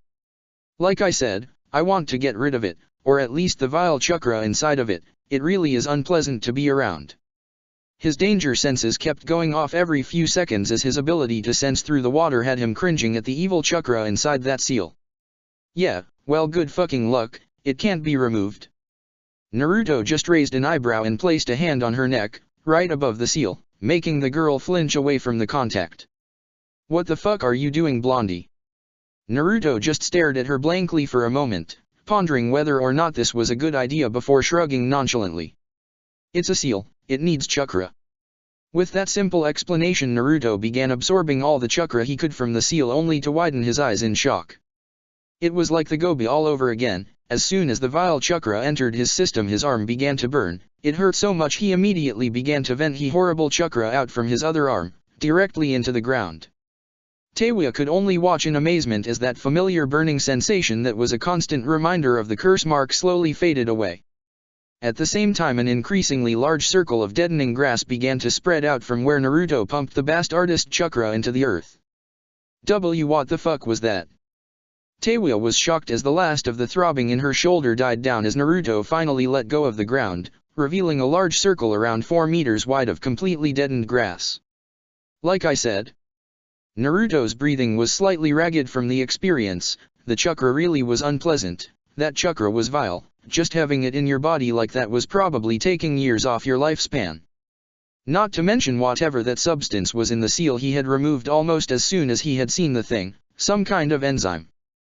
Taewia just stared at the patch of dead earth in shock for a moment before regaining her senses, narrowing her eyes as she shot a weary look at the blonde.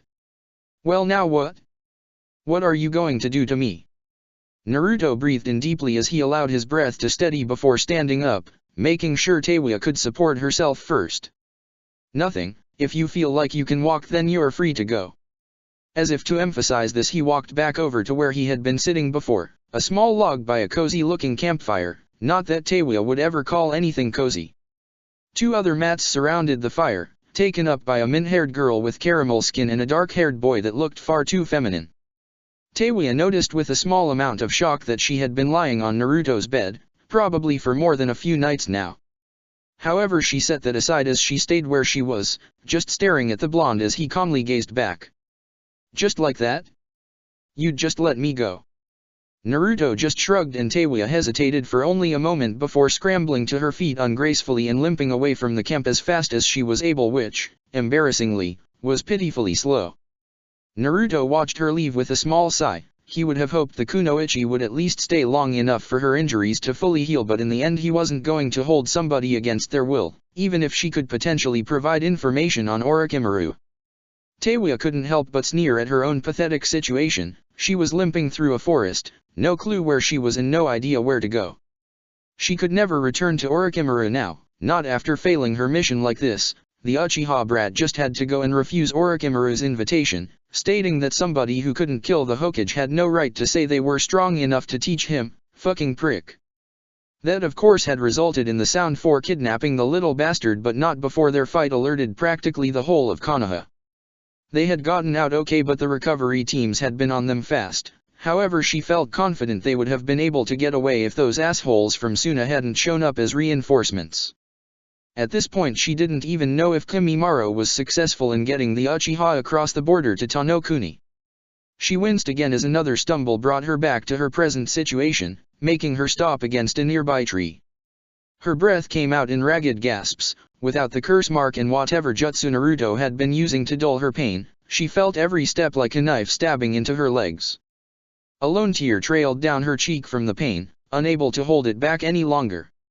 She had no idea what to do anymore. As soon as Orochimaru worked out she was alive, and she was sure he would send somebody to deal with her. Loose ends weren't tolerated after all. However, her head perked up as she looked back in the direction she came from. That blonde kid was strong, really strong enough at least to provide her protection long enough for her to improve her skills enough to deal with whatever flunky Orochimaru sent her way. She couldn't imagine it though, debasing herself to playing nice just to eke out sympathy and protection from a kid 2 years her junior. Well, it was either her pride or her life in the end, and after another few moments of hesitation her decision was made. Kami fucking dammit. She was screaming to nobody, but it at least felt nice to vent before she turned around and trudged back the way she came. Chapter 57, Nature 3. Aggression unchallenged is aggression unleashed. Phaedrus. So tell me again why the hell we're looking for this broad again. Naruto sighed for what seemed like the umpteenth time that day as their motley group slowly walked down the wide, barren path that cut across Hinokuni and acted as the main trade route for the east and west countries. In that same vein, it was the most protected road, quite possibly on the entire continent, and every mile or so they would come across a small stationing of either the daimyo's samurai or a patrolling group of shinobi from Konoha.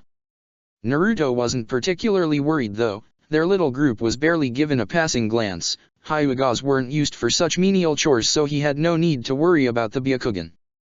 Naruto already told you, Taewia-san, we are searching for Tsunade because she holds one of the 3 contracts of the Sunin, the slugs to be more accurate. Naruto nodded absently from his position at the head of the group, glad for Haku's explanation. He wasn't sure if he could take explaining it to the irate redhead again. Yeah, I get that, but why the hell are we looking for her? The former Oto Kunoichi really stressed the why as she lightly glared at Haku. The girl had been a very unique addition to their group. Even in the 2 weeks she had been with them, she had somehow managed to get under each and every one of their skins. Even the normally unflappable few didn't seem to be immune to the girl's naturally abrasive attitude. And I heard the question very clearly, Taewia-san. Haku's voice became slightly strained as he forced the honorific out through somewhat gritted teeth. Oddly enough, and against what Naruto might have previously thought, it appeared that Haku was the most easily affected by Teiwa's attitude. The two often squabbled as they walked, Teiwa's harsh voice clashing with Haku's normally soft, placating tone. However, Naruto couldn't find it in himself to complain. The past week alone the stoic ice wielder had showed more expression and emotion than he had the entire time traveling in the group. Well, hoopty fucking do to you, femboy, you have ears. Although the swearing he most certainly could have done without. Naruto wasn't sheltered by any means, he had heard plenty of swears growing up in Konoha. He just thought there were better ways to deal with frustration or irritation than needlessly vulgar language. So seriously, why the fuck we going after this Tsunade person? I'm very well acquainted with one of the Sunin, I don't really fancy meeting another. Naruto thought now would be a good time to cut in before the argument could escalate any further. Tsunade holds a contract with the Slug Summons and their realm is one of the few places we know that's in tune with nature. Considering I am unable to summon creatures with a pre-existing contract and an active summoner, we will have to find her to talk with Katsuya-san. Naruto was just glad he had met the leader, and sole member, of the Slug clan once before, otherwise finding Shikotsu Forest would be impossible. What about one of the other Sunin's contracts then? This bitch moves around too much. Naruto's eye only twitched slightly at that. To be honest, he didn't think that was a particularly inaccurate description of Tsunade, at least when they first met, but he had a lot of respect for his one-time sensei. Although he had to admit, finding her proved to be far more difficult when he had no idea of even which county the woman and her niece were in. Well, we could always try finding Orochimaru and force him to reveal the location of Ryuka Cave. The next argument on Teiwa's tongue died at that, her expression shifting between irritation and fear. And the only time I have ever met with the third Sunin was in a bathhouse in Tanokuni when he was peeping on women. The two girls in the group gained an indignant expression on their faces while Haku just seemed mildly perturbed by the thought of one of the world's strongest shinobi acting so immaturely. So Tsunade it is. Teiwa frowned at that, but it didn't seem like the argument had left her completely. Well, what about one of your summons then? If the fucking Sunin's contracts all hold the key to whatever stupid-ass training you're trying to do, then surely one of the others might. Naruto just shrugged at that. Teiwa knew roughly what his abilities were, definitely enough that she knew he was far out of her league. However, that had already been confirmed when he had threatened to engulf that rooftop in a small desert's worth of sand. I suppose one of them could. I suppose you have a list of all the summoning creatures in existence then. Naruto spoke flippantly, but the underlying hint of annoyance was clear and didn't go missed by the volatile redhead. Ah, fuck off, shithead, I'm just tired of all this aimless walking. We don't even know where this broad is. Naruto just sighed again, something he felt would be a fairly common occurrence traveling with Teiwa. Nobody asked you to come with us, Teiwa-san. And no one here is forcing you to follow. You are very welcome to stay at the next town we come across. Again, Naruto was surprised by the slightly venomous tone Haku used as the Yuki addressed their latest member. However, that finally seemed to take the wind out of Teiwa's sails. It was a poorly kept secret she was traveling with them out of fear of what Orochimaru might do. I still don't get why we didn't stay in Kusan no Kuni for longer. At that, Naruto sighed, but for once in the past 2 weeks it wasn't out of irritation. They hadn't spent nearly the time that he would have liked in the forests of Kusan no Kuni. There had been a strangely high shinobi presence as they wandered the country, and it turned out that the people of Kusa didn't particularly like travelers that didn't seem to have a purpose being there. They had been forced to cut their search short or risk being taken for spies. That wouldn't have ended well for anybody. Because we didn't need to cause an incident. Teiwa huffed noisily in what Naruto assumed was supposed to be a discreet gesture. However, discreet didn't really describe Teiwa all that well. Yeah, right, I've seen how powerful you are. You guys could take on some Kusa shinobi no problem. Naruto just rolled his eyes from his position at the front, wondering how somebody like the former Oto Kunoichi had lasted as long as she had in such a normally peaceful and quiet group. It doesn't matter if we could. At that, Naruto raised an eyebrow. Fear rarely became involved in conversations with Teiwa, preferring to ignore the redhead. There are better ways to solve conflict. Again, Teiwa just scoffed, and Naruto suddenly had a vivid flashback to his early days speaking with the Kyuubi. What, like fucking running away like cowards? Naruto just gave a soft smile as he turned back to the loud girl, surprising her mildly by the disarming expression, of course that only made her put up her guards. No, by choosing to avoid unnecessary violence.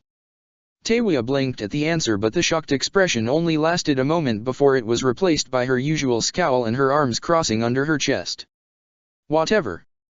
Naruto simply allowed a small smirk to cross over his face as he turned back to the path ahead, the group settling into a slightly awkward silence that he would treasure for the moment. So seriously, you guys have no fucking clue where she is? Naruto just groaned as his head fell forward slightly.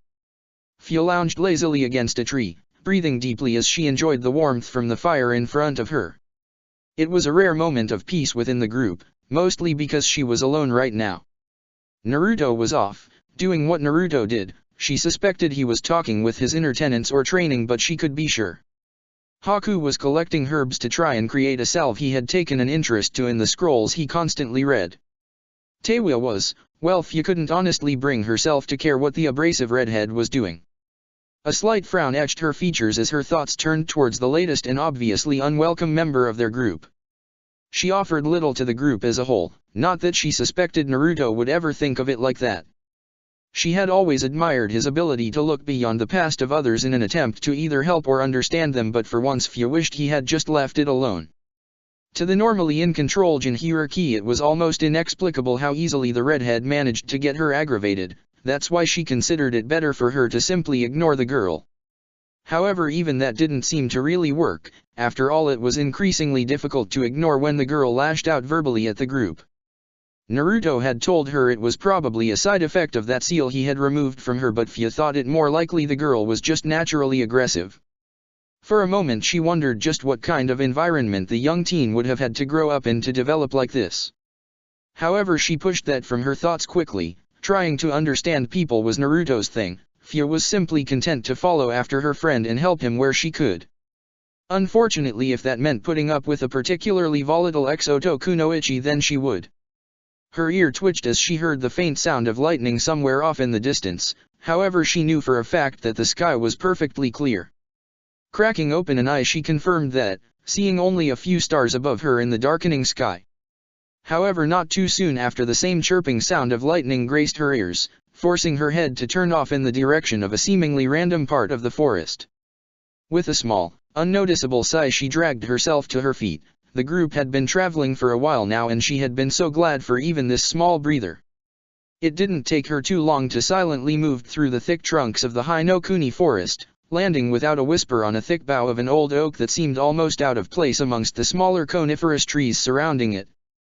A small smile found its way onto her features as she found Naruto at the center of a clearing, wearing a calm but focused expression as the faintest hints of lightning danced around his fingers. In front of him stood an exact replica of himself. However, the clone was settled into a different stance, one that made Fia frown as she didn't recognize it.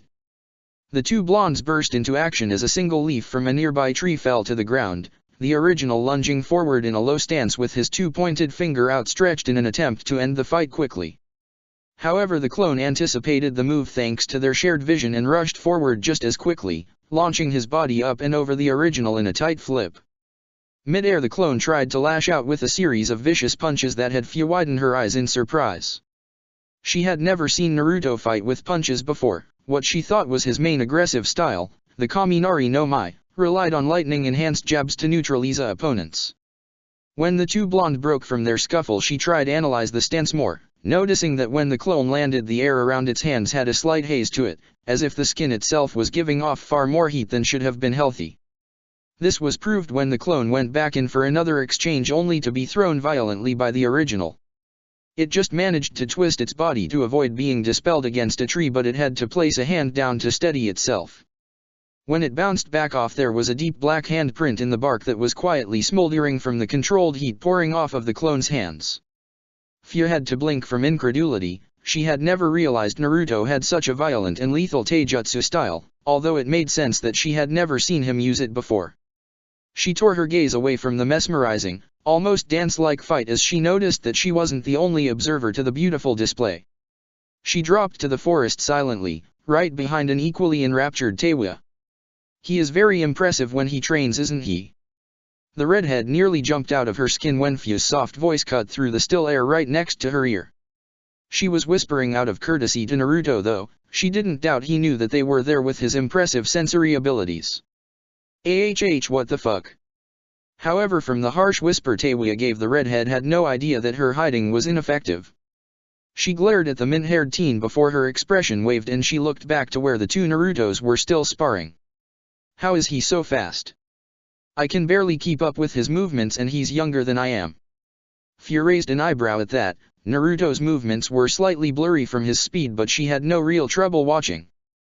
Then again, she had plenty of experience sparring and fighting against fast opponents. She also had to be able to see where she was going in her tailed states. Naruto trains very hard for his abilities. Teiwa's eyes narrowed slightly as Fu saw them visibly strain to keep up with the maneuvers the two blondes were going through in an attempt to overwhelm the other. Fu was a little surprised that the fight had gone on this long. It would only take one good jab from the original to pop the clone. The style it was using must be very fierce. I bet it's those eyes of his. Orochimaru was always going on about the unfairness Jujutsu gave bloodline users. Fu's eyes narrowed at the accusation. She knew exactly how hard Naruto had trained and how much he had suffered to get to where he was. You don't know anything. Teiwa turned to the verdette, her features still locked in that ever-present scowl as she glared at the younger girl. Oh really? Well then fucking enlighten me. Fu's normally impassive features twitched as she had to visibly strain not to give a glare of her own. She restrained herself though, not willing to drop to the redhead's level. She knew she was more in control than that. You know nothing about those eyes, you don't even know how Naruto got them, do you? Teiwa continued to simply glare at the girl, not making a motion to respond. She couldn't imagine it would be that bad. They activated when Naruto was forced to watch the people he cared about most in the world be killed right in front of him.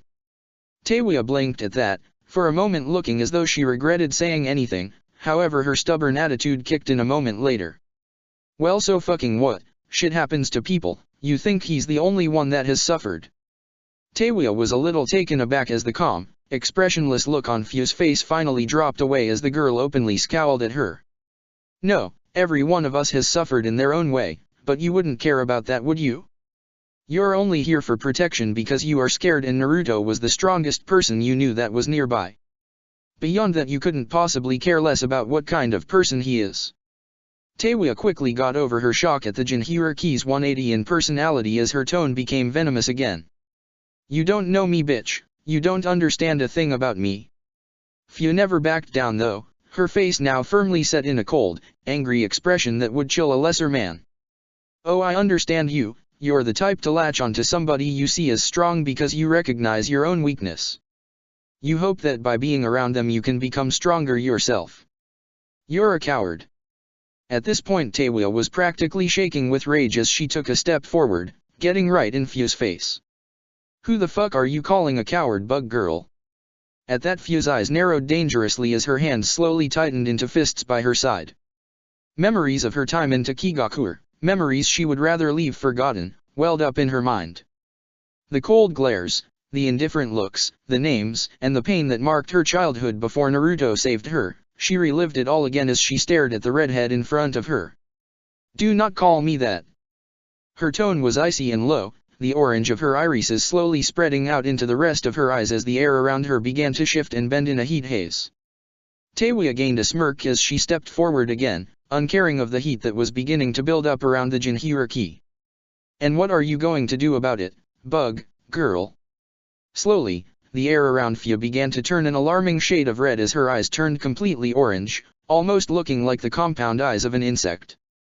Teiwa's eyes widened though as, without warning, Fu suddenly lunged for her, the red cloak of chakra around her body instantly snapping into focus, a single spindly tail flicking out behind her.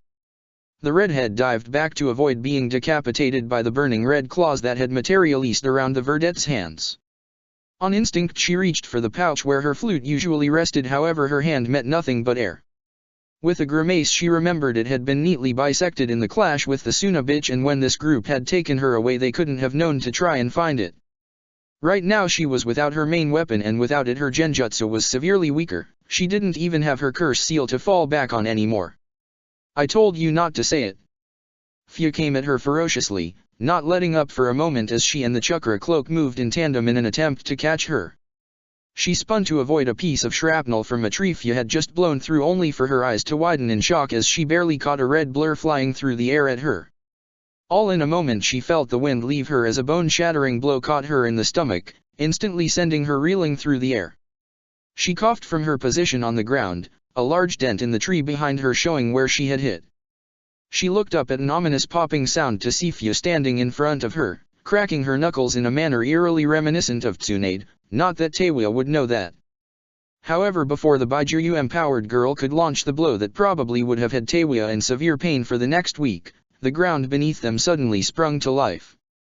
Taewya was in no condition to resist as sand suddenly enveloped her form, simultaneously capturing her and pulling her out of the way of Fyu's punch. Fyu was more aware of what was happening, but only in her one-tailed form. She wasn't fast enough to avoid the sand, and it quickly caught her in a similar manner. Should I ask what this was about? Both girls turned, the red chakra bleeding away from Fyu and into the sand, to see Naruto looking at them both, arms crossed over his chest and a distinctly disappointed expression on his face. Taewya was too in pain to particularly care, but Fyu flinched under the unyielding gaze. She knew it was aimed firmly at her, and it almost physically hurt her to see Naruto looking at her that way. Taewya was lucid enough though that she managed to work her usual scowl onto her face. This doesn't involve you, she cringed as for a moment the sand tightened slightly, reminding her that she probably had at least a cracked rib. Naruto simply gave her a level look as the sand lowered the two back to the ground, short some of their chakra of course. If it is serious enough to cause Fyu, the most emotionally stable person I know, to give in to her rage enough that she actively uses her tenant's chakra, then it involves me.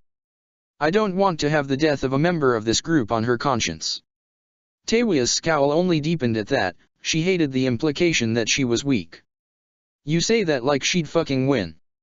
Naruto raised an eyebrow almost in amusement as the last of the sand finally drained away into the ground, returning to the elements it had been pulled from. And you think you would win?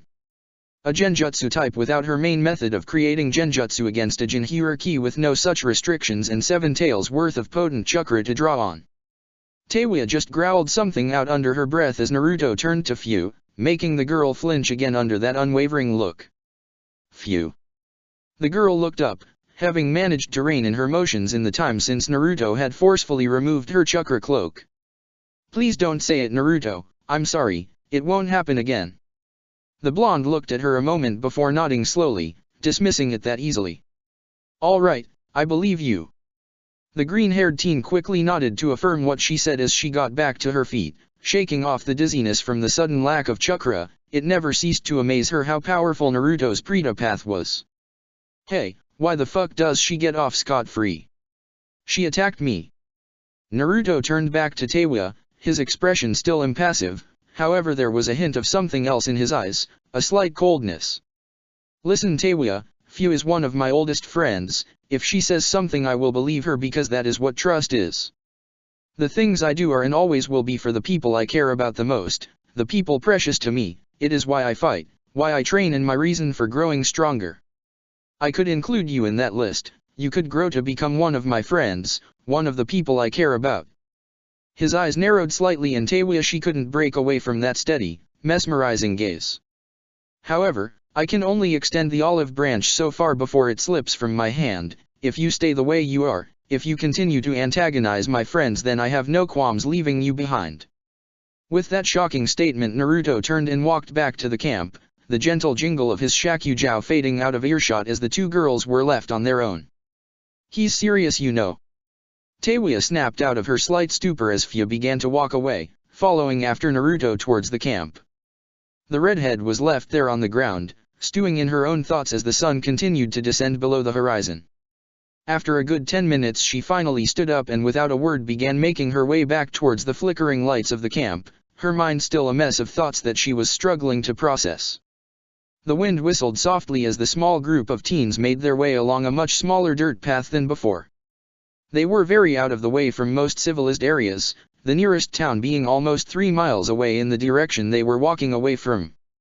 Their last tip as to the whereabouts of Tsunade placed her in Cha-no-kuni, southeast of Hi-no-kuni. Apparently there was a large gathering there in the capital for an annual gambling tournament, one of the largest on the continent. Considering they had no other leads and Naruto didn't want to instigate Tsunade's wrath by summoning her, it was their best bet currently. Naruto raised an eyebrow as he continued to read the small green book in his hand. They hadn't been idle as they traveled. In every town large enough to have a library they donated a few days trying to gather any information they could on nature chakra and senjutsu, mostly coming up empty. However, in the last town they had passed through, a small and cozy place straddling the border between the two nations, Naruto had come across an interesting book one of his clones had spotted. What is it? Fia was walking along next to him, having had to look up from the book that she was reading, a very dry script regarding chakra that had yet to provide any new or even useful information. There's a story in here about the Shodei Hokage.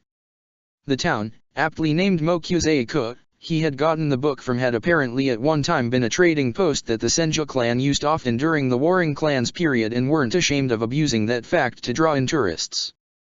And Fia had a right to be skeptical. Mokuzeika was full of vendors spouting exaggerated and fantastical stories about the Senju and their paragon Hashirama Senju. Everything about them had to be taken with a grain of salt. This book says that in battle the Shodei would sometimes don red markings about his face while his eyes turned a most brilliant golden, his abilities becoming not in the realm of humanity, but in that of Kami himself. He looked up, checking the expression of his companions. Sure enough, they seemed to be thinking the new information over. So what? He sometimes liked to put on war paint, it wasn't unheard of from that time. Naruto nodded at the statement, still a little surprised that something so inoffensive had come from Teiwa. Ever since her talking to a few weeks ago she had become very withdrawn, rarely speaking to the rest of the group and trailing behind them as they walked. When she did speak it was in a quiet, somber tone that lacked any of the fiery edge the group had come to associate with the previously abrasive redhead. But remember what Haku found in that monastery's library, about the energy of nature changing the color of the iris. Naruto nodded again at Fia's counter-argument. With Teiwa not starting any arguments lately the group had gone back to some semblance of normality. Okay, but I didn't know the Shodei had any summons, you'd think something like that would be common knowledge. Naruto frowned as Haku finally waded in on the conversation, bringing up a good point. It would be, but he didn't. During that time the use of summons was rare and among the largest and most powerful clans like the Senju and the Uchiha it was seen as a weakness to rely on the help of those outside the bloodline. At that everybody in the group seemed surprised as they all came to the same conclusion. That means the Shodei Hokage might have had a way to manipulate nature chakra without a summoning contract. The group paused as they mulled that over. The ramifications seemed good for them, perhaps they wouldn't have to find Tsunade after all.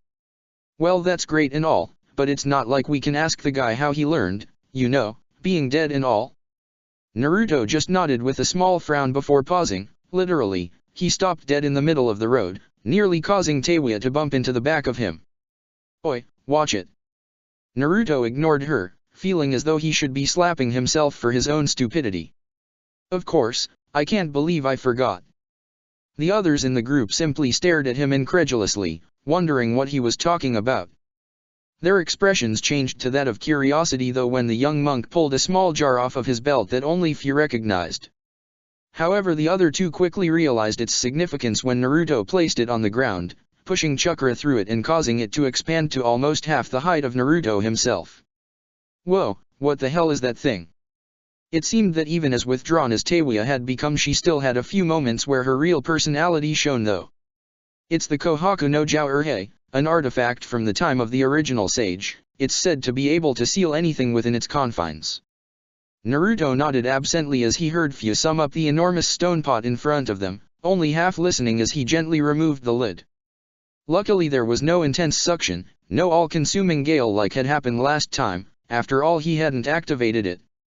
However, he was now walking into unknown territory, drawing something out of the jar that had been sealed. He knew it must be possible, after all the Hexabe had been sealed multiple times, meaning it had either been drawn out or had escaped. Naruto just hoped it was the former. Deciding to just try the first thing that came to mind, he placed his hand gently against the cool surface of the ancient artifact, slowly working his chakra into the aged stone as he kept two names prominent in his mind. For a good few moments nothing happened, but as Naruto continued to feed his chakra into the pot, seemingly without end, the liquid inside began to stir. Taking this as a good sign, Naruto kept feeding the hungry jar, pushing enough chakra in to completely replenish the reserves of more than a few jounin. Just as Naruto was beginning to feel the drain, the pot rumbled once, ominously. Then, faster than most could react, the deep maroon liquid within the artifact seemingly leapt from the pot, splitting into two as it arced through the air. The two large globules landed with a wet squelch on the ground, writhing and convulsing for a moment as if being twisted and formed by the invisible hands of some master craftsman. Quickly, in the span of only a few seconds, the indistinct forms gained outlines, followed by clarity and eventually detail. The last thing to return to the two was color, and before the group even knew it, there standing before them in all their glory, wrapped up in the armor that the period was well remembered for, were the Shodai and Niidame Hokage, Hashirama, and Tobirama Senju themselves. Chapter 58, Nature 4. A good name will shine forever, proverb. Holy shit. Teiwa's deadpan tone finally shattered the silence that had overcome the group as they stared at the two reanimated Hokage, two of the most powerful men to have ever lived. Despite the crass nature of the statement, the others had to admit it was a good way to sum up what they were seeing. Even Teiwa was not spared from the shock of seeing the supposedly dead shinobi, as she had never been privy to Orochimaru's plans. Only Kabuto and Kimimaro held that honor. What's more was she hadn't even seen them being summoned, having been too focused on maintaining the barrier keeping the Umbu out like the rest of the Sound 4. Is that really? Even Haku, who had no proper shinobi training in a real village and the history lessons that came with it, was able to recognize the practically legendary men that were standing before them, standing and doing nothing. The two shinobi's faces were completely blank masks, devoid of emotion or even signs that there was a functioning mind behind their strange and blackened eyes. Naruto? What's wrong with them? Fu's question unknowingly mimicked the thoughts of the rest of the group as they all looked at the statue-like cage. Naruto didn't have an answer for them though, as he stared at the two resurrected cage with a scrutinizing eye. He was definitely angry and slightly unfocused when he had entered the barrier back in Konoha, but he was sure he had seen them move. After all, they had to react to his call for the Kohaku no Jouhei to seal them in the first place. I'm not sure. He experimentally waved a hand in front of their faces, only for the two legendary ninja to suddenly jump back, surprising the group as they entered unrecognizable but obviously dangerous stances. The four teens reacted similarly, jumping back to get out of range of any attacks that might come their way. Naruto was fully prepared to drown this place in a tidal wave of sand before he let the reanimated cage hurt his friends. However, after a few moments of incredibly tense silence, the two cage simply shifted back into neutral stances, their faces never straying from those disconcertingly blank masks. Wait. Naruto was the first to drop out of his stance, allowing the chakra he had built up to disperse harmlessly back into his system, ready to be pulled back up at a moment's notice. I think it's only reactionary. Sure enough, when he walked back up to the two cage, they didn't react in the slightest, only looking ahead with their vacant, dead eyes. Naruto watched the two for a few more moments, marveling at just how real they were. This was the same jutsu Orochimaru had used to bring Shizuku back, except not quite. At the time, Orochimaru had called them mindless drones. Then what had made them different? As he observed them, he noticed something peculiar about the chakra in their heads. Small amounts, almost unnoticeably so, were draining into something. But more importantly, the near-infinite chakra that made the Edo Tensei Jutsu so dangerous seemed to be coming from there, without any real source. His eyes lit up slightly as he remembered Orochimaru plunging a kunai wrapped with some kind of talisman or sealing tag into the back of the reincarnated Shizuku's head. Naruto, what are you? Haku trailed off as his eyes widened in shock. Naruto had walked behind the two cage that still had yet to react to his presence, and in one clean movement, pushed his hands into the back of their heads. The other three teens winced at the disgusting action before they realized there was no blood. Naruto's hand just seemed to slip seamlessly into the two cages' skulls. A moment later he brought his hands back out, and with them, two recognizable kunai, talismans, limply hanging from their hilts.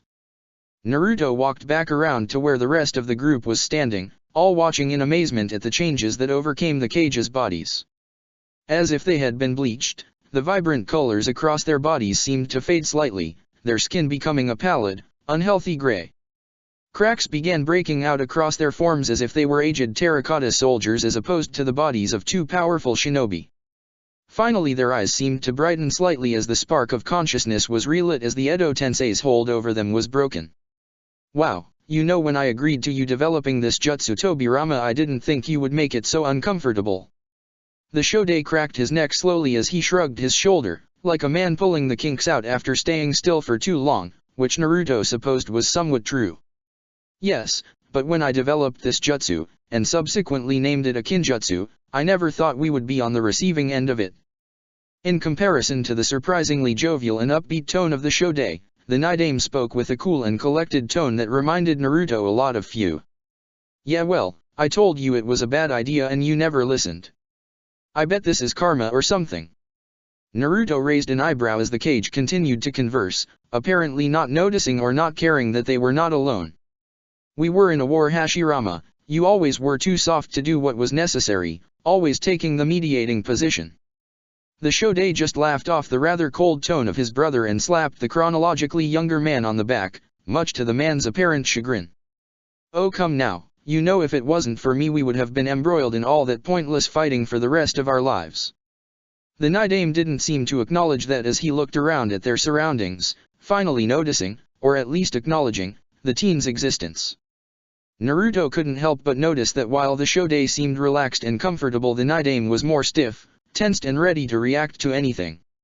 He guessed that was the difference between dying during peace times and dying in the middle of a war.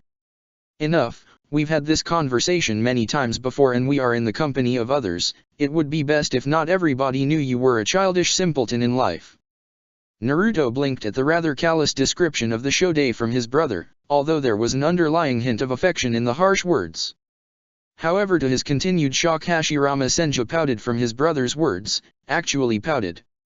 Mao, you were always so much like father, Tobirama.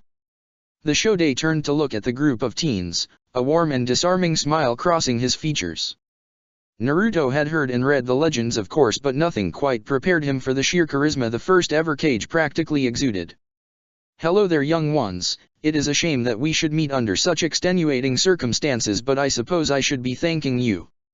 He looked specifically at Naruto as the Nidaime cut in, also looking at Naruto but with a far more critical eye. Yes, had you not come and sealed our bodies in the Kohaku no Jouerhei, I fear we might have killed young Saru. He coughed, seemingly a little annoyed at his slight slip-up. Hiruzen. He stared at Naruto appraisingly for a moment before his eyes drifted to the enormous pot to the side. Truly, Konoha has changed quite a bit if we have come into the possession of one of the sage's artifacts. However, as his eye continued to roam the area and the rest of the teens, it quirked up in intrigue. However, it seems we are not in Konoha, or even Hai no Kuni anymore. Unless the lands have truly changed that much since our era. He leveled a questioning look at Naruto again, taking in everything of the young blonde. You do not bear a Konoha headband, and I specifically remember making those mandatory for wear during my time, so you are not a shinobi. You bear the robes and marking of a fire temple monk, yet you do not stand as they would, so you are not fully trained in their ways.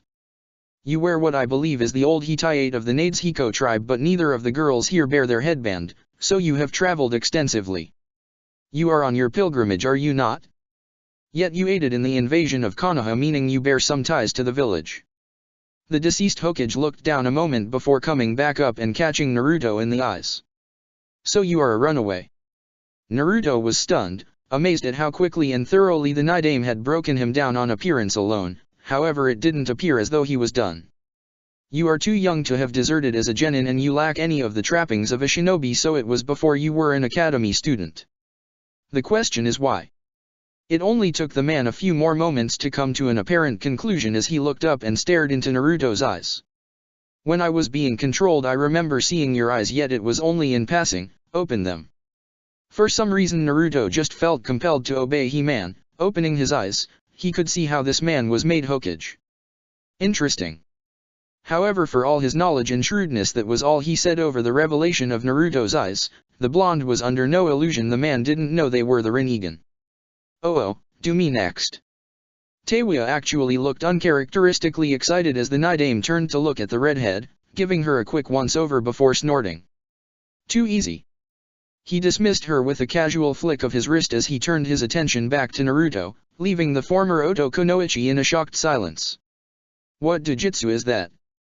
I don't recognize it.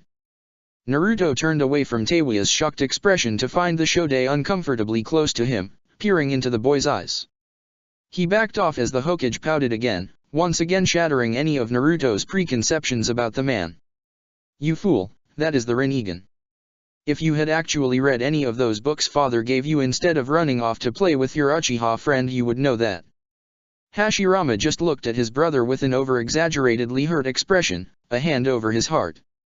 You wound me brother with your cold words.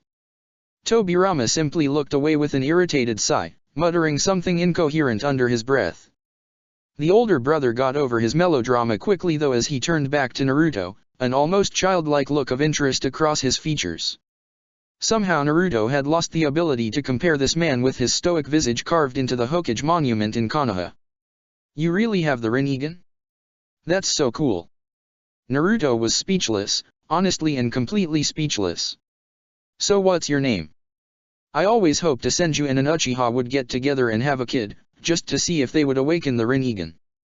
He stood back a bit, a rather pleased expression on his face as he thought of an obviously fond memory. Heh, those Uchiha always thought they were so special with their secret tablet, as if the Senju didn't have their own way of remembering their ancestors. He looked back down, as if just remembering Naruto was there and looked at him expectantly. Ah, Naruto Uzumaki Shodai-sama. The Senju Paragon merely waved him off with a slightly irritated expression. Please, don't bother with the honorific, I always disliked all that dry political stuff. From the side the man's brother placed his fingers around the bridge of his nose as he looked up. And yet you managed to form an alliance between the two arguably most powerful shinobi clans on the continent to form the first hidden shinobi village. Hashirama just turned to his brother and gave him a brilliant smile, once again showing off that incredible charisma of his. I'm just that good. He turned back to the blonde just in time to miss his brother face-palming violently. The Nidaime thought he had seen the last of this when his brother had died. So Naruto-kun, you have the Rinnegan. The semi-question was left hanging in the air as the two stared at one another, an awkward silence settling over everybody. Yeah. Really, at this point Naruto was struggling to get over his shock at having his prior images of the Shodai irrevocably torn apart. At least the Nidaime seemed true to the history books. That's very cool. Naruto just nodded again as the awkward silence fell again until Tobirama finally broke it, coughing into his hand. Well, as enlightening as that was, my brother and I should really go ahead and return to where we are supposed to be. Our spirits are not supposed to be in this realm of existence. This finally snapped Naruto out of his shocked stupor as he quickly held up his hand, pausing the Nidaime who had been about to launch into hand seals, most likely deactivating the Edo Tensei. It would make sense that the jutsu's creator would know how to cancel its effects, especially for somebody with the foresight of Tobirama Senju's capacity. Wait Hokage-sama, I actually wanted to ask you something. The silver-haired Kage paused before lowering his hands slowly. Very well speak, after all what good is wisdom if it cannot be passed down to the next generation? Naruto smiled at that, it sounded very much like something his Shishao, or even the Sandaime would say. Unsurprising considering this man was the third sensei. Actually Nidaime-san, I wanted to ask your brother something. It felt strange asking the brother of the, arguably, most powerful man to live since the original sage himself, permission to speak to said man. However Tobirama simply quirked an eyebrow before nodding once stoically, allowing Naruto to turn to Hashirama who was observing him curiously and with just a hint of amusement. Is it true that you have mastered nature chakra? The question seemed to catch both Senju off guard as they looked at the young boy incredulously. Wow, that's not something I would have thought would enter the history books. I thought for sure only my clan and my wife knew about, it was supposed to be secret after all. He looked at Naruto for a moment and just for the briefest of seconds Naruto saw the same scrutiny-sing glint that the Nidaime constantly wore enter his eye. It somewhat reaffirmed his faith in the man's capacity as a Hokage. You said your name was Uzumaki, correct? Perhaps you are related to Mito in some way. Even Tobirama seemed to take interest in this, after all he was a Senju and despite his cold exterior family was just as important to him as it was to his brother. I'm sorry Shodai-san, I'm an orphan, I never knew my parents. A hint of sadness entered into Hashirama's eye at that and Naruto was once again taken aback, it was so genuine and real, he found it hard to believe the man could so easily empathize with somebody he barely knew. I apologize then, me and my brother know the pain of not knowing our mother, however you Uzumaki always did treasure family to the utmost. I suppose you still had the support of your clan though? Even if the relation to Mito is not direct, there are still ties, and we Senju always remember our allies. Naruto nodded slowly. That much survived in the books at least. After all, the bonds between the Senju and Uzumaki were shown on every Konoha flak jacket that proudly bore the Uzumaki spiral. No, the Uzumaki clan was wiped out some time ago. Uzushio was destroyed in the Second Shinobi War. Hashirama blinked at that before his face took a downwards turn, looking to the ground as he genuinely mourned the passing of the Senju's greatest ally and friends, even during the warring period. Even Tobirama had a slightly mournful look pass over his features for a brief moment, however it passed and he looked up again. Second Shinobi War, you say?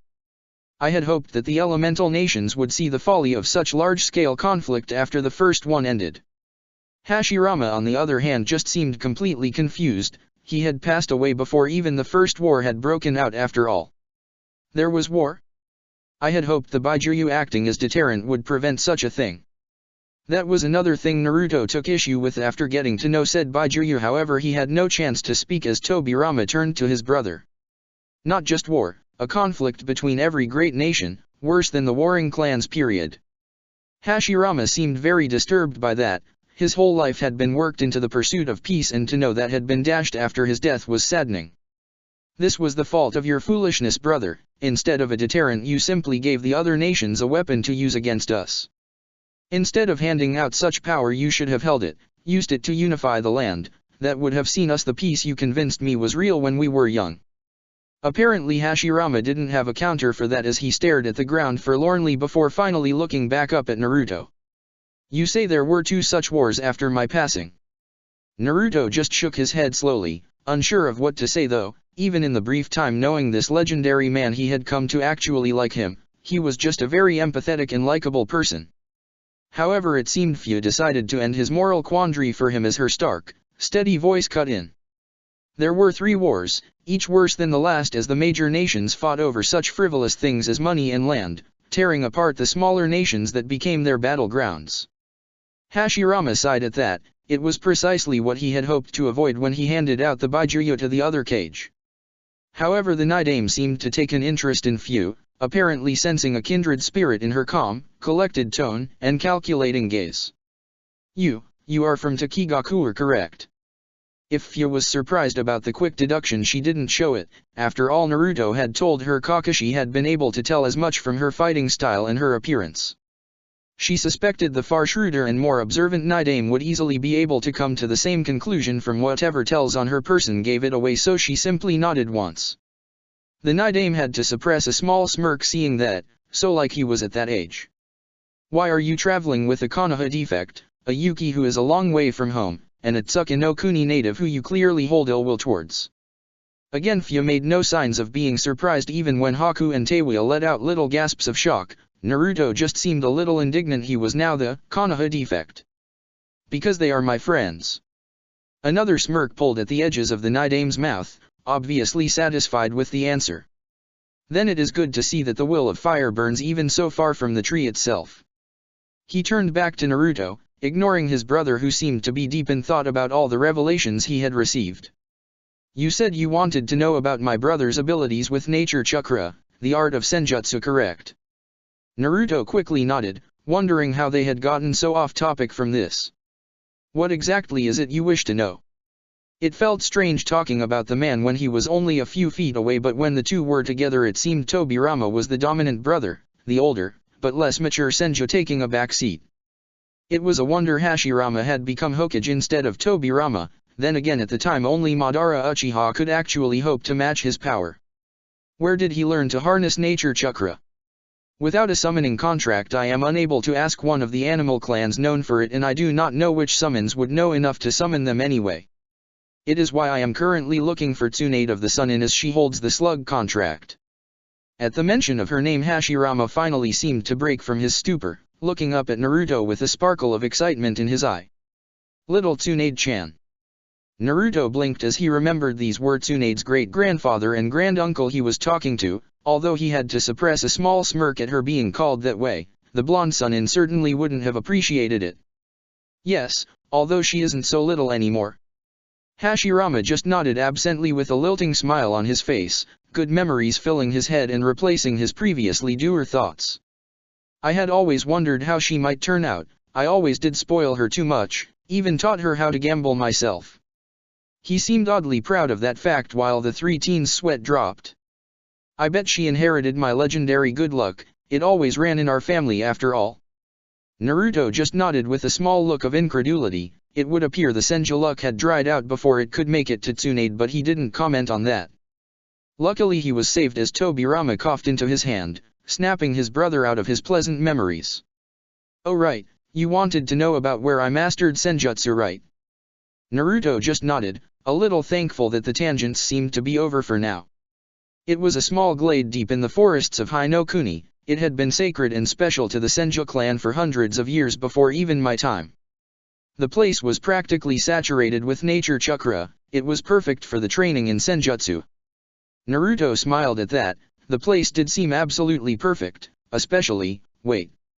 Did you say was?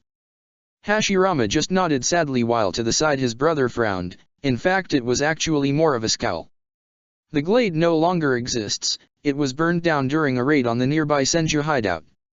At that Tobirama's scowl deepened. A raid from the Uchiha clan.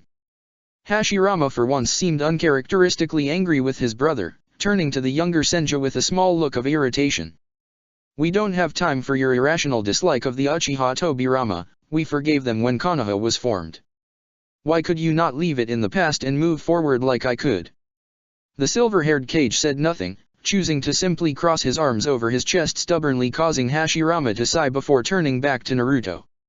Like I said, young one, the place where I trained no longer exists, and I'm sure the rest of the Hinokuni forests are far too saturated in my own Mokuton chakra to be of any use. However, I can offer you some advice.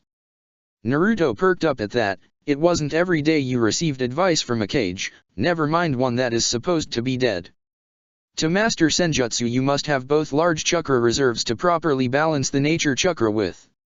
At that Tobirama gently knelt down, touching the ground with two outstretched fingers before looking back up at the group. That should be no trouble for you three, two of you are Jinchuriki after all.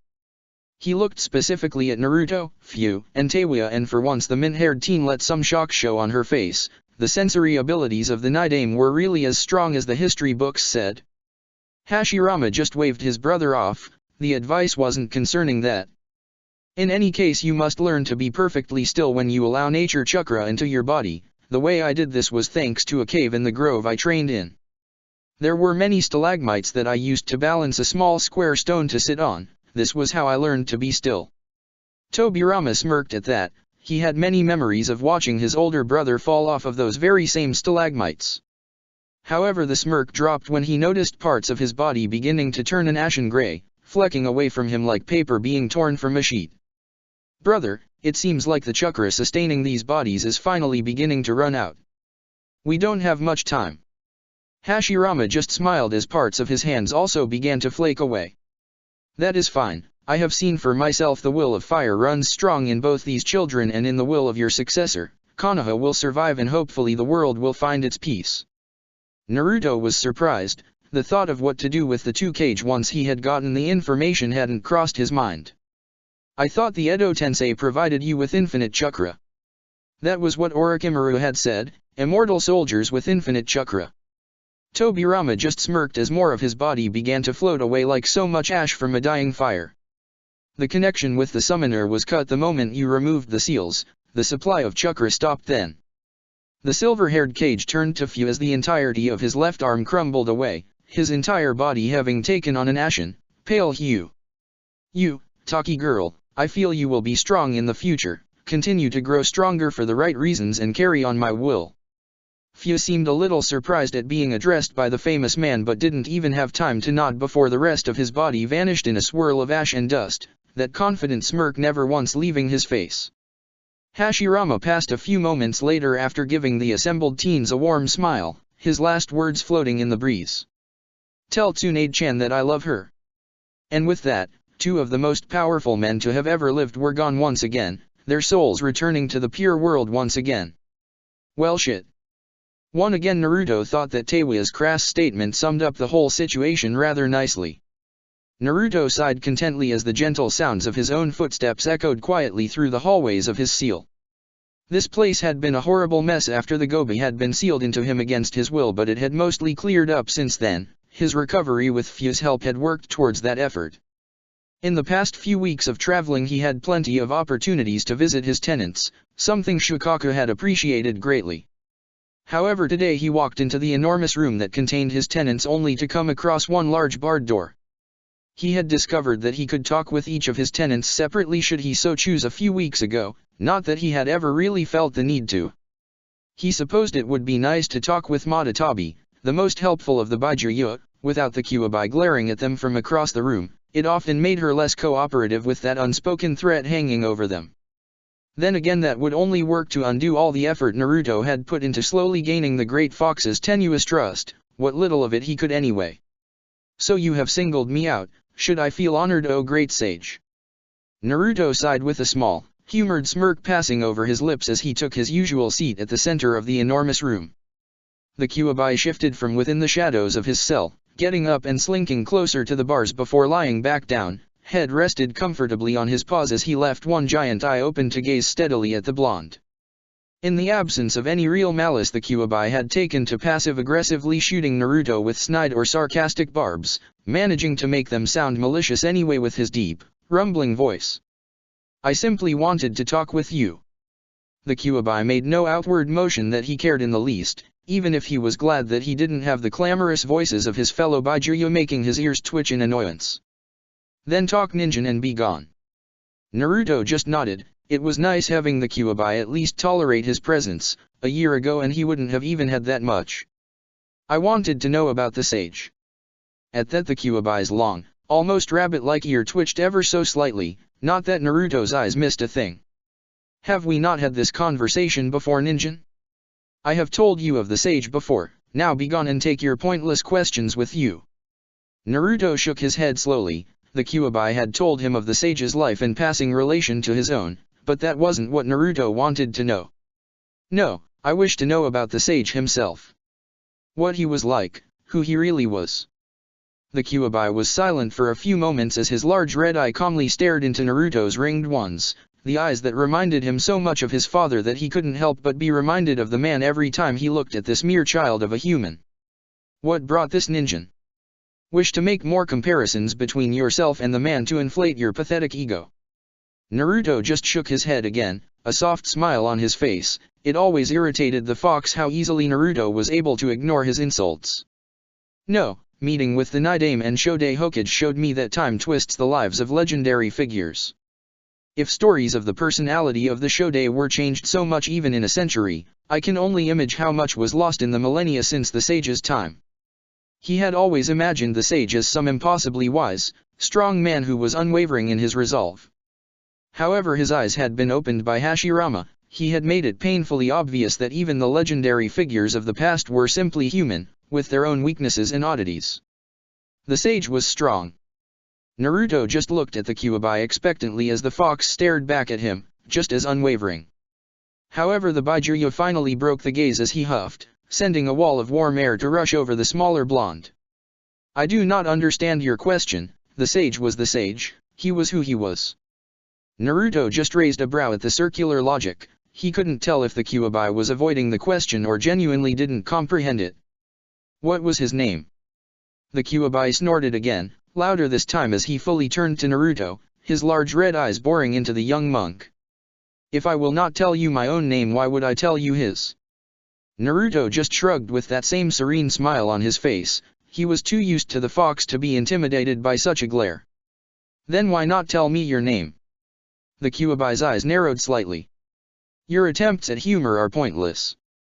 Naruto just shrugged again, irritating the large fox to no end. "What is your real purpose in coming here, ninja?" Naruto met the Baijuya's steady gaze with an unwavering one of his own. "It's like I said, I want to know more about the sage. I should understand the man whose eyes I possess.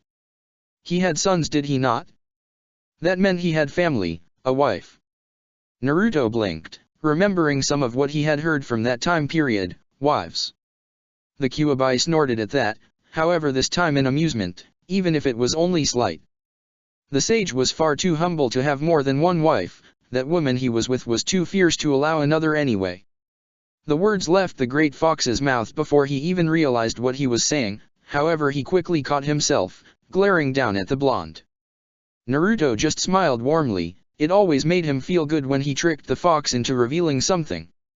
Was that so hard? The Kyuubi merely continued to glare at the boy, a low growl emanating from his throat. What will it take for you to leave me in peace, ninja? Naruto would have blinked in surprise if that wouldn't be showing weakness before the Kyuubi, instead he looked up in thought, considering the offer. Just the name, that's all. The fox's eyes narrowed dangerously again, however after a tense few moments he let out a long and clearly irritated sigh, resting his head back down on his paws. Atsutsuki Hag Oromo, that was the name of the sage. That was the name of my father and the one ninja I could respect. The fox stood back up, rearing up to his full height as he peered down at the blonde. Naruto could have sworn the Kyuubi kept getting bigger every time he came into the seal. Now leave.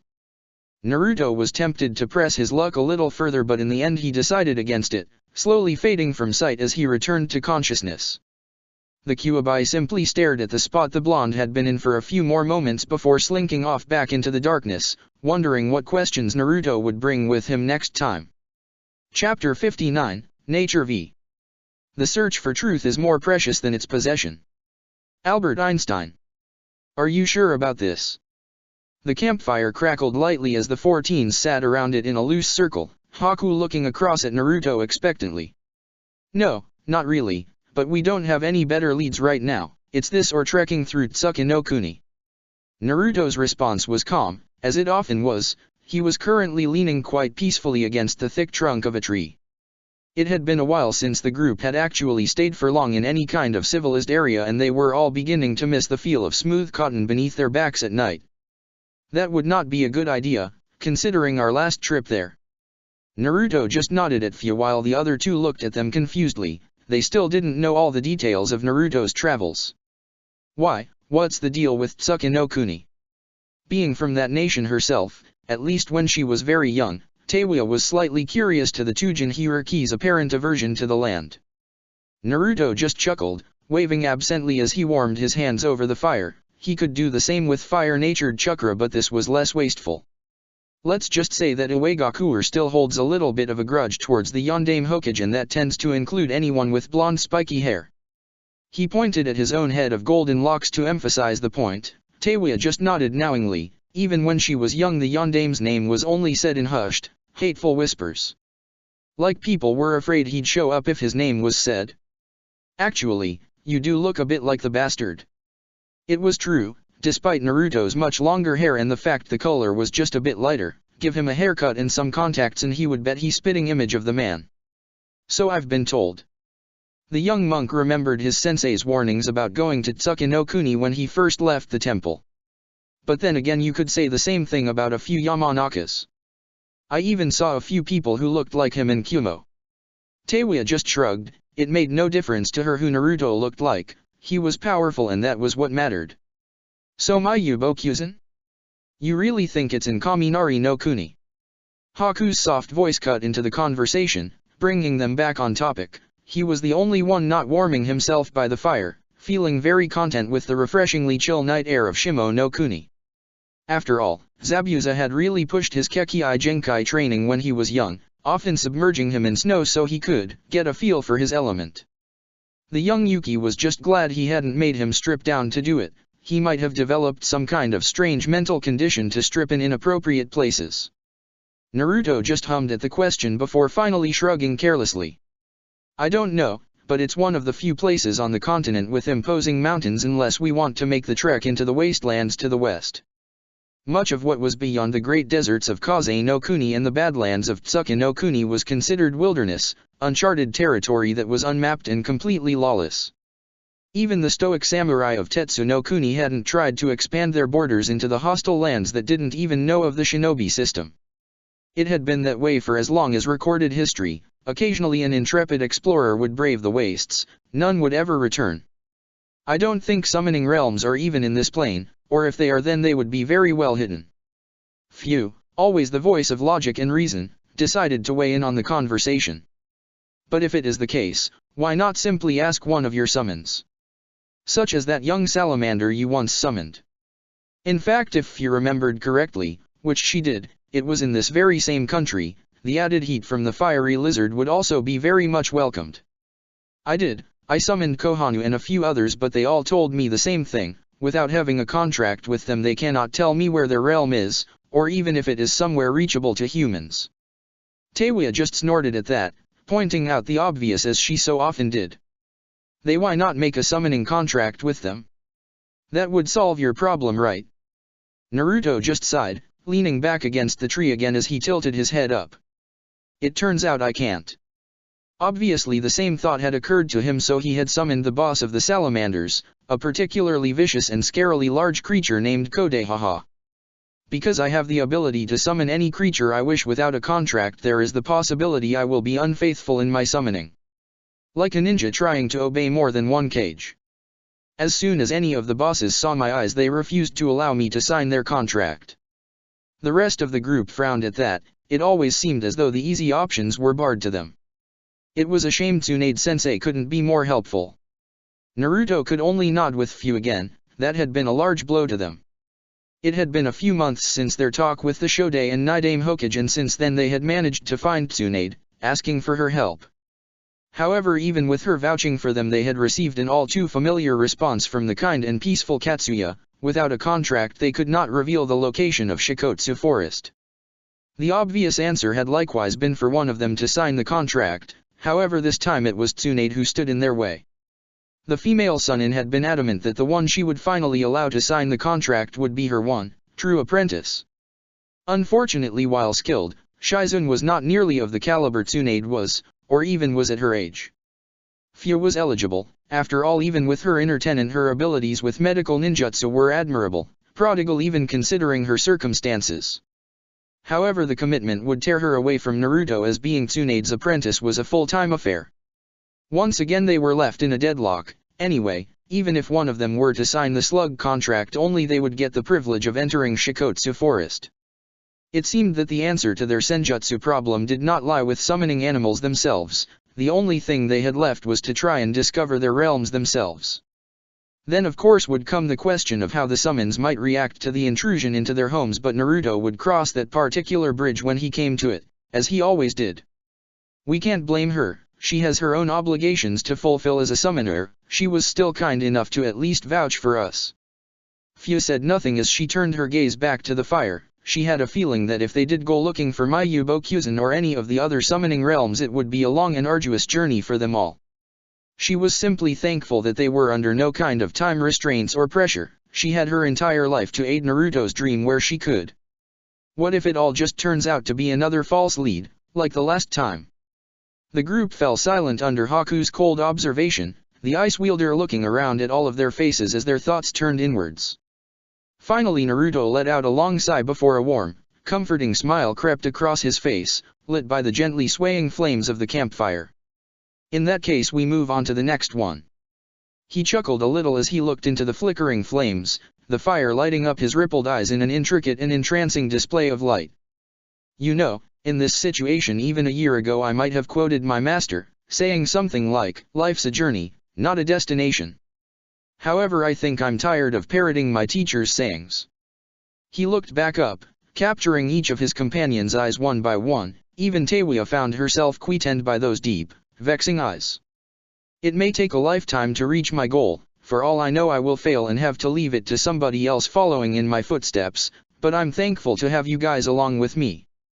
You make the lonely and long path I walk worth traveling, so thank you.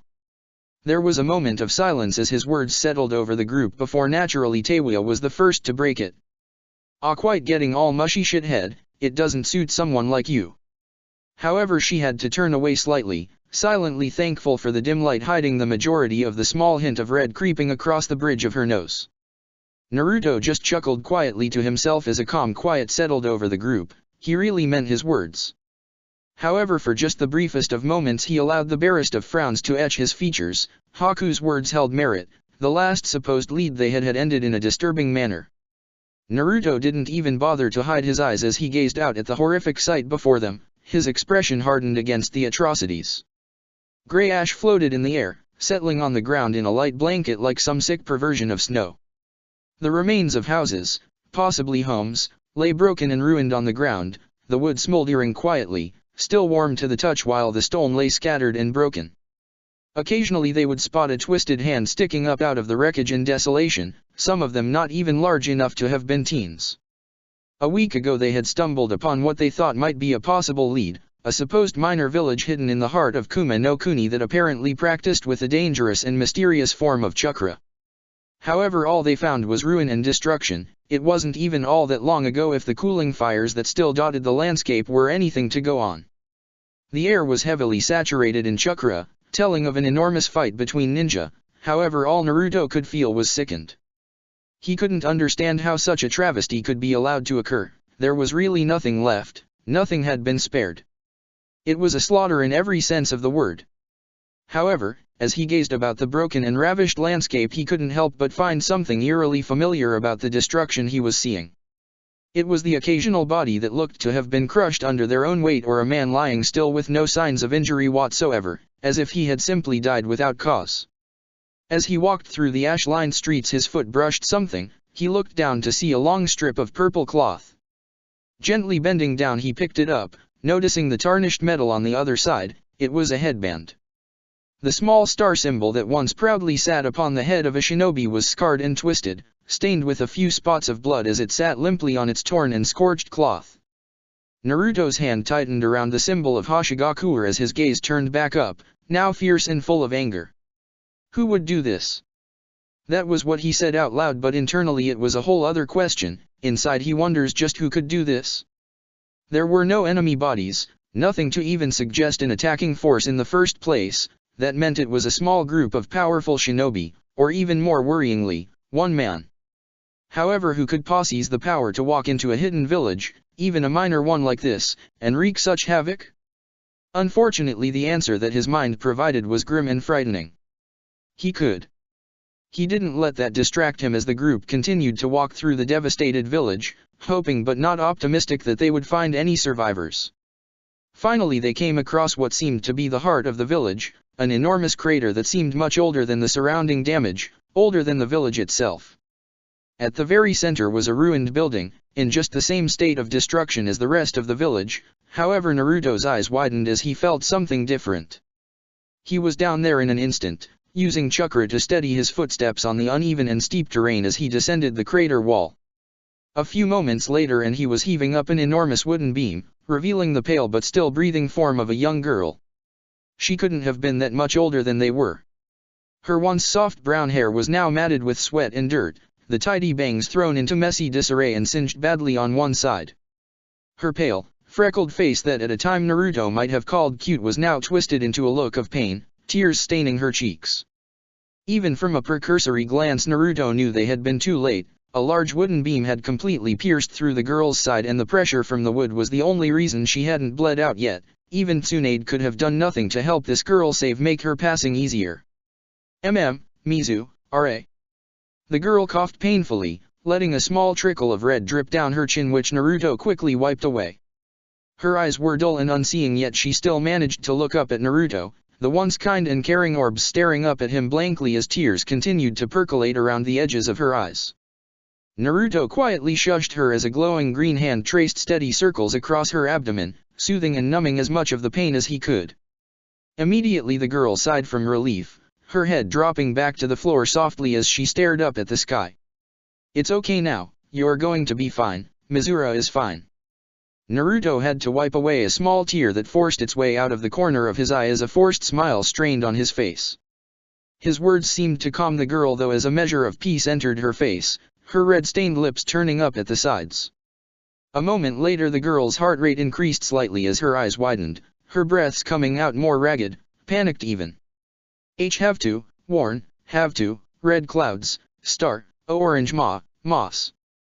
The glow around Naruto's hand died a few moments later after the little light left in the girl's eyes completely faded away. He knelt there for a while, staring at the young girl, another person he was too late to save. A determined look entered his eyes though as his hand reached out. This wasn't the first time he had been too late, this wasn't the first time he had fixed it anyway, he could still. Naruto. A hand wrapped softly around his wrist, making him look up to see Fyu standing to his side, gently holding his arm as she stared unblinkingly at the girl on the ground. Don't. The blonde's eyes widened as he looked up at her, her calm expressionless gaze turning to meet his own. What? How could you say that, Fyu? I could still save her, I can still save her. Fyu just shook her head slowly, making Naruto blink as a hint of sadness entered her eyes which spoke volumes to the monk. Let her rest with her village, there is nothing left for her in this world anymore. Naruto gulped as he remembered Shizuku's words to him back in Konoha, I don't belong here anymore, my time passed. Slowly he allowed his trembling hand to fall back to his side, his mind still echoing that conversation like some cruel recording stuck in his mind, but I couldn't save you, he still vividly remembered Shizuku's saddened smile, maybe you weren't supposed to. With a shuddering sigh the young blonde stood back up, looking around at his friends and taking a moment to settle himself. We should at least bury their bodies, the dead deserve that much respect. His companions simply nodded as they silently set about their task, it would be a long day and night for them all. The mountainous road they traveled along felt unnaturally warm for the season, enough so that the group had abandoned their traveling cloaks to avoid boiling themselves alive. Naruto, who was used to the intense summer heats of Hinokuni and the scorching summer sun of Tsunagakure, was faring the best and strode along confidently at the front. He knew he should have felt a little uneasy traveling through Kaminari no Kuni so openly, but it was such a good day that he couldn't find it in him to care. After all, the last time he had been here he hadn't exactly left on the best of terms with Kumigakure. However, since then he had grown his hair out and lost his whisker marks, he felt as though he at least wouldn't be recognized at first glance. Just to be safe though, he had taken to traveling with his Shakugao sealed away in a storage scroll safely tucked away on his hip, likewise with the Kohaku no Jou Urhei. They were also tracing a wide path around Kumigakure and so far had only run into a light smattering of their shinobi, all of the Chiryunin guards that were far too bored by their patrols to care about a few travelers heading up into the mountains in the north of the country. Are we there yet? Naruto had to suppress a chuckle as Teiwa's ever so slightly whiny voice called out from near the back of the group. Well, considering we don't even know where there is. I'm going to say no. The redhead merely sighed, her whole upper body flopping forward pathetically as the small group trudged on. They walked on for another hour before Naruto paused, looking back curiously before shrugging it off. A few minutes later though, and he did it again as he felt something on the very fringes of his sensory ability, then it was gone again. Now more wary the group continued on again, however they didn't make it more than 10 steps before Naruto was forced to whirl around, unsealing his Shakugao in one smooth motion just in time to block the strike of a short, pointed sword practically humming with lightning chakra. He pushed up, using the enhanced strength he had learned from Tsunade to push back his much larger opponent. However, when the man jumped back, Naruto had to pause for a moment as he blinked in surprise. Kiribi. Sure enough, there stood the Hakubi Jinchuriki, one of his many swords in hand, and a cool confident smirk on his face. Well, I must say Nino, that was mighty impressive how you blocked my blow, ya fool. Despite the friendly face, Naruto didn't drop his guard even as Kiribi replaced his sword in its sheath on his back. He knew the man was plenty powerful even without it. However, no sooner had the man sheathed his blade, he was forced to duck as a green blur passed over his head in a deadly kick. On instinct, the bulky Jinchuriki caught the offending leg and promptly, and ungracefully, threw Fyu across the path towards Naruto, where she landed silently on her feet, her face a mask of cool professionalism. Aw man, if it ain't Little Miss 7, or that's the way I see it, I bet with the Nanabi you really know how to flit, ya fool. Even Fyu had to blink at the eccentric man's odd style of talking, especially considering he had broke out into some kind of odd dance involving throwing his hands about. Seeing how easily he had countered Fyu, Teiwa and Haku wisely stopped themselves attacking him, instead making their way over to stand next to Naruto. The blonde just watched Kiribi for a few moments longer, eyebrow raised curiously at the lack of hostile intent from the man. So you were the one I kept noticing, how did you get by sensory ability? Kiribi just crossed his meaty arms over his chest, a satisfied smirk overcoming his features. Yoseiho. Never underestimate the might of the one and only Kiribi, float like a butterfly, sting like a killer bee, cause I'm the mightiest of the Jinhuriki, fool ya fool. He punctuated his rhyme by bobbing his head along to some invisible beat, thoroughly confusing those that hadn't met him before. What's up with this guy? He touched in the head or something? Kiribi just pouted at Teiwa with a hurt expression, looking comical on the fearsomely large man. Yo, don't diss what you don't know, you starting to sound like my big bro, ya fool. A tick mark appeared over Teiwa's eye as her hands tightened into fists, glaring angrily at the dark-skinned Jinhuriki. Who the hell are you calling a fool, you dem shithead? Kiribi just smirked at the seething redhead before turning to Naruto, pissing Teiwa off even more at being ignored. Man Nino, where you pick up this firecracker? Since you been gone you certainly ain't been no slacker, ya fool. Naruto just sighed in slight exasperation at the man, not relaxing at all. He figured if Kiribi meant them harm he would have attacked by now, but it was very difficult to tell with the flighty and unpredictable Kyumo Jinhuriki. It's good to see you too, Kiribi. The man pouted again, crossing his hands over his chest before splaying them out as he signed to another silent beat.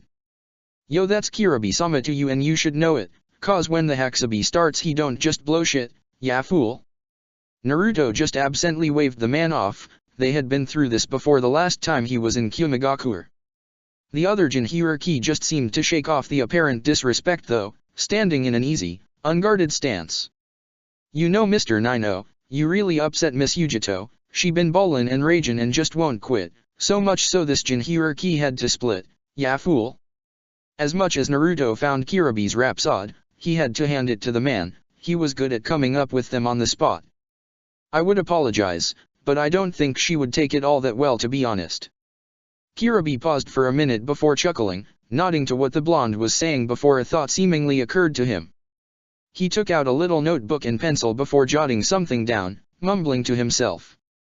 Honest, dismissed? Nah, pianist?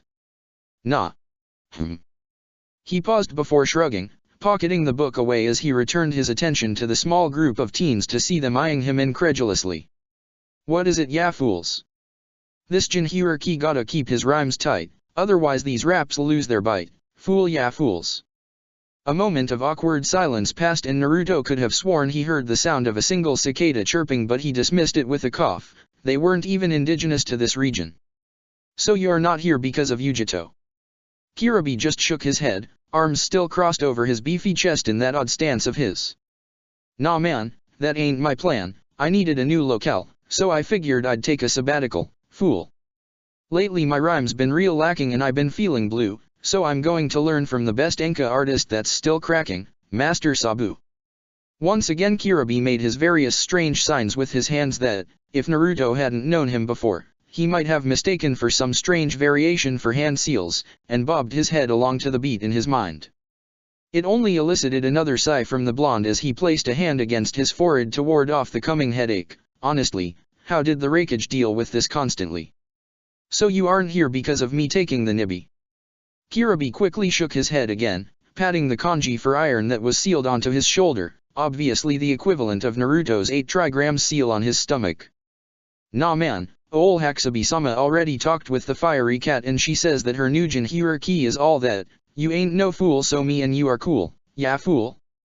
Contradictory statements aside, Naruto was quite relieved at that. Facing against Kiribi was inadvisable, the man was quite obviously powerful. Not to mention the fact he was in full control of his Baijuyo's chakra and the two worked together in sync. It wouldn't be the first time Naruto faced against a full Baijuyo transformation, but there was a difference between the 3 tails and the 8 tails, 5 tails worth of a difference. Well, in that case it really is good to see you again, Kiribi. How have you been? The broad man just grinned and put his hand forward, fist out as he held it there in a gesture Naruto recognized. I been real good, Mr. 9. Things in Kyumo been real fine. He chuckled for a moment as Naruto bumped fists with the older Jinhuriki. He offered the same gesture towards Fuya, but the girl just stared at him until he put the fist back down, a small sweat drop on the side of his face. Man, that's real cold, Miss 7, why you gotta take away this Jinhuriki's slice of heaven, ya fool? Fuya just continued to stare at the large man until he finally looked away, chuckling slightly nervously. He could still feel her eyes boring holes in the side of his skull. He recovered well though.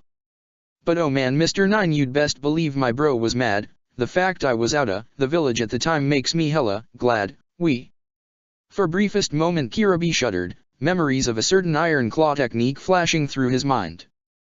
Then he looked up in thought, pausing for a moment as if he was having a conversation in his mind before breaking out in a large grin. Oh, but this is even more tight, and that ain't no slight. Hakubi-sama says you lookin' for the home of the toads. In that case Mr. 9 your posse gotta walk a whole load of roads. Naruto quirked an eyebrow as he tried to sort through what Kirabi, trying to find the meaning in the rhyme. So you're saying it isn't in Kaminari no Kuni? Kirabi nodded in that odd half-sagely, half-rapping manner of his. Didn't I say that? So don't be a brat, ya fool. Naruto just sighed. It was a shame they couldn't find what they were looking for here, although he supposed it saved them a lot of looking. If anybody would know if there was a summoning realm in their country it was Kumogakure. They were almost religious with their mapping of the nation. Their structured and rigid lifestyles didn't only extend to the military after all. Man, don't be so down, it ain't right to see that frown. If the chakra of nature's what you be seekin', maybe it's the wrong direction you peekin', Naruto blinked again as he quickly sorted through the rap, widening his eyes at the revelation. Do you mean you know where we can find a place to train in Senjutsu? Kirabi grinned as he crossed his arms over his chest again, bobbing his head slowly. Naruto had a feeling that in the dark-skinned man's head he was basking in the cheers of a large, very much imaginary crowd. Of course I know ya fool, ain't nobody the killer bee can't school, He raised his fist in the air, thumb index and pinky finger splayed out in some strange sign reminiscent of horns. Yo, don't you know? About the island off the shore of our very own Kumo, ya fool.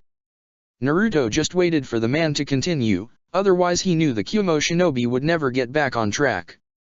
Ain't no place closer to nature than that, just the same as these rhymes ain't flat, He made that odd sign again before looking at Naruto with a grin, a very self-satisfied grin. A few minutes later and Kirabi had pointed the island out on a map Fu handily had on her person. She always carried a map of the country they were currently traveling in and Naruto would often catch her jotting down idle notes about the places they visited, although she would never actually show him what she wrote.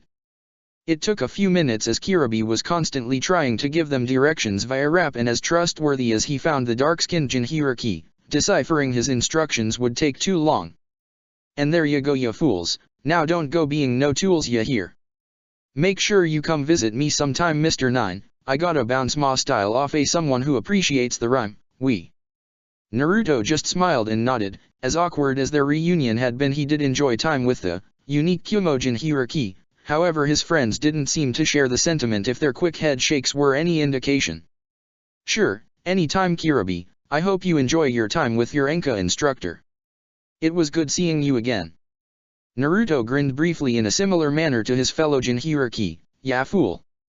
Kirabi grinned and once again offered his hand out for a fist bump which Naruto quickly reciprocated. Aw man, that's right, man, my rhyme's gonna get hella tight. With that the large, eccentric man pounded his chest once before giving off the peace sign to the group, casually walking off down the mountainous road without a care in the world. Naruto chuckled as he turned around only to see all three of his companions staring at him evenly, a chill going down his spine as he met their cold, blank stares. Shithead, you ever start speaking like that and I don't care how powerful you are, I'll put you in a genjutsu you'll never break out of. Haku nodded, one of the very few times he actually agreed with Teiwa on something. All the heat in the world won't unfreeze you if you do.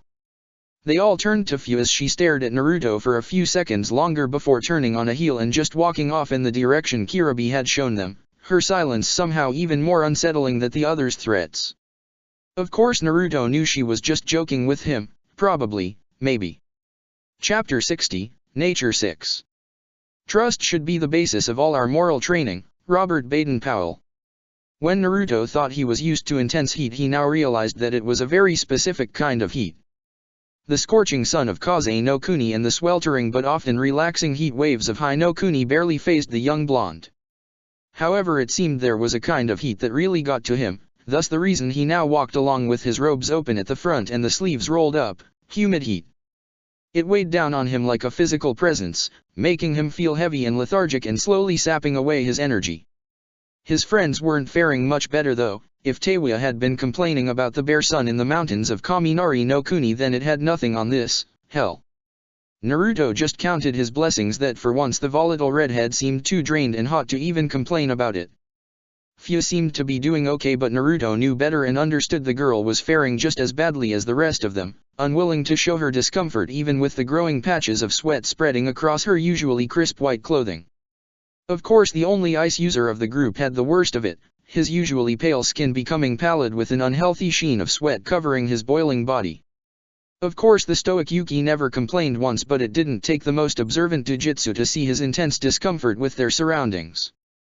Naruto just couldn't find it in him to blame him. He sympathized well with the Hayaton user's plight. The reason for the group's individual grievances was the new environment they had been led to by Kirabe's simultaneously helpful and unbelievably unwanted instruction. It seemed the rhyming Hakusabijin Hiraki had failed to mention to the quartet that the island he had instructed them to find was also a chokingly thick rainforest. It was so unlike any climate Naruto had experienced before. Even the odd forests and jungles of Kawa no Kuni couldn't compare to the stifling, humid environment they found themselves in. Of course, on the other side of that coin, Naruto couldn't complain about the accuracy of what Kirabe had told them. He didn't need the Rinnegan to see that the area was abundant with strange and exotic wildlife. The whole island screamed nature at its most raw and primal. Of course, with it Naruto almost couldn't believe the sheer beauty of the forest. Everything glowed with an unearthly and haunting pale green light that enshrouded everything from the trees to the ground in a soft emerald blanket. Not for the first time Naruto wished he could share this wonderful sight with his friends, while simultaneously wondering how anybody could truly appreciate the beauty of nature without the ability to see its pure and untainted energy. Well, this seems like as good a place as any.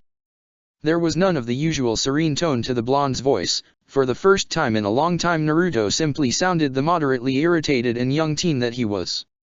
He was too hot and drained for anything else, and his companions either didn't mind or notice in the least, being in similar states of exhaustion. The problem with the rainforest was that there weren't all that many clearings, the flora overtaking every inch of the ground they could. Luckily they had chanced upon a winding stream that, thankfully, had a small area on either side of its banks free from any immediate plant life. Fucking finally. Naruto couldn't find the energy to comment on Teiwa's language, so instead motioned with his hand, the earth beneath their feet responding his call as it leapt up as sand.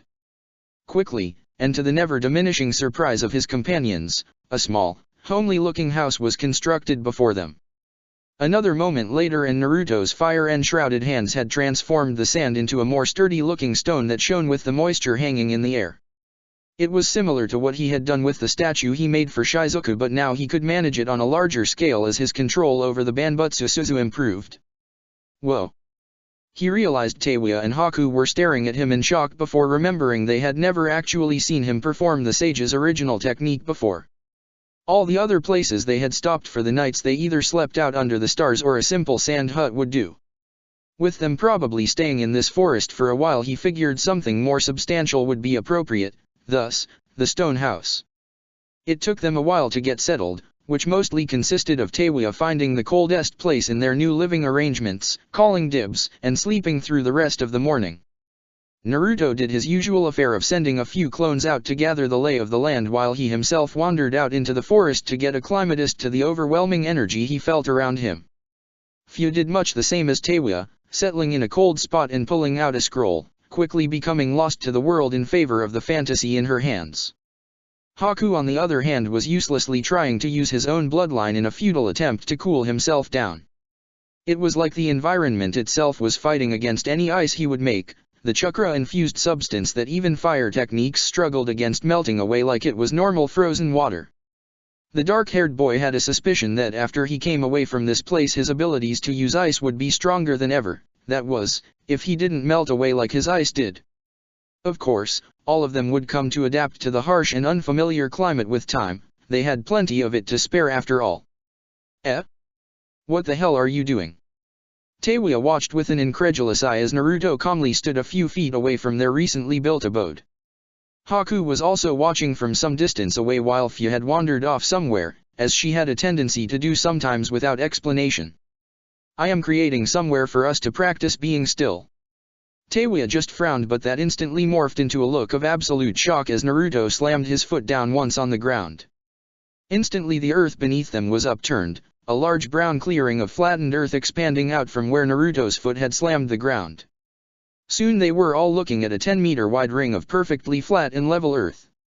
With another look of concentration, Naruto this time crouched, palming the floor with both hands. Now what are wohei? Teiwa had to jump out of the way on instinct as a multitude of large and frighteningly tall pillars of stone rose from the new clearing, each one ending in a viciously sharp point. The redhead stared in shock for a moment before turning her equally vicious glare on the blonde that still had his hands on the earth. What the fuck was that? You trying to kill me, you asswo? Her rant was quickly cut off as Naruto shifted his hand imperceptibly, causing the ground underneath her feet to suddenly loosen, leading to her subsequent slip. Of course not, but you should be more careful, Teiwa, the ground's a little loose.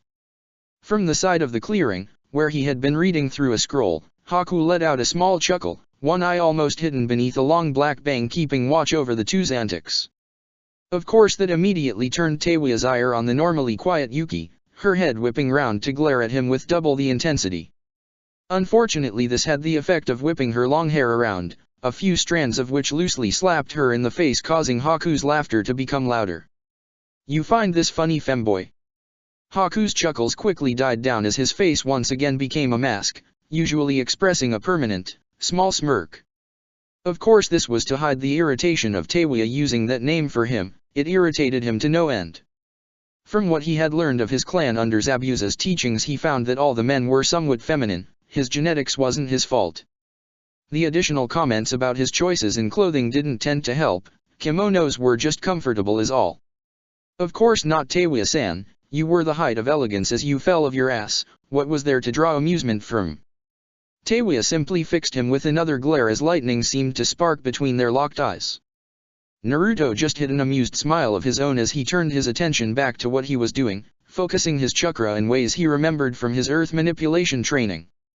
Slowly, as if they were just growing there, a stack of simple, square slabs of rock rose from the ground nearby, allowing Naruto to finally release his grip on the earth. Now what are you doing?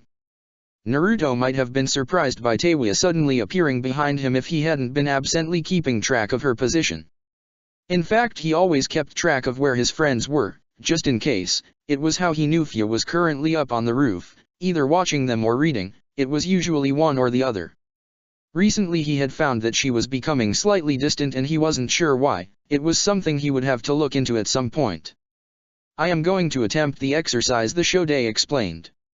Teiwa's eyebrow rose before she remembered back to the conversation with the two reanimated Kage, still one of the oddest and most inexplicable moments of her life to date.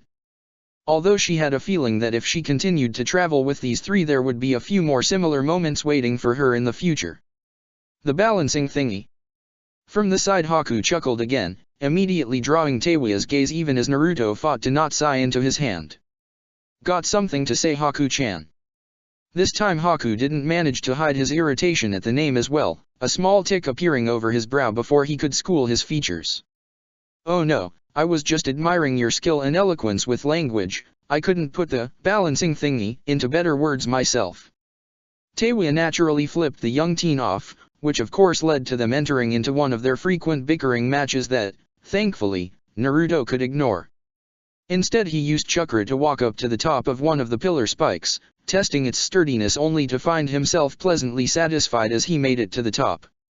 It took a bit of maneuvering and a shadow clone to get the stone slab to rest atop the point, but soon enough it was ready for him to sit on. Thankfully he had made the spikes at different heights, so it was a simple matter to walk up a higher one before gently lowering his body onto the slab itself.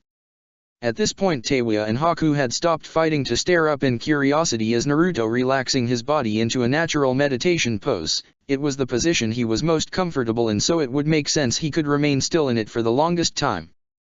The blonde could even feel Fia's eyes on him from her position on the roof, although he couldn't see her as he hadn't made the spikes quite that high. Well, this isn't so. Naruto's eyes widened a little as the stone plate wobbled, but he threw his hands out, steadying it in himself, his breathing slightly heavier at the near fall. Once he was satisfied he wouldn't shake again, he relaxed, bringing his arms back in, only for the slab to wobble again, this time more violently. Though he had it under control again until he heard a very ominous scraping sound which he knew to be the sound of the stone slab slipping against the point of the pillar.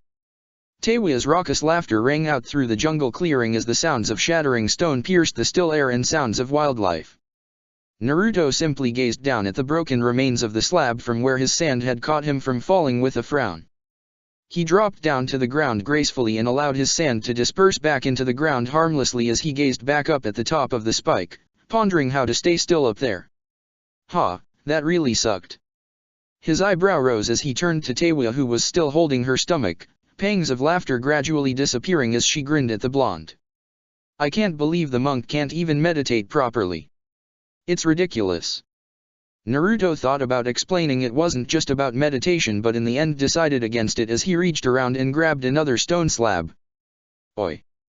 Taewia almost dodged the large square stone that was casually thrown her way but grabbed it at the last moment, peeking her head up and over it to see Naruto looking at her expectantly. Go on then. For a moment the redhead paused, tilting her head up to look at the top of the pillar with a small amount of trepidation. However, all it took was seeing Naruto and Haku's expectant and disbelieving faces respectively to light a fire behind her eyes. Alright, I'll show you just how easy this is. Naruto figured he should have been surprised by how easily Taewia had been manipulated into doing that, but it hadn't taken him long to work out she thought of herself as very independent.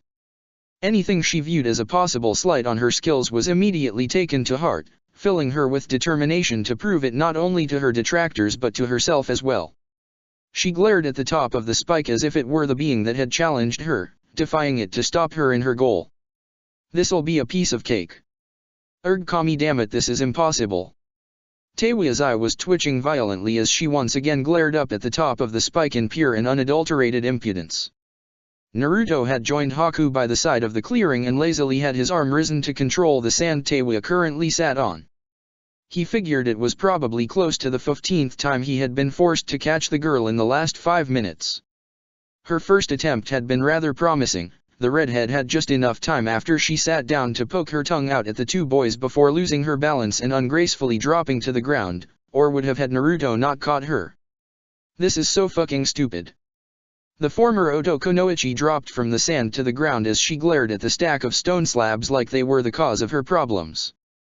She glared for a few moments longer before taking a few steps back and slopping to the ground, adopting a loose meditative position as she closed her eyes, face still marred by a look of frustration and annoyance. Taewia, what are you doing? Naruto was actually a little worried about what the girl might be attempting. He vividly remembered the statue, or not statue, of Monk Gyatso. The girl didn't look around, slowly calming her breathing as Naruto got up and walked over, very wary at this point. That stupid balancing exercise is pointless. I bet I can do all this nature crap without it. Her face twisted for a moment into a sneer that crinkled her nose, but she never opened her eyes. I mean, you're shitting me, right? Being still is being still, it's not fucking hard. Luckily she missed the few murmured comments from Haku about her proving the contrary. Naruto just frowned, remembering the warning of the Shode clearly as he nodded once. Alright, but be careful. Taewia just snorted, that same annoyed expression never leaving her features. Yeah, whatever, Kaa-san. Naruto briefly gained a tick above his brow at the dismissal of his concern, but it was gone before it was even fully formed as the blonde let out a deep cleansing breath, ironically at the same time Taewia did. So what, I'm just supposed to feel nature or whatever and draw it in or some bull like that. Her entire tone was skeptical, but she never moved from her loose meditative stance. It might have impressed Naruto if he wasn't slightly annoyed by the mockery of proper meditation. Something like that, we don't know much about it ourselves. Taewia just snorted at that but was quiet a moment later, deciding not to comment on the stupidity of trying something you didn't fully understand. It would probably just get her some passive-aggressive or sarcastic comment from Haku anyway, and those were really starting to get on her nerves. It didn't help that most of the time he won their verbal spars, his proper and eloquent speech outmatching her more vulgar and brash attitude. For a long time nothing seemed to happen. Haku even went back to his reading out of boredom. However, Naruto never stopped watching the girl. He was actually astounded that she had gone this long without moving, never mind going this long without saying something generally repugnant or vulgar. However, even more interesting than that was what seemed to be happening all around her, even if it was invisible. An average person would miss it, but to Naruto's Rinnegan he saw everything. It was unbelievable. From the moment Teiwa stilled herself, even if it wasn't perfect, the energy all around her began to react.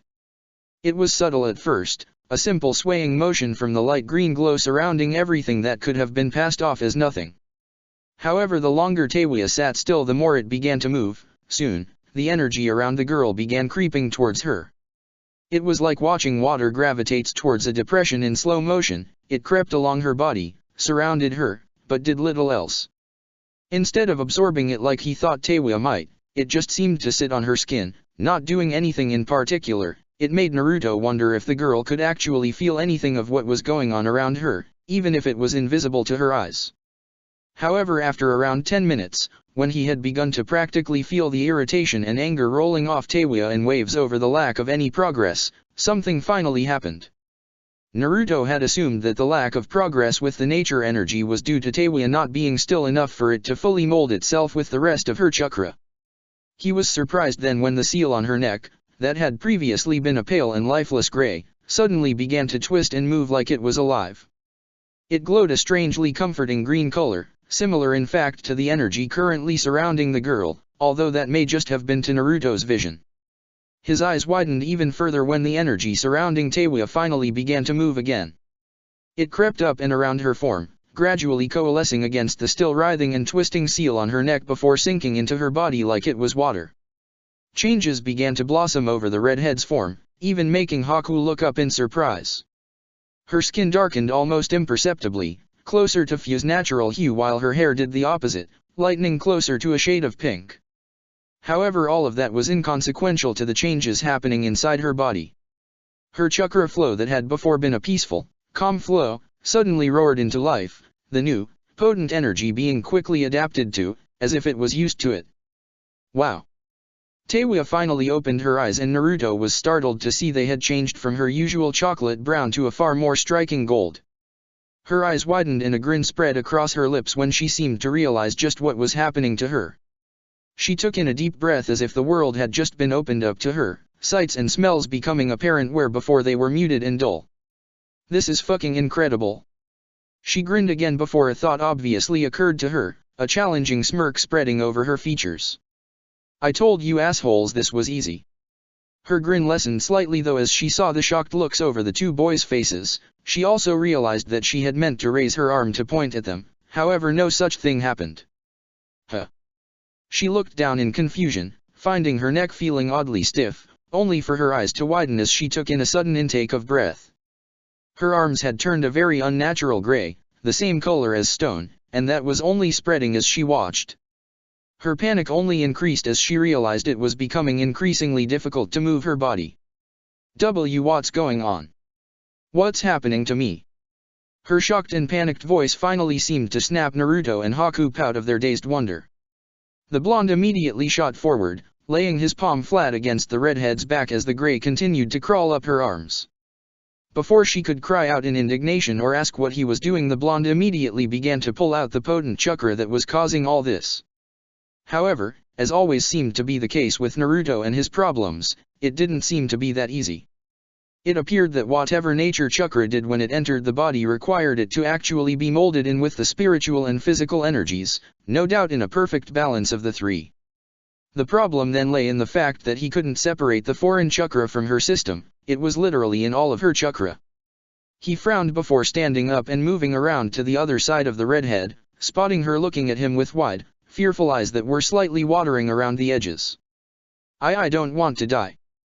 Her voice was quiet, meek, and everything that Teiwa just wasn't, and it made Naruto's heart contract slightly to hear someone he had come to consider a friend talk like that. You aren't going to.